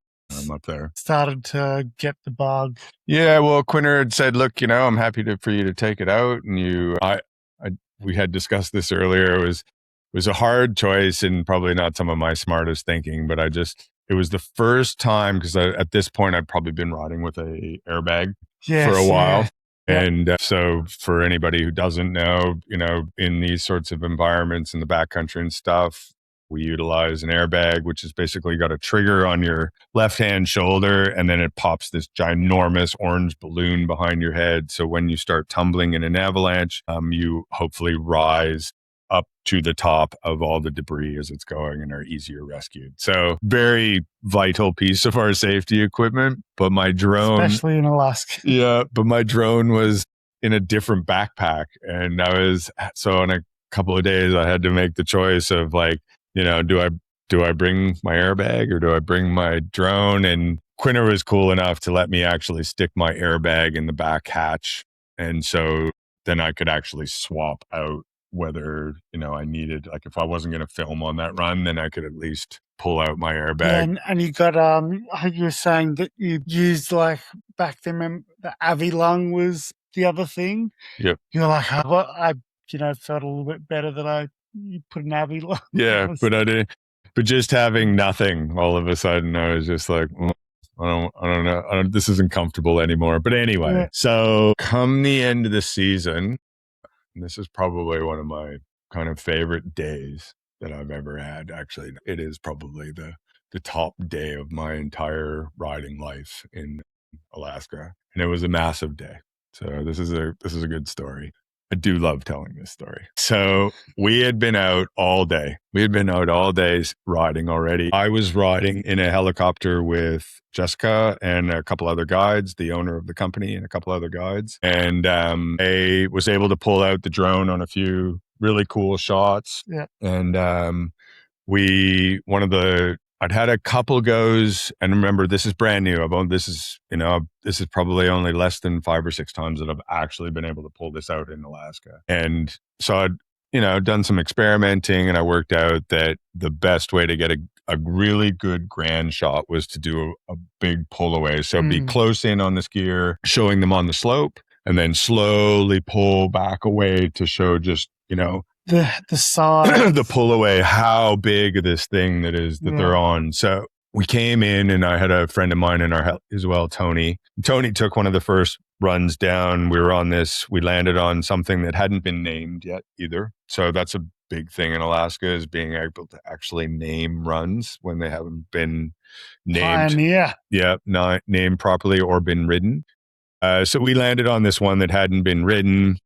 We landed up on a high kind of left plateau at probably about 200 feet short of the peak. And our heli came in, dropped us off, and then took off to go get another group. And in the meantime, I took shots of the first person to go down was my mate Tony, and I kind of followed him down. So rather than do the pull away, great shot, kind of went out from the slope as we did it to show the enormity of everything. And then the next couple shots, I got Jess, and then the other person. And then the last shot that I got was of my mate, Jason Bielik, who's super guide. Jason, fired up. He's always fired up. And he, one of the other gingers on the team. And he, he's a ginger. We had a couple. And he was out at the edge of this thing, right on the shadow line, and he took off, and it was like I was way out from the slope. And even now, like, it just makes me smile. He just started laying out these huge AK turns, probably 3 in the sunlight, just ripping down. Was he like? Did he get good snow? Because he all by himself. So he had posted up. But was he like actually, as he said, he was like in the shadow lines? Was he like looking for like that softer snow? Or no, well, where he had posted up. So a guide had he nailed it, or was he just lucky? No, he nailed it. He had posted up. So when we come onto a slope, generally the guides will ski cut. So they basically go across the slope, pushing down into it to see if it's going to break and release. Yeah. And then he posted himself up on basically the other side of this whole run. Yeah. And there was a diagonal shadow line coming across his face. So Tony went down. He kind of went from sun to shadow, and filming in shadow is hard. And filming in sunlight only really happens in the morning, because we only ride shade in the afternoon. We never ride sunlight. Yeah. Right. Just for the warming. I was wondering with like if he just like nailed like a really good, like in Huckaberts, it was like a north aspect that gets heaps of. Man, it was just, he was all by himself. The canvas was blank. All the other guys' lines that I'd filmed were over towards the left side of the face. So he had this whole sunshine side to himself for 3 big turns. And when I say 3 turns, we're talking like 300-400 meters of, 2 mountains. Yeah. Just like big turns. Anyway, so I'm filming this and watching this through my goggles, and I'm just like, oh my God, this is amazing. Like, I can't believe I'm getting this on film right now. So I follow him all the way down, and I get the most amazing shot. And I start bringing it back into the slope. But as I bring it in, another one of my mates, another guy, Jimbo, is bringing in his group has just landed on our landing pad where we've just gone. And I said to him, mate, I'm bringing this thing in. If you can get your people ready really quick, I can get another group. I really, up until that point, had a general rule that it was one group, one battery. Batteries obviously fail much quicker when it's cold. So you were frothing though. But I was frothing because this was just like so picturesque. So he's like, okay, go, go, go. And he got his whole group out. Everybody went and skied. Out of the chopper. Yeah. Out of the chopper, go. And then Jimbo went down, and then I'm pulling the drone back into this mountain. And through my goggles, I can see, like, because I've been kind of below the ridge line, I can actually, where I am, I can see that there's like this most majestic light going on the backside of where I am. And it's a shot I like to call like a rise and reveal, where you kind of come up a slope and then it just opens up to how big the Chugach mountain range is. So in the video, you see it go over top. I'm like this little dot on the side of the slope, and it goes over top of my head. And then I'm like, okay, I got the shot, and I turn it around. But the second I flip around back to come back to me, I see in my goggles, the battery lights start flashing, and it's telling me that it's about to run out. And normally you've got, at that time, you probably had about like 2 minutes of fly time, but it didn't even give me that. It just went from that to this self-landing mode. Frozen, yeah. So I'm like looking through the goggles, and it's literally like it's behind me. Like I said, it's probably 200 meters up onto the ridgeline and probably another 100 to 150 along the ridgeline. And it's coming straight down. And the only thing I can do is flip the camera with the remote, flip the camera and look down to see where it's actually going to come down. And what happens is all I can see is the ridgeline of like a knife. And it's coming down dead center on this thing. And I just went, and then it goes blank in my goggles. And then I have no idea what happened. And I am gutted at this point, like everything that I'd shot that day was on that memory card. I didn't even care, obviously, about the drone. I just wanted that memory card back. I was like, I can't believe I just lost this drone in the Chugach. And it was like probably one of your best days ever. Yeah, out there. And look, it was not only just because, we hadn't ridden anything super gnarly or anything. Groundbreaking kind of footage. Yeah, but it was stuff that had never been shot before, that wasn't out of a helicopter, that cost, $1 billion to fly. So I get on the radio.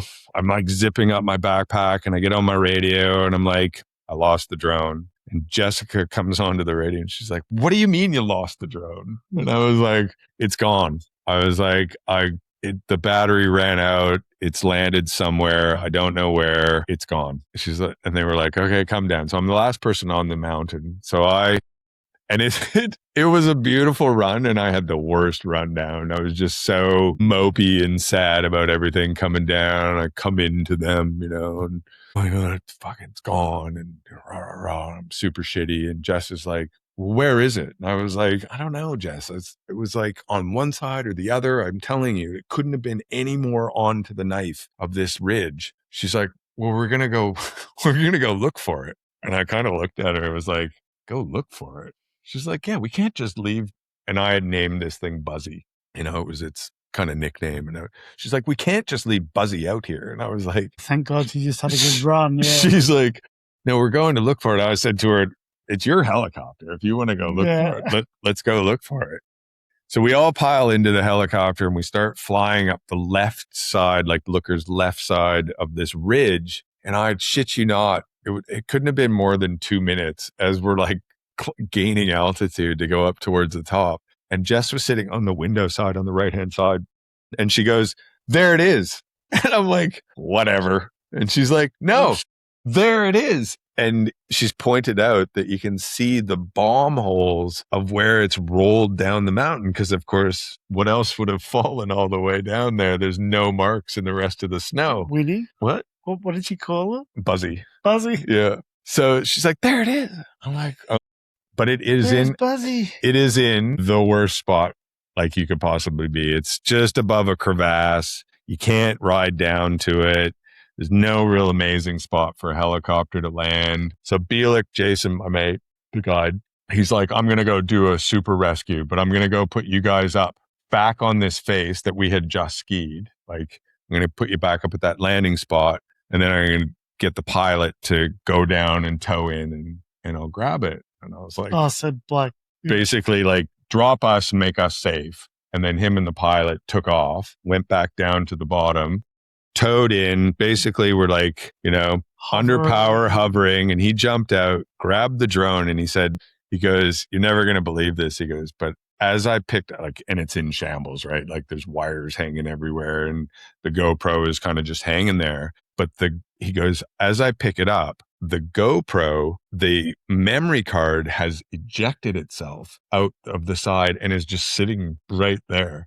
He goes, so I just quickly grabbed it, shoved that in my pocket, threw the rest of the garbage into the basket of the heli, and came up to us and then, handed me this pile of wires and stuff like that. And then goes, look what I found. And I was like, get the fuck out of here. I was like, there is no way that has just happened. So we tell me, you gotta know.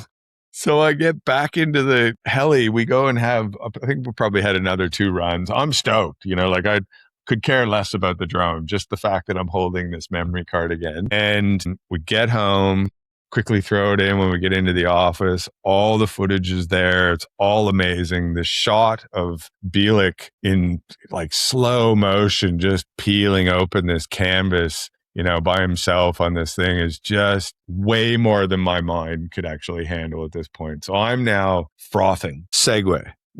Can I just quickly also add to this segue? Yep. You told me you sent me footage about this, but I refused to watch it because I wanted to hear the story because he mentioned it to me. Yeah. And I was so frothy about it all and how the next part goes on. Yeah. So please. So continue. I've been waiting for this. So we have a rule though at the lodge that no staff member is allowed to change out of their gear until everybody's home. So just in case we have an emergency or something's going wrong, so nobody's allowed to have a drink. Nobody's allowed to, get undressed, and your backpacks have still got to be ready to like go just in case. And we always have like a 2 to 3 hour safety window at the end of the day, just for those things that happen, and they do happen. People doing knees or breaking things or whatnot. Yeah, all for one for all type. Yes. Yeah. So we hadn't had any drinks, and we're waiting for all the helis to come back. And normally when you're in a staff heli, we're usually one of the first groups to come back, just so that we're there to, help everybody back, welcome them back, etc. Just help out. And so we got back. And obviously we're all like, oh my God, look at all this footage. It's crazy. And we're all in the office around the computer looking at my drone footage. And then the last helicopter came in and everybody was about to, we have right at the end, we always have a guide meeting. How'd your day go? What happened? Did anybody have, snow reports? What valley? What area were you in? That sort of stuff. And generally we'll have like, a beer or two while we're just having a debrief, basically, of what happened with the day with everybody's groups. Make sure everyone's clued in. Yeah, because we've got 10 to 12, choppers out there with guides, and everybody's been kind of in their own, area and doing their own thing. So it's good time to catch up. And then I was in the office. I had my feet up on the desk, my snowboard boots and all my gear still on. And then across the radio comes this call. It says, all guides and TJ to the guide house. And I was like,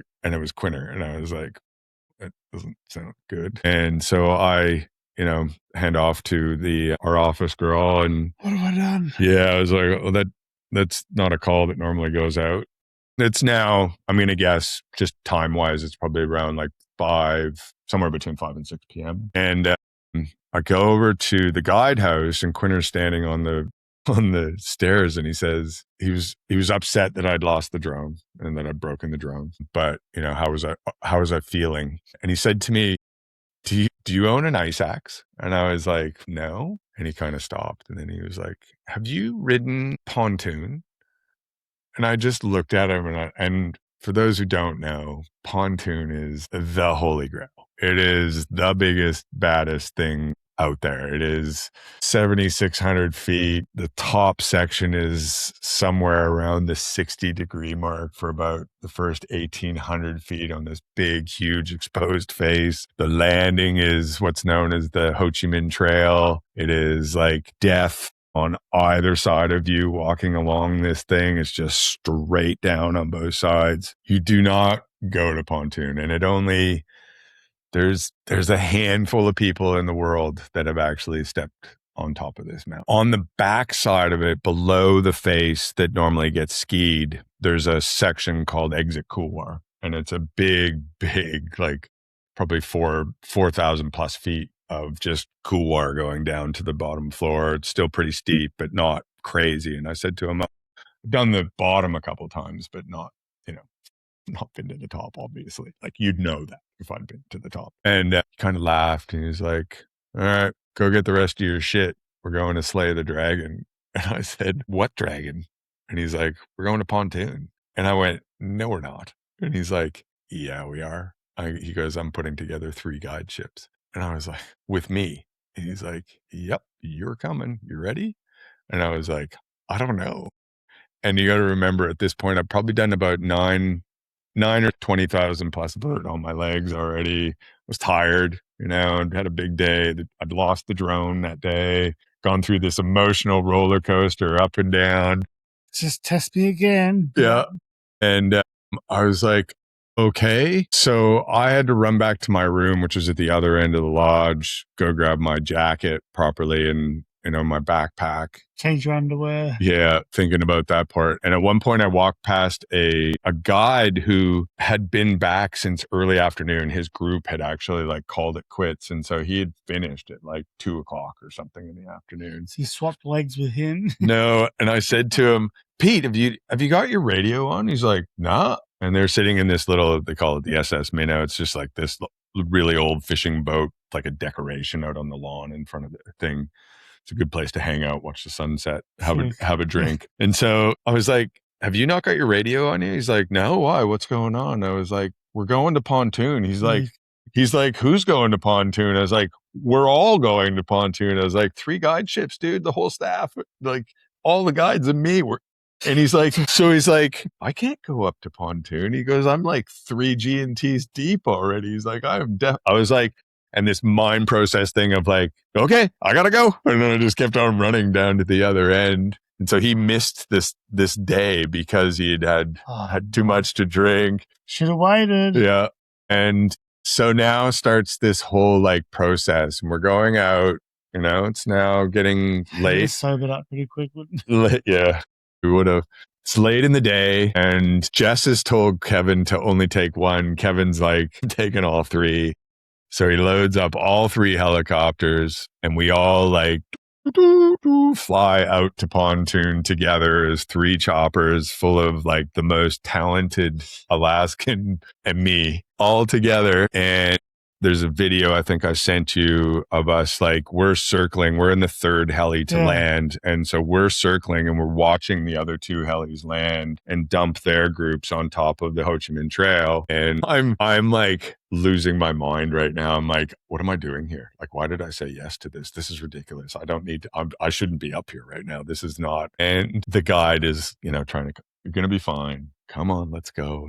And we land on this thing, and we're the 3rd group, and the Ho Chi Minh Trails, I'm guessing probably about 100 meters. And then on the radio, so Quinner's in the next group, and then there's another group, and Quinner starts to walk along, goes to the edge. And then on the radio, it's like, all right, I want TJ, and there was another guy, one of the kitchen crew with us, Niall. I want them up the front because we were on boards, and they wanted some edgeable snow for us to be on the board, because if the skis had gone down first, they would have just scraped away everything for us, and we would have literally gone to our death. So damn those bloody 4 edges. Yeah. So I have to walk past everybody to get to the edge of this thing, to get to this big face. And everybody's like, good luck. You're all right. You got this. They're all super. It was like, everybody was super complimentary and like, you got this. They're all trying to pump me up. And I just, in my brain, I'm thinking, when did I sharpen my edges? What's the last time I waxed this board? Like, I'm just like,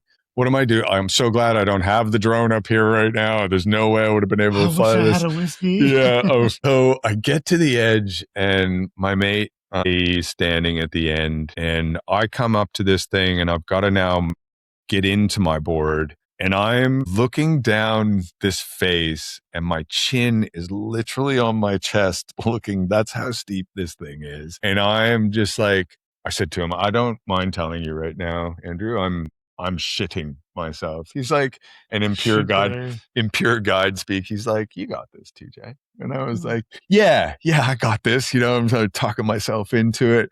And I strap my board on and then I'm like, I'm on my heel edge and I'm like, or I'm on my toe edge and I'm like, I don't want to be on my toe edge. And he's like, what are you going to do about it then? And I was like, I don't know. It's already on. He's like, so he takes a step off the peak and he puts his pole into the ground to give me a place and he grabs the toe of my board and he just flips me around. So now I've got my back to the slope. And I looked at him and I went, I don't want to be this way either. And he's like, well, you need to pick a way to actually do this. And so I'm get back onto my heel edge. And I said to him, where's Quinner? And he points down and Quinner's like, if you look, there's a rock. If you look at a big picture of Pontoon, there's like a little landing, which is probably, I'm going to guess 200 or 300 feet down on the edge. And Quinner's like, okay, I want you to very carefully, slide down to me. And I looked at Andrew and I'm like, is heel slipping okay on this? He's like, you'd better heel slip. There's no turning on this. So I basically, just the entry. Yeah. So I come off the top of this thing.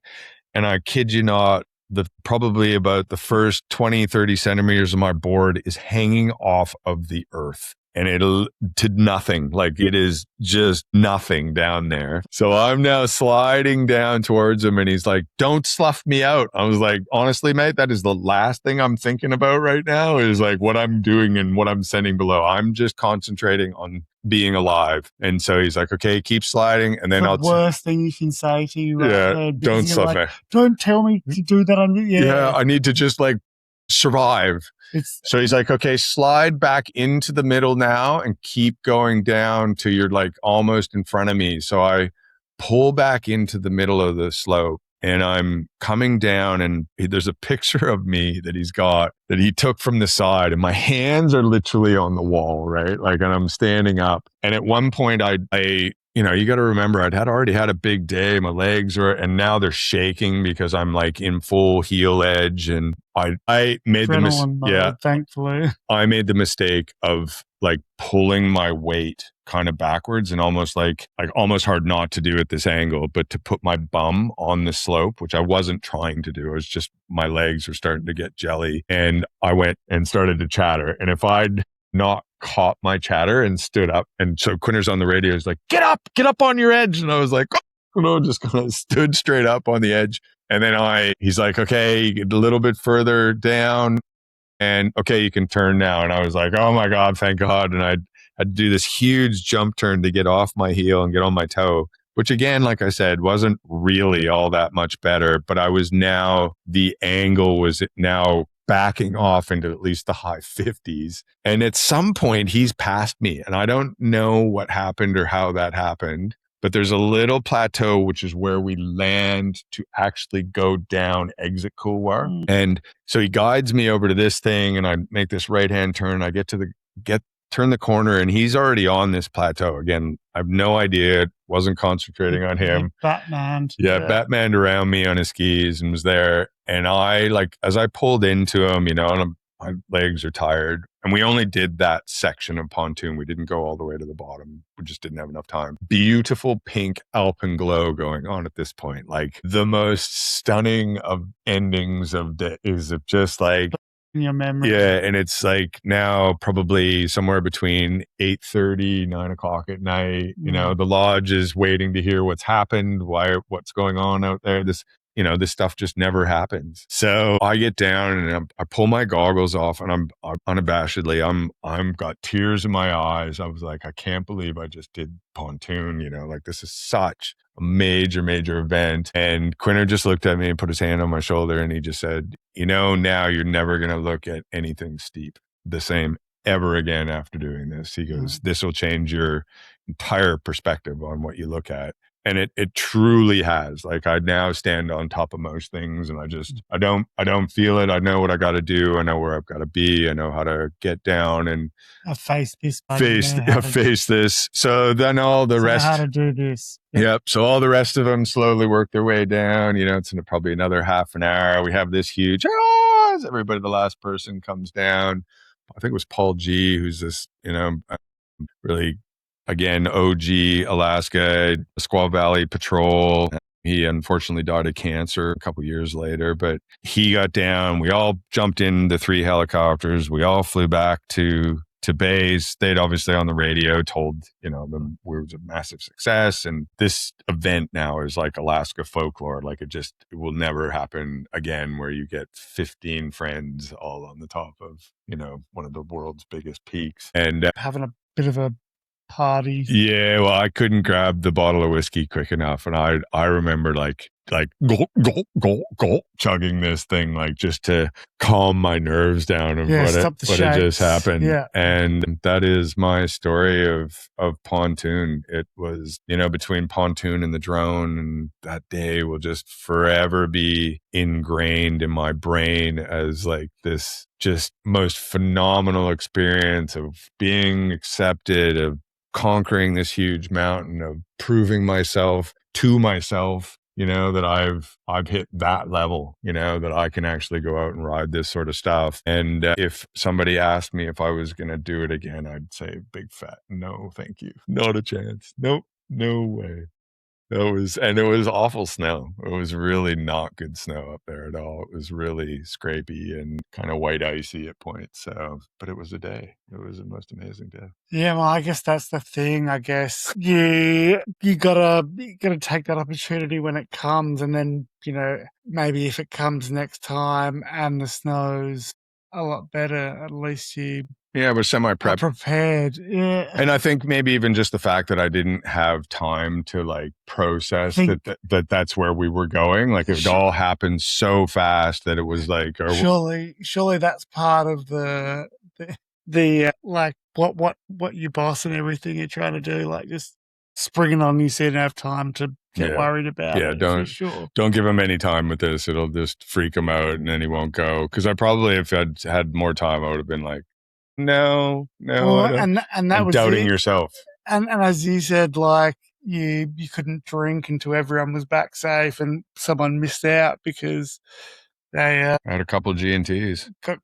Got into it too quick, and, you know, you got to make sure the whole crew's home safe. So that's too good. So it was a real amazing day with a, you know, big drinking day, and as most of those days, it's really cool that on some of the biggest days that we have in the Chugach, at the end of the day, we start a huge bonfire out front of the lodge, like pallets on pallets on pallets, and a little bit of Jet A to make the whole thing a bit bigger. And then we normally get blessed with some northern lights, you know, and actually just finish off a day like that where everybody's, you know, getting pretty juicy under the lights and just like reminiscing on what was just another, we call it another best day of your life. Yeah, too good, mate. And just, I guess, how stoked do you feel that you were just able to be there at that perfect time? And I guess we've got a whole nother chapter to go, because I feel like we're only really getting started with it. But like, especially with the whole drone thing, you kind of started a bit of a... Yeah, right place, right time, right connections. Had already proven myself, you know, that I was capable to do the other parts, to then add that to my repertoire. And so I had a year off right after that. I think 16, I actually had off, just family and actually, and I had an injury. I'd actually torn my shoulder really badly at doing trapeze, of all the things. Perfect. So I couldn't go back up again. And then 2018 was another kind of milestone year, because again, I was up there for the season, all 3 months basically. And Warren Miller had come up to come film and was with Dash Long. And yes, I've seen some. I think I added some of that to my little teaser. Yeah, and so they were filming with the two of them and another mate of mine, photographer and friend of, PNH, Court Levy. He's been an amazing photographer and really quite inspirational, to kind of follow in his tracks. But he was always Kevin's, one of Kevin's first choices for photographers to come up and get some footage. And he was starting to fly drones. So he inspired you? Yeah, well, I think just, when you start seeing them out, well, when you start like with Harrow, you start seeing how they see things, and you obviously add your own style or flair to however that head is produced. Yeah, but I think it was just all those things plus, the whole going through with Art of Flight and all those, like you just get to see what the possibilities are. And now the drone and the camera and the fact that somebody said to you, what do you want to do? Like, where do you want to be when you film it is giving you a little bit of direction. And then getting the permission basically from not only the pilots, but from Quinter and Jess to go, if you want to put cameras on the helicopters, go for it. I was like, they're like, yeah, start strapping cameras to things. And I was like, this is awesome. So I was then starting to put GoPros on baskets and GoPros on the long lines. And I think that was a really big thing all of a sudden as well when clips started to come out with drone footage that you knew couldn't quite have come from a helicopter, which was different, or all of a sudden 3 or 4 angles, and it was oh, they didn't have 3 or 4 helicopter. That's right. Yeah. And he was just like, whoa. And you're just blown away by these clips. Yeah. And And so that was super inspirational. But the morning that they were all going out to film, Cord had come down with a awful, awful cold. And he's so Tom Day, the, OG Warren Miller filmer, needed a drone pilot with him out for the day. And so Court's like, it's your gig, dude. If you want it. I was like, really? So I went out and filmed them and got to ride, a bunch of the same stuff as them. And it ended up in Faces of Winter, all the footage from that. And so any of the Alaska aerial stuff was all mine. And that was another just amazing day to be, another day that'll just always be drilled in, because I was out with Kevin and Tom and then the 2 athletes, and they were just giving me open slather to do. Stars aligned. Yeah, whatever I wanted to do. And I was like, great, this is awesome. And you knew the area well, obviously. Yeah, and so I got to do all the filming for that, which was super, just at a whole nother level. Well, yeah, new drones as well too, new technology, better film. Well, just talking to you when I quickly caught up with you, and you showing me that footage of that dash long, and I could see your vision as an artist and how you saw that, and capturing the tiny ants that the lads were, and how and it's sick line, Dash comes down as big spine line straight down. There's slough coming down all over him. He's got a mandatory air right at the bottom that he goes through his own slough. And then there's a crevasse on the other side of that. And he just he's just basically straight over that. And I was just another one of those shots. I was like, I can't believe that I just got. Well, it's just he aggressively bounced and just sent the double stage. Yeah. It's just full send. Yeah. And he had a younger guy out who'd never been in Alaska, and he was just losing his mind. He'd already been climbing the wall because they'd had so many okay, we're going. No, we're not. Okay, we're going. No, we're not. And he hadn't been out yet into the zone. Waiting for weather at this point. We're just up the whole time before they'd even gotten out for the day. Yeah. So he was doing the AK crawling the walls of oh my God, I just want to get out. I just want to get out. I just want to get out. And then he finally got out, and him and Dash just ripped it apart. It was just a phenomenal day to be out and to hang out with Tom Day, who's his own legend, in himself, and have him say, cause I'm like, what do you want to see? And he's like, just, you do you. He goes, I'll do me, you do you. And I was like, wow, I'm getting, no pressure here at all.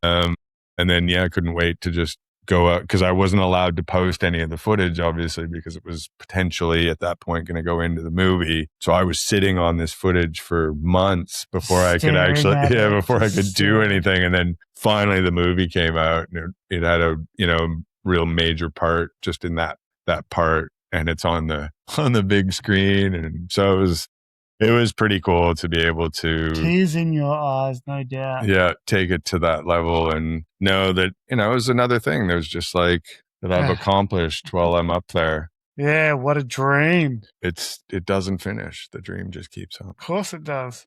So at this point, we're now, finished the season 2018, and Mon and me, my wife, we've made a plan to go back to Canada, which meant that I was going to have to take the next season off, up in Alaska. But in the meantime, we were going to go back and just to show the kids where I'm from, and the kids before they start high school, anything serious. This is Canada. Take a little bit of time. Me and Mom met in Banff, and we put out this huge whiteboard with all the mountains, and they all had to have, a tick beside them: terrain, snow, quality of snow, school, work, all these things, because the kids are Canadian. So as they have passports, so they can go to school over there. So where should we go? And so one of the only ones that we hadn't really spent any major time at, and we kind of worked out, was Revelstoke. Amazing choice. I had to go and find some work while we were over there. So I quickly threw a resume to CMH, which is referred to as the Empire over there. And so CMH stands for Canadian Mountain Holidays. So they're the oldest heli-ski operation in Alaska, in Canada, sorry.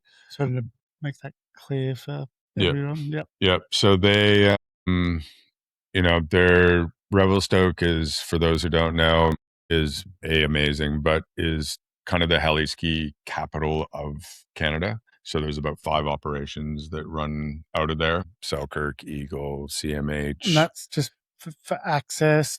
Yeah, you're in some of the, you're deep in the mountains. We're basically in the valley just below Rogers Pass, which is the highest travel point in Canada across the mountains. So, and around Revelstoke, it's actually called an inland temperate rainforest. So it's the only one in the world. When I think it was, don't quote me, but I want to say it was like the 60s, they dammed a big section of the Columbia River up there and put an electrical dam, hydro dam. Thingy, Yep.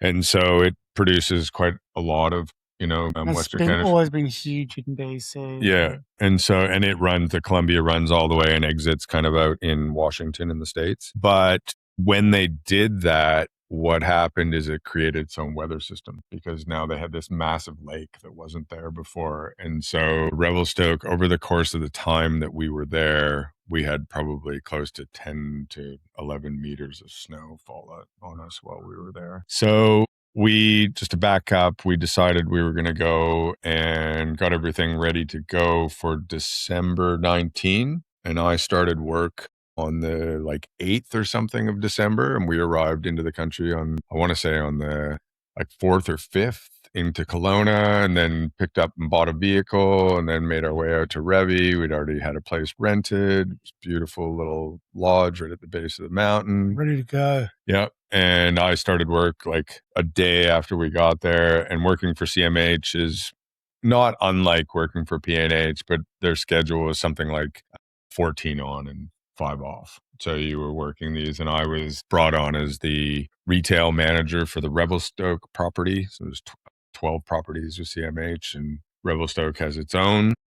You were fresh meat. So I was fresh meat, but I put in my resume, and I got this email back and said, okay, we need to just do a quick online, interview with you as well. And so I had the interview, and the lady Jen was like, so when can you start? And I was like, is that my interview? And she's like, yep, that's basically all I need to ask is when can you be here? And I was like, well, we're landing on X date. Oh, she's you're like, legit. Okay. Yeah, you start basically the day after you get into town. And I was like, oh, okay, so first week of December. So we landed in town. I started working, basically doing like all the rentals and working the retail shop. But the days were like, you had to be there super early.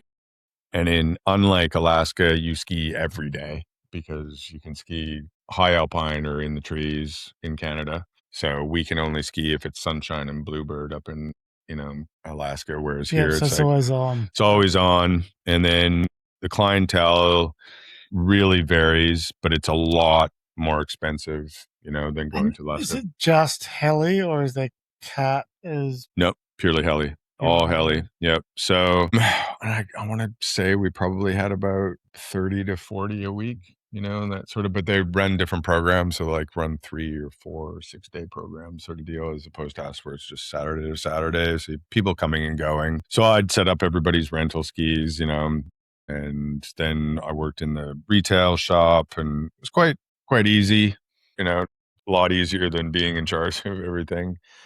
did you have many or was it just pretty much Have what? have many other was there other staff in the shop? Or? No, it's just me. Yeah, Yeah. So on the off, I had a guy who came in on my days off, and then we That were was kind it, of like yes. reversal. Yes. Yeah. So it's just me. And part of the CMH thing is that you're there from beginning to end of day with clients. So we had to go and have like a 5-course meal with these guys at the end of the day, which sounds really amazing, but day after day after day after day, Yeah. like it's amazing food that's being cooked there, but you just like you're gaining weight. You're not really doing a lot. You've got no time to do anything else. I had like a 3-hour break in the middle of the day that I would generally get in a car, go up to the Have hill. another beer with me. Yeah, no, I'd get up to the hill, go do 3, I get 3 hours, so probably like 3 or 4 runs down Revy, and then run back to work. And as they're all getting out of the heli, then I got to be there to, do the other side.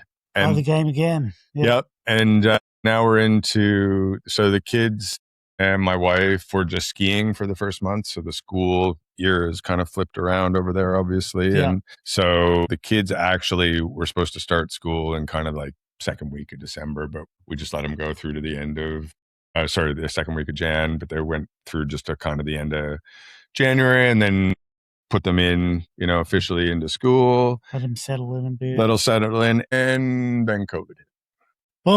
Boom. And I'd been working these massive, massive days, and the lodge managers between a couple of different properties had worked out that I also did some drone stuff and a photographer. And so they asked me if I wanted to go out and shoot this father and son who were at a private heli, just the two of them in another lodge. And I, of course, was like, yes.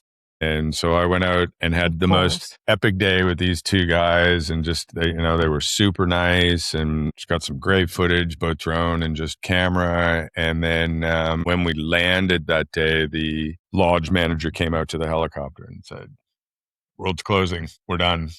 All the lodges are closing. Everybody's being sent home. I'm out of a job right now." And so we're like I want to say mid-March, somewhere in there at this point. And yeah, and then I came back to Revy, and, because I was out of Revy that day, and I came back to Revy, and me and my wife started talking about it, and we're like, should we go? Should we stay? What's happening?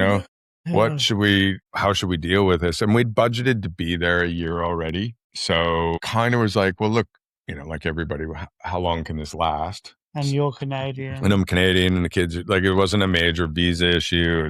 We're in a beautiful place, but of course, like everybody else, we were just like, well, how long can this actually last? And so we made the decision to just stay and hang out. But what most people don't realize is like the death toll in Canada was way higher than it was here. So we were going, as much as it was nasty in Australia, especially Melbourne, where we're from, borderline apocalyptic over there. So it was just a different experience, like we were obviously in touch with everybody here and watching all the shenanigans go on through the lockdowns, but Canadians are very compliant people. They said, don't travel. And everybody went, okay, we're not going to travel. And so what ended up happening is we were basically locked out of everything, including the mountains, until about July, because they didn't want to put any extra stress on the search and rescue, just in case people for hiking and biking and all the rest of it. And so hospital in Revelstoke is very small and doesn't have a lot of, didn't have a ventilator and stuff. So I think it was about June, end of June maybe, that they opened the mountain for mountain biking up. but with like the most stringent of rules. You know, nobody could go in the same gondola unless you were all in the same pod together. And the restaurants were opening, but it was that whole 3 meter kind of between tables. And It was like, yeah, we're trying to do things. But yeah, we're trying to work this out. But Yeah. It doesn't really make sense. But obviously all the borders had closed, so there was no Americans, there was no tourists, there was nobody. And at one point, you know, as we discussed earlier, is that like most ski resorts are run on backpackers and travelers and younger kids and, you know, out in the world. And at one point, the Australian government basically just shouted out and said, hey, if you want to come home, you need to do it now because we're closing the borders. And the town emptied. So we went from, you know, whatever, 7,000 down to about 3,000 or 4,000 people just within a week. Everybody was just gone. So town became really weirdly quiet. And then just before that had happened, though, I had been on a chairlift with one of the guides from P&H had come up, and he told me that he was in the process of about to buy P&H off of Kevin and Jess, and they were going to be retiring, which I had kind of known that was on the cards, but I didn't know to who. And so PK Paul was up for another event before the world closed down, and we were sitting on a chairlift, and he said to me, how would you like to come up and run the show up at P&H? And I was like, you know, trying to like just compute all this in my brain. I was like, I don't even know what you're saying to me right now. And he's like, well, you'll basically lodge manager and ground and operations manager now. And I was like, really? And him and Kevin and Jess had obviously had a talk at some point in this whole process, and we're trying to find somebody that would have been, that knows the old, but is quite willing to like move forward with the new. So I said, okay. And then obviously the world closed down. And so I couldn't even get into America. They had to close down, you know, as well in March. They had to do the whole fire exit out, and everybody left, and to fly people all over the world, you know, to get out of Cordova. And so we were locked out of the States, and they were locked out of us until 2021. Did they get to like hang out in Cordova and just go shred? Yes. Oh. Yes, they did. Yeah. Oh. And so the stories that I heard afterwards, you know, like they basically flew the helicopters back down because we leased the helicopters off a company called North Star Trekking in Juneau, which is a few hours south of us. And, you know, they fly up, all three of them fly up, and then at the end of the season, they all fly back. And now they had all this heli time, and they were like, well, let's just go shred a bunch of guides. So they kind of hung out in the lodge for a while and did some shredding for themselves, which is pretty cool. And it was kind of in the transition of Paul buying, you know, the company with another couple, Jerry and Sarah. And doing recon. Yeah, that's what they can call it. Yep. Yeah. And so we did COVID in Revelstoke for the next 2.5 years just over 2.5 years until they decided they were going to open the borders to Australia. So what was supposed to be an 11-month trip ended up being almost 3 years. Well, there was no way you're getting back to Australia in that time. No. So you're basically trapped. Yeah, look, and they call it stuck in Revelstoke. Like it's Rebel Stuck is the joke, because people come and don't leave as you do. It is my favorite mountain in the world. It is an absolute monster of a mountain. It is like when you look at the chairlift system, you think, oh, there's only 3 chairs. Like there's 2 gondolas that get you up to kind of the main point, and then there's Stoke and Ripper and another little kind of maneuver chair, and that's it for the entire mountain. But it is massive. Like it is such a big mountain. And so I said to my kids at one point, you know, like, I hope this never happens to you again, you know, that this whole like process of a pandemic happens. I said, but you have to really appreciate for like the last 2.5 years that we haven't had to share this mountain with anybody. Yeah. We've had no Americans, no Europeans, no visitors, no outsiders. We were finding powder stashes 2 and 3 weeks after snowstorms still. And, you know, we were obviously lucky enough to ride with a lot of locals who know the mountain. So, you know, shout out to Lance and Steve for showing me around and showing us like all these little hidden secrets and pockets. And But you're also saying as well that because of your timing moving back, you kind of found it like you're a bit on the outer when you got back to Revi. Was that right? Was that Well, it wasn't back to Revi. It was just more of the fact that we hadn't really. Was that at that time at COVID though? Yeah. No, we had or was really that later. No, well, we really hadn't been able to find our people yet because we'd only been there a couple of months at the beginning, and then it just shut. Yeah, sort of. Yeah, and so everybody already had friends, and we hadn't really met anybody yet. So this town shut down. Yeah, ghosted. And so we spent pretty much the first like 7 months. You know, we went over there to have this like family bonding experience, and then with kids as well. And that's the only people we saw for 7 months. You know, it was quite challenging to say the least. But yeah, I think that's what we were saying before. At that stage in life, everyone was like, it was very hard to meet new people. Why would they invite new people into their little circles that were already pretty tight? And you just moved. Yeah. So finally, when it all opened up, and for the mountain biking in the summer, and then and they're like, hey, how are you? You're trying to still make friends, but we were in this like in and out. Winter come and COVID had hit really hard, and so everybody go into their little holes again, and then it had let off, and then masks had come off, and then it had hit really hard again. And I had been told, like, come August of that year, I had been already told that CMH wasn't going to open for the next year because of everything COVID. So that was 12 lodges closed that they basically lost all their money on. But I then walked into a ski shop in town that was still running as a ski and bike shop, and the owner, Mike, had said, what are you doing this year? And I was like, well, I just found out that CMH isn't going to open, so I don't have a job. He's like, well, do you want to work here? And I was like, because I'd already kind of been friends with them, because when people had problems at CMH that I couldn't fix, I'd be like, here, just go over to the ski shop. So I was just bringing them through the back door. Yeah, just been a good egg. Yeah. And so he's like, well, why don't you work here? And I was like, okay, but I have, a couple of like stipulations to work. And he's like, okay, what? And I was like, he's like, I'm going to pay you. Paid me almost as much as he was paying his manager. He knew I'd already owned a ski shop, obviously. And I said, well, I don't want to do any boot fitting. He was like, okay, done. I go, I don't want any responsibility. I want to like show up, restock shelves, sell some stuff for you, and then at like 3:00, I got to go and pick up my kids from school. He's like, done. And I was like, and if it snows, I'll be in later in the morning. And he's like, cool, done. How many days do you want to work? I was like, I don't know. How much is it going to snow? 3 or 4 days, maybe a week. He's like, done. And I was like, this is awesome. So I spent that whole next season just like riding with the kids and going up to the snow or hill with my wife, and they'd go to school, and I'd pick them up at the end of the day, standing there with my board and their stuff ready to go, and like, let's go and do this. So it was really kind of, it was a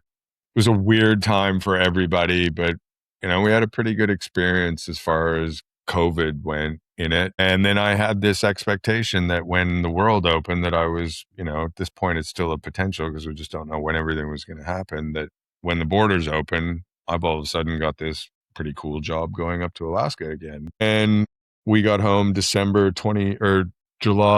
22. I had actually, so that previous winter, I went back to Australia. Yeah. So just before that, before I went home, we had the season in Alaska. So the borders opened and I was able to go back into the States, vice versa. And so in February, I strapped a mask on for the first time in, 3 years, and got on a plane to go up to Alaska. So I had to fly to Seattle, and then from Kelowna, and then Seattle up to Cordova. And when I got into the States, it was so weird because nobody was wearing masks. Nobody was carrying. And I was just like, I was still a bit like creeped out by it all, and got up to Alaska, and we had a really good season. And it was my first season, like, no one around up there. Yeah. No, well, just basically we had kind of COVID rules still going in. You had to show a test before you got up, and et cetera, which was pretty non-anything really.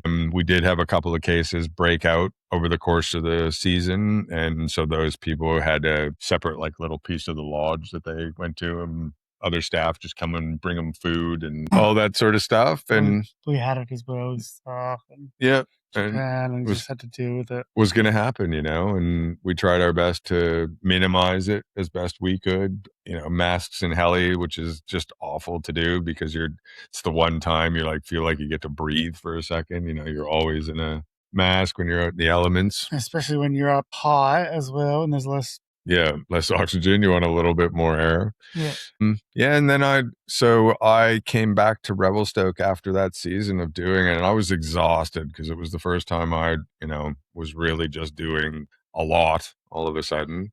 And probably absorbing and learning. Yeah, and I mean, just a whole new role for me to just be, you know, I was that guy, and as we've discussed, you know, alcohol is a big part up there. Just everybody's on holidays, right? Everybody wants to be there for a good time, but I learned very quickly, you know, like I said, we have our first week of all the staff get together and we tie it on pretty well, but then come into like week 3, maybe week 4, I was already boozed out because I hadn't been drinking through all of COVID. And so I was then holding on to a beer for like hours and hours where clients are, The goblet of. yeah, it was just like, are you good? Do you need another beer? And I'm like, no. And then somebody pour me a nice glass of whiskey and it was like, oh, that's great. You know, and I just kind of slowly get rid of it over time. And I think that season I came home and I was like almost 9 kilos heavier because I wasn't riding as much, you know, as well. And every time I walked into the kitchen, there's this massive tray of bacon. So every time I walked past the bacon, I just eat some more bacon. And then I just came home and I was just feeling gross, you know, after the season. And we'd gotten a visa, you know, to work legally over there, and it was a 2-year visa. So I came back to Revelstoke. I think I had 6 weeks left in Revy, and then we packed all of our stuff up and we headed back finally to Australia after close to almost 3 years. And when we got home, obviously Melbourne was still, you know, still grumpy. Weird. Yeah, still pretty weird. And we just had this really amazing experience that obviously nobody really wanted to hear about. And I mean, again, we did have our own experience, but I'd picked up mountain biking while I was over there. I did something like 3,500 kilometers of biking while I was in Revy over the course of a couple summers. And my daughter became an amazing climber because I was paying some of the off-work guides for CMH who were also climbers and mountaineers and stuff to take her out and teach her how to climb, you know, in the big mountains. She ended up Best babysitting ever. Yeah, well, and she ended up doing that during the summer, and then she ended up with another one of my mates. He taught her how to tour, so she put on her, you know, skins on her skis, learned about, you know, avalanches and beacons and tree wells, and toured up 12, and she loved it. And then she ended up at both of the kids. So much better that it's not from you as well. Yeah, that's right. Yeah, it never goes as well. And she ended up, by the end of the time that we were there, she competed in her first like junior free ride competition, and she didn't do super well, but she had, you know, the experience and had an amazing time doing it. Gave it a bloody crack. Yeah, gave it a good crack till she had a big ejection on one ski and kind of ruined her run. But up until that point, she was doing really well. And skiing with local kids, as you can imagine, in a place like Revy, where it is steep and deep, these kids all just rip, like all of them. Yeah, you improve. Yeah, so really quickly. Yeah, when you ski with caliber. Yeah, that's right. So fast. So, you know, they both came back with really amazing skills and had an amazing time. And then I went back up in 2022, back up to 2023, back up to Alaska. And it's back. Yeah, and I did my second season as the ops manager. And by the end of that season, I was burnt. And I was just like, it's not that I didn't like the job, and it's not that I didn't like the place. And obviously I was just hanging with all my, you know, mates and still just doing the thing. But kids are getting older now, you know, it's harder on my wife, especially that it was probably a little easier when they were smaller, maybe, but there was just a lot of factors all of a sudden. It was just like, I think COVID did that to a lot of us in a way as well, where it made us realize that speeding up after slowing down was hard. It was really hard in a way, and it just wasn't necessarily the right thing either, you know, especially when you had that bit of extra time. Yeah. Like I felt like, yeah, I got through it for a couple more years, and then I was just like, when it came to school time with the kids and that, I was just like, shit. Yeah. I don't know if I can keep up this pace. Yeah. Yeah. And I think that's where I kind of just felt, you know, that was the point where I'd gone, and I probably knew about 3/4 of the way through the season that I was probably done after all this time, you know, and I still loved all the people. I still loved being up there, but I knew I was accomplished when I was getting out in the heli. I wasn't really like, I know it sounds ridiculous, but there wasn't the same challenge that there had always been there, because I had hit the pinnacle at this point, and everything past that point was just good fun riding. And I liked that, and it was good, but it was taking away a lot of, you know, the rest of my life. So yeah, but I feel like obviously you and I didn't really know each other well at all. I just kind of, you know, slightly crossed paths with you, but you know, you look at the way I tried to portray you. I felt like you're someone who has felt like they've been there and done it all and seen it all, and that you should be super proud. And I tried to make that little bloody reel of you, and I think that's exactly what I was trying to portray. And you should be like, yeah, super proud of that. I think what happened, honestly, is that there's a point, I think, when you hit that level that, you know, I don't want to be conceited, you know, and I don't want to like rub it in people's faces and stuff. And so once I had already kind of told the stories a lot, you know, and most of my mates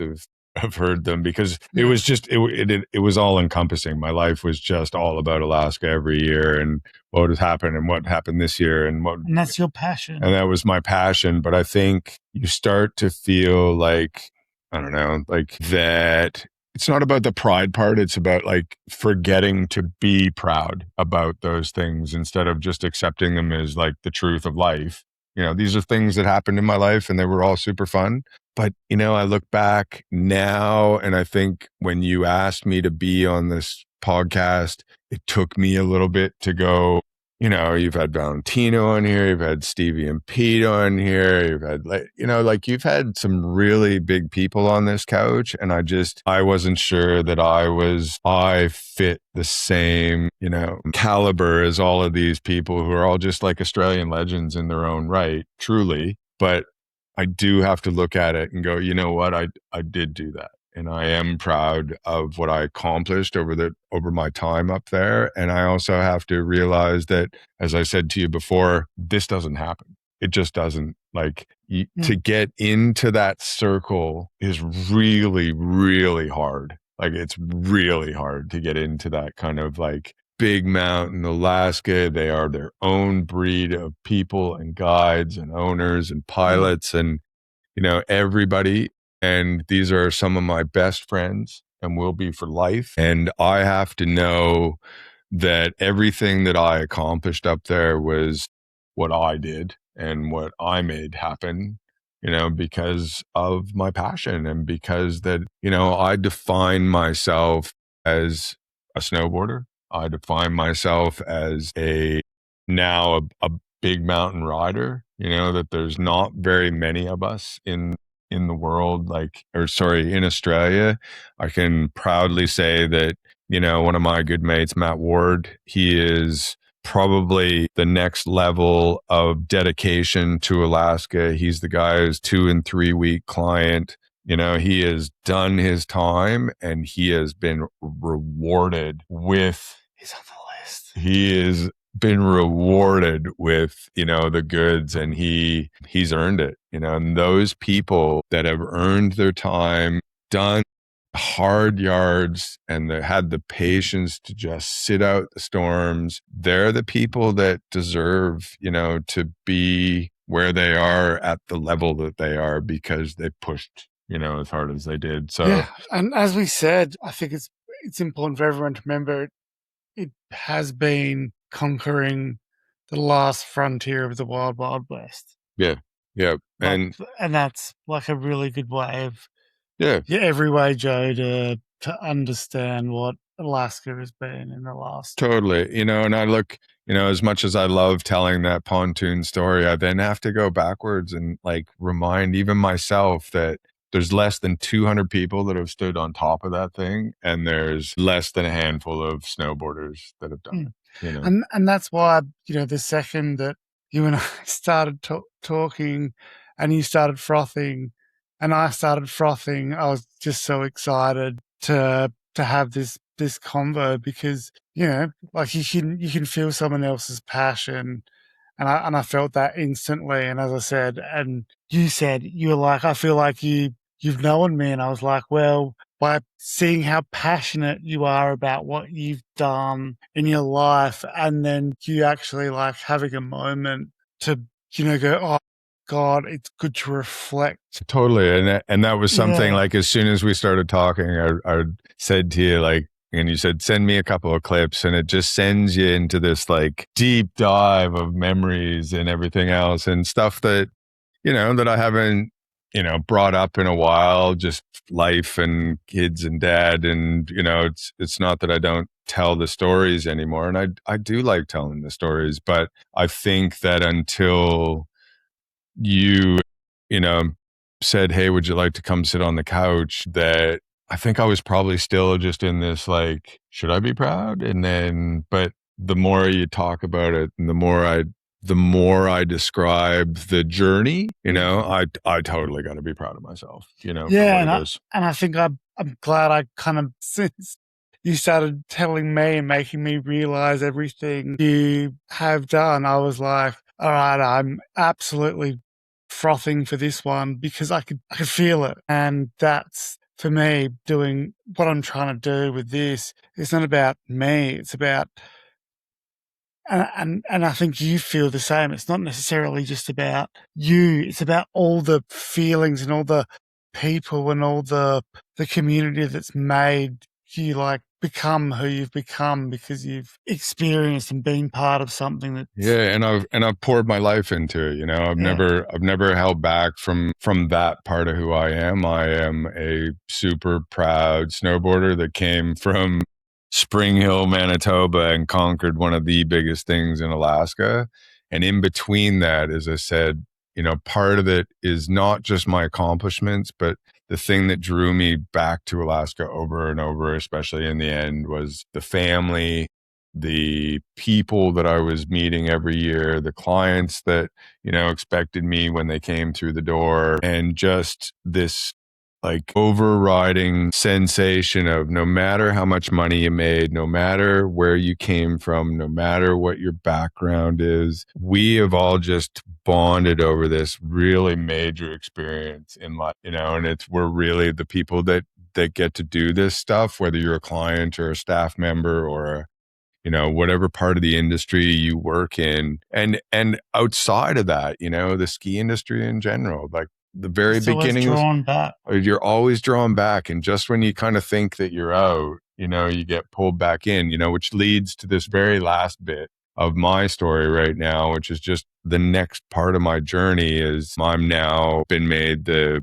representative for a company called Heli, which is out of, they're originally American, but they own Mustang Powder, Stellar Heli, Great Canadian Heli-Skiing, and Silverton Heli-Skiing, and just had a very chance meeting about a month ago in Revelstoke when I was over there mountain biking with the family, and sat down with the CEO, Andy, and just this super easy conversation. And I was like, you guys need some representation? And he called me out for breakfast one morning and said, let's do this. And so now I'm, back into the next part of my journey, which is pretty cool, I have to say.